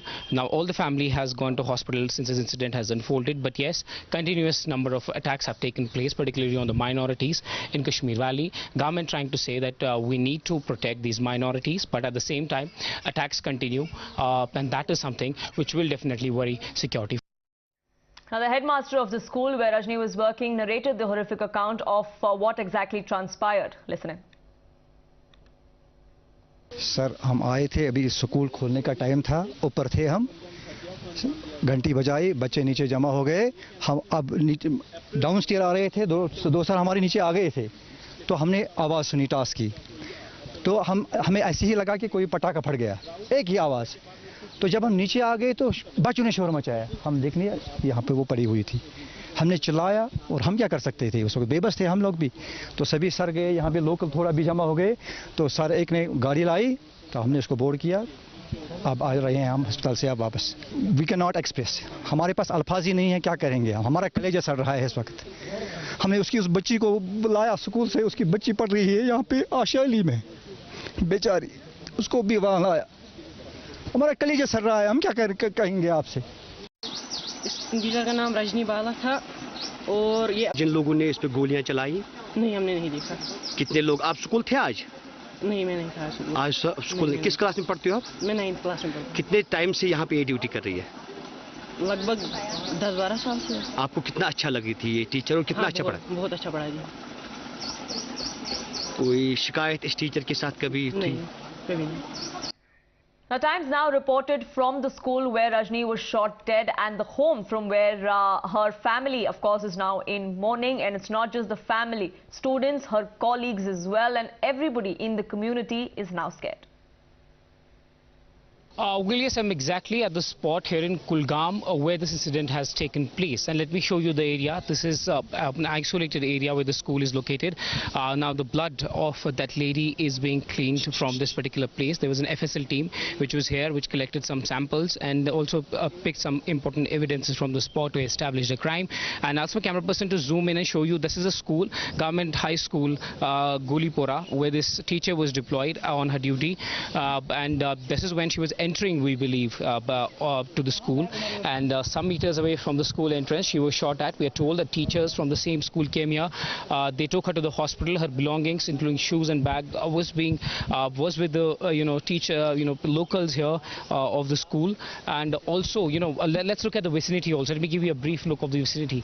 This is entirely orchard vicinity. There are orchards all around, on my left hand side and on my right hand side. This is a very isolated building, so that is why it was easy for them to come here and target. But despite that, we have seen the targeted killings have gone up. Security forces have been deployed in the area. There is already conflict between Kashmiri Pandits, Hindus particularly also, and government, demanding that a transfer should be made to Jammu. They don't feel safe in Kashmir Valley. And today, one more killing taking place, despite the government's assurance that they will try to stop it and they'll try to provide them safe and secure accommodation. And despite government's move, these killings are still taking place, and you can see behind me, this is the vicinity where this incident took place. Let me also show you that school. This is the Government High School located in Goripora area where this incident unfolded. This is where I'm walking. You can see this is the road which leads to the school, and you can see behind me, this is the school building, and then it's again isolated area. No other building. There's an under construction house also here, but no other building is in the vicinity. So yes, this can be seen also from a prism of security lapse, that this Kashmiri, this teacher was deployed here despite the government's threat assessment that there could be vulnerable people could be targeted.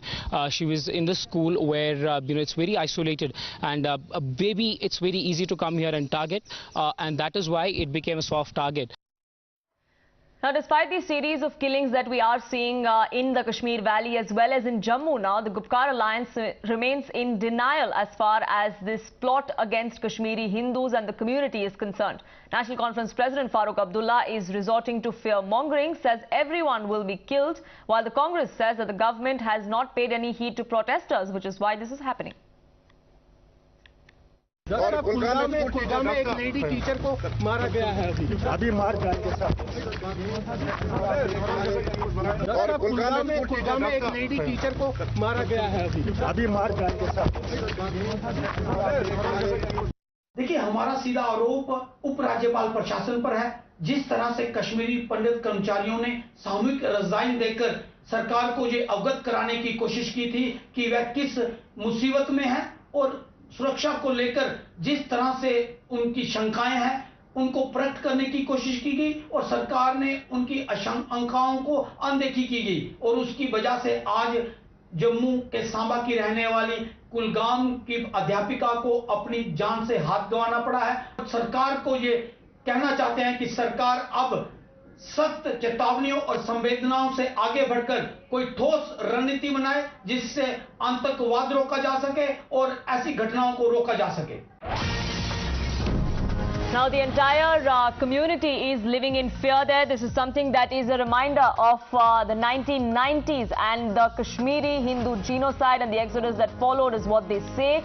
Living in fear over these recent attacks. Now the Hindu teachers, their association, have sought for station leave permission from the authorities. They're also demanding that government accommodation be given to them. Perhaps that would be more secure and safe for them, given that they are now being tracked and hunted down by Pakistani proxies.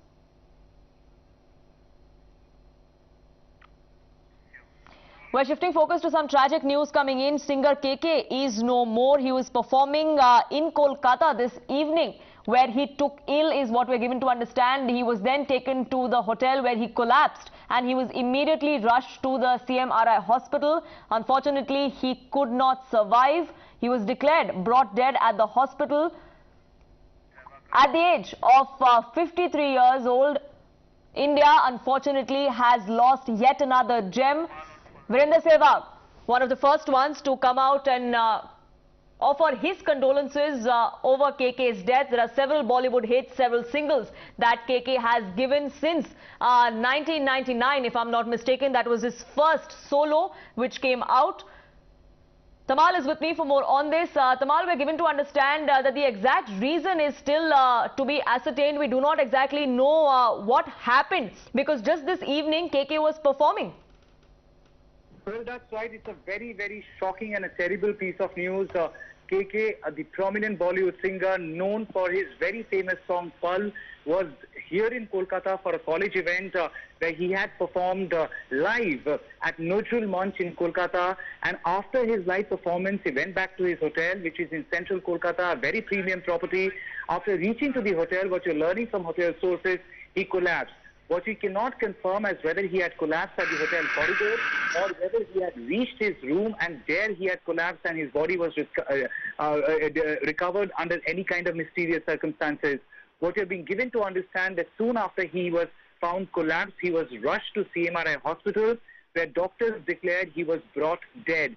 Now, as the protocol suggests, his body would be sent for post-mortem for further study to understand what is the exact reason for his death, whether he was under any kind of a medication, whether it's simple cardiac arrest or whether it's the heat stroke or any other reason. It can only be confirmed after the post-mortem. So it's a very shocking development.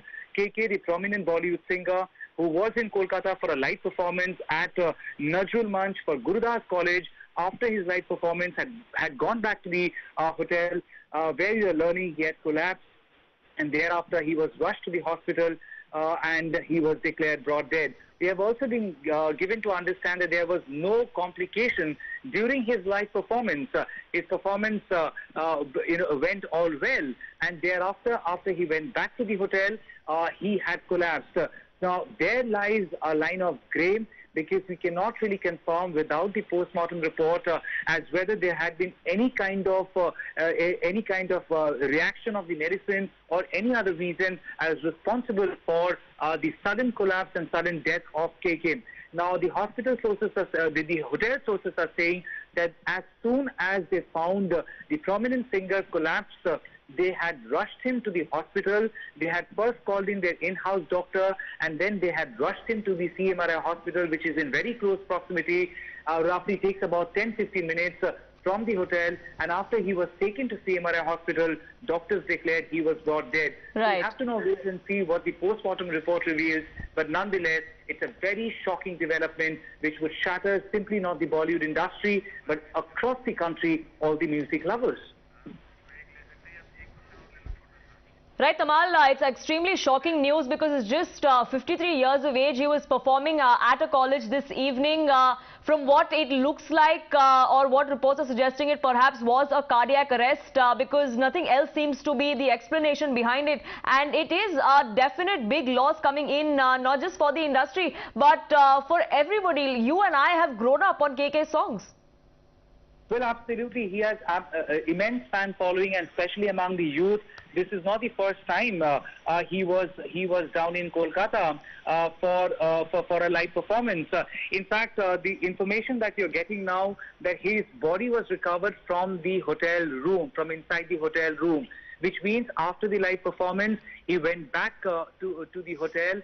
Then he went to his room, and thereafter his body was recovered absolutely in a collapsed state, which we can now term as under mysterious circumstances, and thereby his body was rushed to the CMRI hospital where he was declared brought dead. So indeed, it's a very, very shocking development. Right. We cannot really confirm what is the reason for death, but what you're learning from police sources and also from the hotel sources, that he had gone back to the hotel after performing live at Nojul Munch, and what really went wrong, we have to wait for the PM report to confirm. Absolutely, we'll learn more once the PM report is out, but there definitely is tragic news coming in, and a heartbreaking news at that this late in the night for his fans. But for the moment, Tamal, thank you so much for getting us that update. Unfortunate news we're ending this edition on, but with that, it's a wrap from me.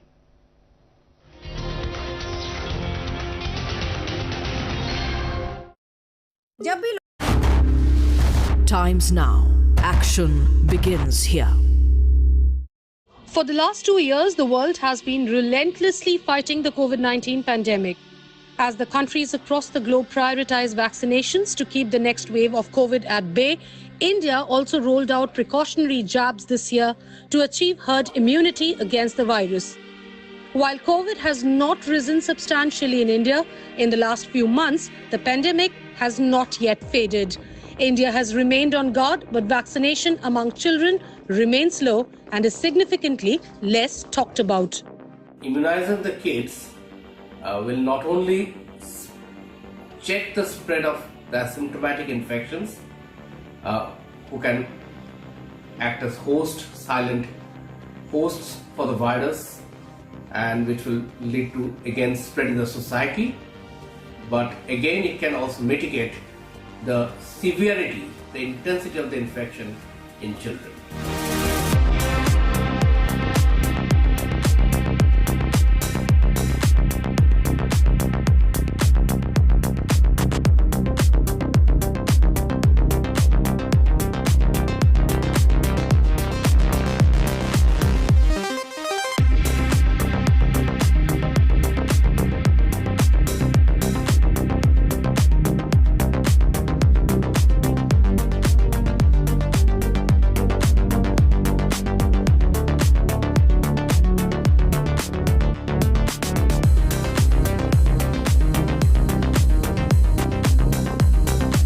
Now that the schools have reopened, it is very important that the children are vaccinated.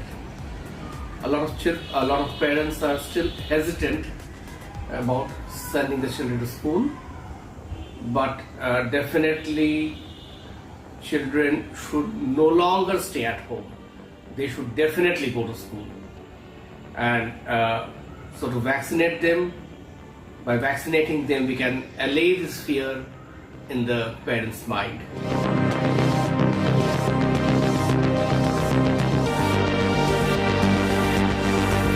Almost 40% of pediatric deaths below the age of 20 years were in the age group of 0 to 9 years.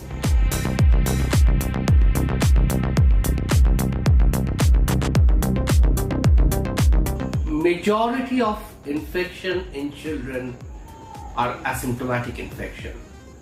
Almost 70 to 80% of children have very minimal infections or they remain asymptomatic. Back in other news that we are tracking closely, right-wing groups have decided to march to Sri Rangapatna on June 4th. They are demanding Tipu Sultan's mosque is Anjanaya temple and it should be handed over to Hindus. CBI custody of S. Bhaskar Raman extended till June 1st in connection with the visa scam case. He was arrested by the CBI on May 17th. Mumbaikars will be facing water shortage. Water supply from Dahisar to Malad will be affected on May 31st due to work on water mains. Supply in Kandivali, Borivali, Dahisar and Malad will be affected for the next 2 days. India's active case load currently stands at 17,883. Active cases stand at 0.04%. 2,134 recoveries have been recorded in the last 24 hours. Times now. Action begins here.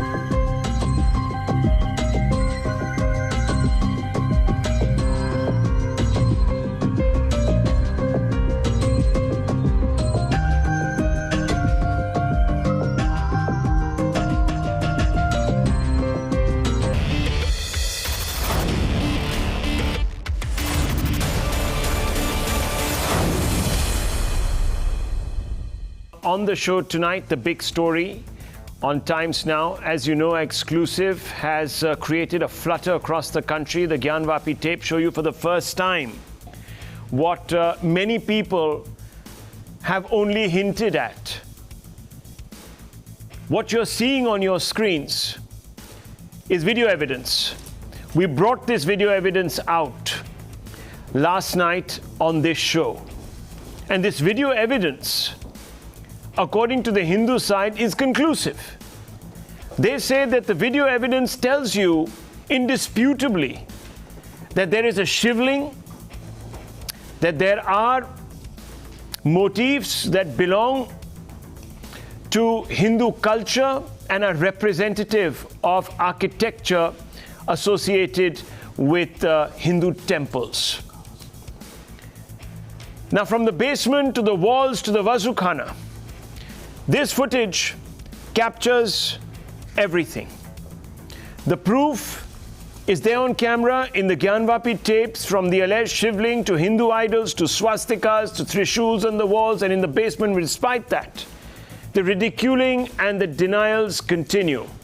The mosque committee officials today said that what is being claimed as proof is actually fabrication. It's an elaborate fabrication. Speaking to Times Now, the Gyanvapi Mosque Committee's SM Yassin explained away all that has been photographed inside the Gyanvapi complex. He said that the idols of Hindu gods found in the basement are remnants from a workshop that was run there earlier. As for the swastikas and tridents, he dismissed them as the work of imaginative vandals. Listen in. ऐसा कुछ नहीं है। ये तो 1850 के आसपास शायद ये फव्वारा बनाया गया था, और फव्वारे में पहले कोई इलेक्ट्रिक मैकेनिज्म नहीं हुआ था कि फव्वारा चलता था। सरकारी पाइपलाइन जुड़ी हुई थी, जब प्रेशर आता था तो वो चलता था। मैंने खुद उसको चलते हुए देखा है फव्वारे को। उसके बाद जब पाइप सड़ गई, पाइप आज भी वहाँ रखी हुई, जो सड़ी हुई पाइप थी जो हटाई गई वो आज भी रखी हुई है। और दूसरी बात ये है, इतने सालों तक हमारे कब्जे में रहा, क्या हम हटा नहीं सकते थे? अगर हमें ऐसा कुछ महसूस होता, गलत महसूस होता, ऐसा कुछ नहीं था। हिंदू किराएदार जो मूर्तियों का कारोबार करते थे वो भी वहाँ रहते थे, और वो अपनी जो टूटी फूटी मूर्तियाँ थी वो वहाँ फेंक देते थे। अब वो वहाँ फेंक करके उसके बाद बैरिकेडिंग हो गई। बैरिकेडिंग के बाद से अंदर से कोई सामान बाहर नहीं जा सका, इसलिए वो वहीं पड़ी रह गई और उसकी तरफ किसी ने ध्यान नहीं दिया। बस ये है। ये बाद में किसी वक्त कुरेदा गया है। जब ये बैरिकेडिंग नहीं थी, एक्सेस टू ऑल था, तो हो सकता है किसी ने जानबूझ के कुरेदते रहे हों, क्योंकि अक्सर आप जाके देखिए वहाँ पे कहीं बोतल है, कहीं मिट्टी के बर्तन हैं, इस तरह के लोग फेंकते रहते हैं वहाँ। तो ये आम बात है, ऐसी कोई बात नहीं। वहाँ एक भोला नाम का आदमी आता था जो रंगाई पुताई का काम करता था, वो अक्सर कुरेदा करता था। कई जगह उसने कुरेदा, यहाँ तक कि उसने एक जगह श्री राम लिख दिया था। जब उसको पकड़ा गया कि भैया ये श्री राम तुमने यहाँ क्यों लिख दिया, तब उसके बाद उसको हटाया गया। आप जो भी आपको ये चिन्ह मिले हैं, ये सिस्टमेटिक नहीं होंगे, ये सिस्टमेटिक हैं भी नहीं। आड़े तिरछे ऐसे उसे जैसे चाहा उसने कुरेद दिया, और वो जो है ये शरारत थी और कुछ नहीं उसकी। This is the first time that the Gyanvapi committee or a representative of the committee has commented on this fresh new video that has emerged. MIM chief Asaduddin Owaisi still insists that irrespective of the proof, even if it approximates to the truth, for him, there can actually be nothing that suggests that whatever stood before this was a Hindu monument. He's adamant, viewers. He says it doesn't matter at all what the videography reveals, even if it proclaims it to be a Hindu structure, he's not going to believe it. Listen in. देखिए, हमारी duty थी court को सही बात बताने की और बतलाने की कि जो एनवेलप था वो हम एज इट इज रखे हुए हैं और हमने इसको ओपन नहीं किया है। कोर्ट ने कहा आप रखे रहिए, हमारी ड्यूटी ख़त्म हो गई, वैसे ही रखा रहेगा सील कवर में। अब कैसे लीक हुआ, क्या हुआ, ये तो कोई एजेंसी जांच करे वही बता सकती है। जांच का विषय है, परंतु बहुत सीरियस विषय है, ये साधारण बात नहीं है। और क्यों लीक हुआ इसकी जांच होनी चाहिए। सुप्रीम कोर्ट में जब इस मसले की सुनवाई हो रही थी तो ऑनरेबल जजेस ने ख़ास तौर से बात कही कि लीक रिपोर्ट्स नहीं चलाना चाहिए मीडिया को। तो मीडिया अगर लीक रिपोर्ट्स चला रहा है तो सुप्रीम कोर्ट ने जो बात कही आप उसको भूल रहे हैं, तो ये गलत है। दूसरी बात यह है कि 15 अगस्त 1947 को ज्ञानवापी मस्जिद थी, तो अब उस कानून के तहत वो मस्जिद रहेगी ना, उसका नेचर और कैरेक्टर कोई तब्दील किया जा सकता है। Nothing doing, a mosque is going to remain a mosque. Nothing changes as far as Assuddin Owaisi is concerned. Viewers, the mosque side has also now produced pictures of what they claim are the remnants of plumbing. Let's show those pictures. Yes, remnants of plumbing that went along with the shivling, the purported shivling in the Wazukhana. They claim that this skeleton of pipes existed in the Wazukhana and is a firm proof that there was a fountain there. Why this was not subjected to videography, we don't know. The video is an old one, it's an undated one, so we cannot verify its authenticity. But this has been put out now by the mosque side. Why this was not subjected for examination to the commissioners that were appointed by the court, we don't know. But this is exactly what is being put out to suggest that the fountain was in fact in the Wazukhana, and that every other claim is therefore ultra-virus of the facts. Now viewers, let's open this up because this is an important debate. It has been raging continuously for the last few weeks, and it has now reached a peak with these new videos that are emerging. I want to begin with a very, very simple question. And I want to go straight across to Mujibur Rahman, Vivek Srivastava. Mujibur Rahman, Owaisi says even the truth is not right for them. Sach bhi sahi nahi hai. Making it very, very clear that there is no question of this being anything else but a mosque in his view. Now, I just want to ask, why this brazen and obstinate defense of what the Mughals did? The Mughals came in, they vandalized Hindu structures. Obviously, for them, they represented something that was not tolerant to them, and they went ahead. Why prevent Hindus from securing justice? What is the special connection with what some iconoclastic, obscurantist, radical Mughal kings did? First thing is, it's nothing but a fallacy that the Mughals destroyed Hindu structures in India. What they did, they just built a greater India, a prosperous India and a secular India. Even we see a lot of old temples claiming Prachin Mandir, and at every other street of even the capital and throughout the country. So there is no point that Mughals were destroying the temples, because thousands of old temples are still standing throughout the country over which Mughals have ruled. Now the second is, as per the law, if that place is used as a mosque and its character is as a mosque, then certainly it will remain as a mosque. There is no point to dig out the history, because this is not what comes. Observe Supreme Court observe that doing this will certainly disturb our social fabric of the country, because nobody will say the correct history to you. You will put your own perspective, and we will will put our own perception about it. Many people will say, Mr. Rahman, that what disturbs the social fabric, that disturbs relationships between communities is when one community and spokespersons of that community, such as yourself, come out and suggest that the Hindus have imagined that their temples have been desecrated. That creates bad blood. Would you not agree, sir? Truth and reconciliation are at the heart of this. The truth is essential to reconciliation. If you're not even going to accept what Aurangzeb's own biographers have accepted and written in books, then we have a problem. No, imaginations have no limit. Anybody can imagine imaginations anything. Have no limit. Let me bring in Mr. Poonawala. Mr. Poonawala, imaginations have no limit. The BJP that at least ideologically supports this move, suggestive of the fact that you're interested in correcting historical injustice, you're being told that your imaginations are running wild, that you are spawning hate, which is ruining the social fabric. This is exactly what is being said by Mr. Rahman.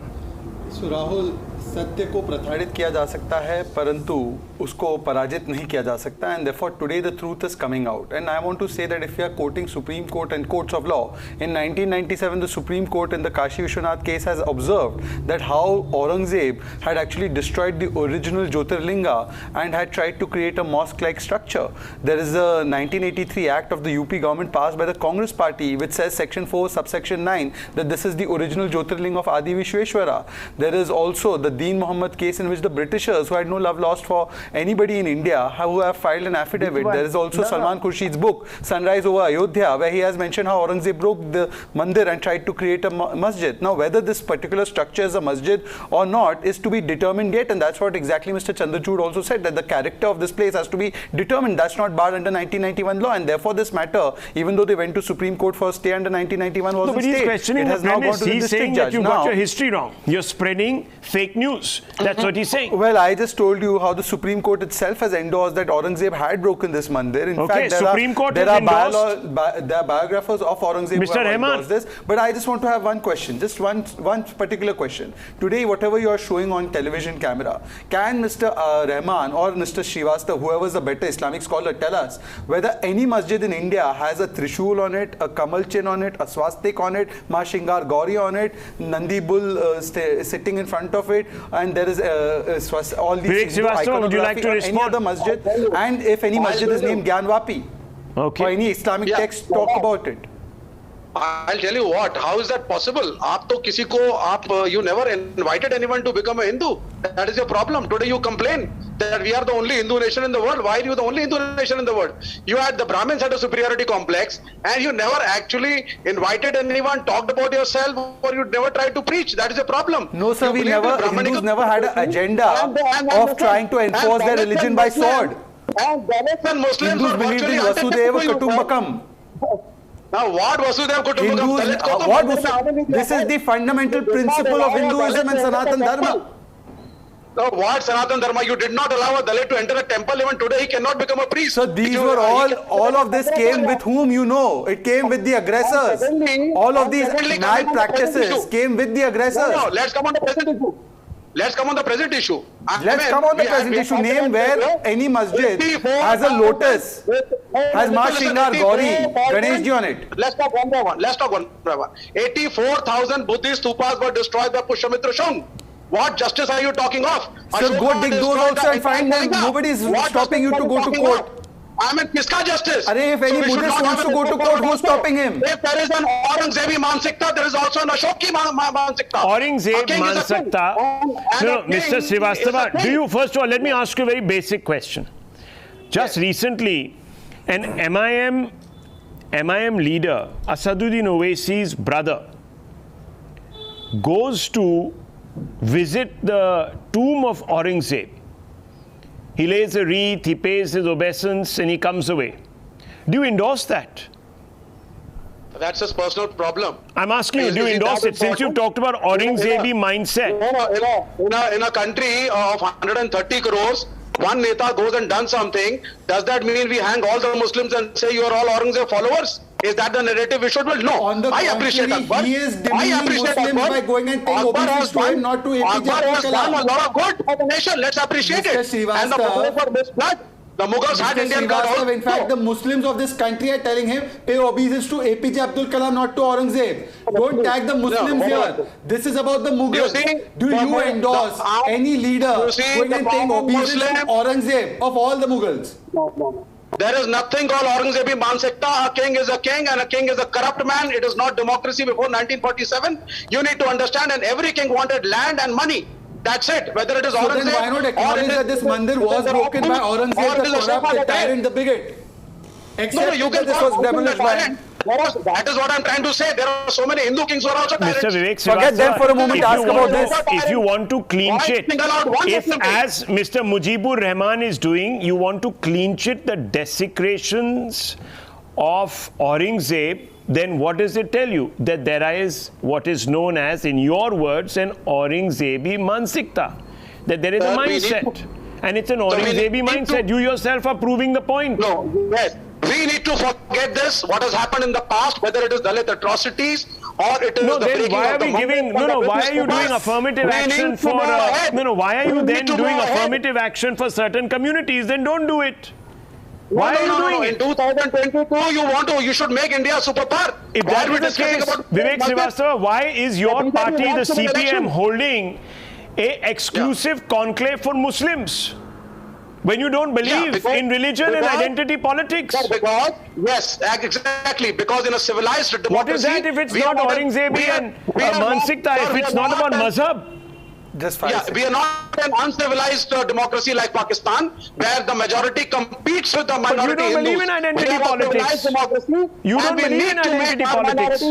So next, Mr. Srivastava, next will you, Mr. Srivastava, if you can just listen to me. Next you will say that we must forget all the sins that were done by our colonial rulers and we should go and start praising them also. Maybe next you'll go to the mazar of maybe the killer of Jallianwala Bagh and start paying obeisance to him also. Because we have to forgive and move on. तो मतलब अब बस अंग्रेजों की भी cover पर जाकर आप शुरू कर दो.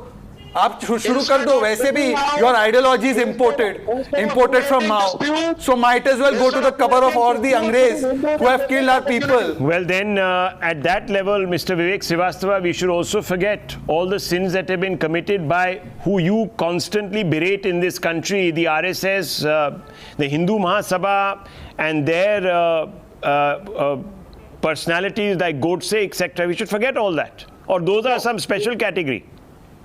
Absolutely not, because after 1947, in a democratic country, they are still there. They are trying to affect my democracy, they are affecting my constitution. Okay, Mr. Sikandar Bhakt, how do you respond to Vivek Srivastava? You're just digging up ghosts from the past and creating problems. I am not Sikandar Bhakt, I am Firoz Bhakt. Sorry, Firoz anyway, Bhakt. It's all right, yes. Perfectly all right. Now, Rahul, I am very sad to listen to this kind of a debate because Mr. Rahman is adamant. And I also heard my good old friend, Mr. Srivastava. In fact, we should try to find a solution. Yeah. And I have a very revolutionary kind of an idea which many people, even in the debate, and maybe the people who are listening to us around the globe, they might not like it. What I am saying is, this situation should be placated peacefully by way of amicable discussion, by way of amelioration, and also by way of accepting the faults of these kings and sultans. Now it is a fact, even in the book Mahasir Alamgiri by Saqi Saadat Khan, it has been clearly mentioned that what Aurangzeb did. I am not going into the good or bad deeds of Aurangzeb. What he did has been Mr. Bhakt, are you getting the sense today that there are some people who want could to I complete, Rahul, if you give me Mughal 5 seconds more, just 5 seconds, humble request. Now what I mean to say is that we should beg for pardon for whatever Aurangzeb and all these people had done. They had raised these temples to the ground, and we should just tell the government, okay, Ram Mandir is settled by way of court. Let us not settle all these things by way of court. We should settle these things out of court. Poonawala is also a lawyer. Court likes that all such issues should be settled amicably in a friendly manner outside the court. So we should say, okay, you take these It's a very, very objectionable thing. Maybe for my friends who are sitting here in the debate, so they you're might saying not beg for pardon and settle things out of court. That's out what of you're court. Saying. Okay, These two shrines should be handed over. Otherwise, every shrine, every mosque, Lal Qila, Qutub Minar, all these things, Red Fort, these will be taken by way of court. I am telling my community, I am telling my friends. So settle it. Don't make the mistake which was made at the time of Ram Mandir. Okay, so settle it out of Rahman, court. how do you respond to what seems to be an intervention from Firoz Bhakt Ahmed saying very clearly that the time has come to accept, beg for pardon, settle out of court amicably. Let's not reduce this to a zero-sum game. And also this should come to a full stop. No mosque, nothing should be open. And of course, these three are the basic ones. That is Ram Mandir. Okay, let's get a reaction. We'll come to that. We'll come to the next chapter. Atikur Rahman. Perhaps, Rahul, perhaps this was the intention when the parliament, came out with the 1991 places of worship. This was the intention. If you are not believing, it's your choice. Otherwise, Firoz Saab has used a very good word, amelioration. Now, this amelioration part, the ball falls in the court of the incumbent government. Is the government taking any steps towards this amelioration? Amelioration of which community? The minority, the majority, the Hindus, the Muslims. Which community amelioration is Mr. Firoz Bhakt Ahmed is calling for? And I completely agree. Where is the wherewithal with this government in the past 8 years that they want to build bridges amongst the communities? Have they tried ever? The Prime Minister refuses to get a skull cap in a Muslim gathering. Is this building bridges amelioration? If people like... What are you talking about, Firoz Saab? Of course, this is possible. Like, only Owaisi if brothers, and only Adam if... Khan, if we have Muslim leaders, the so-called Muslim leaders like this Rahman Saab, then I am sorry to say no amelioration will take place, no solution will come. Let us solve it. Otherwise, it is going in a very, very unfortunate way. I'm going to say it might turn into a very unfortunate incident in the days to come. Let us nip it in the bud and sort it out peacefully. Let me ask you a question. Is Mr. Owaisi articulate? One second, it's a very simple question. Mr. Atikur Rahman, is Mr. Owaisi a person who can be trusted with safeguarding Muslim interests in India? Yes or no? Simple question to you. Yeah. No, this is please, sir, please. No, yes or no. I'll give you a complete answer, a brief answer. And this is very important.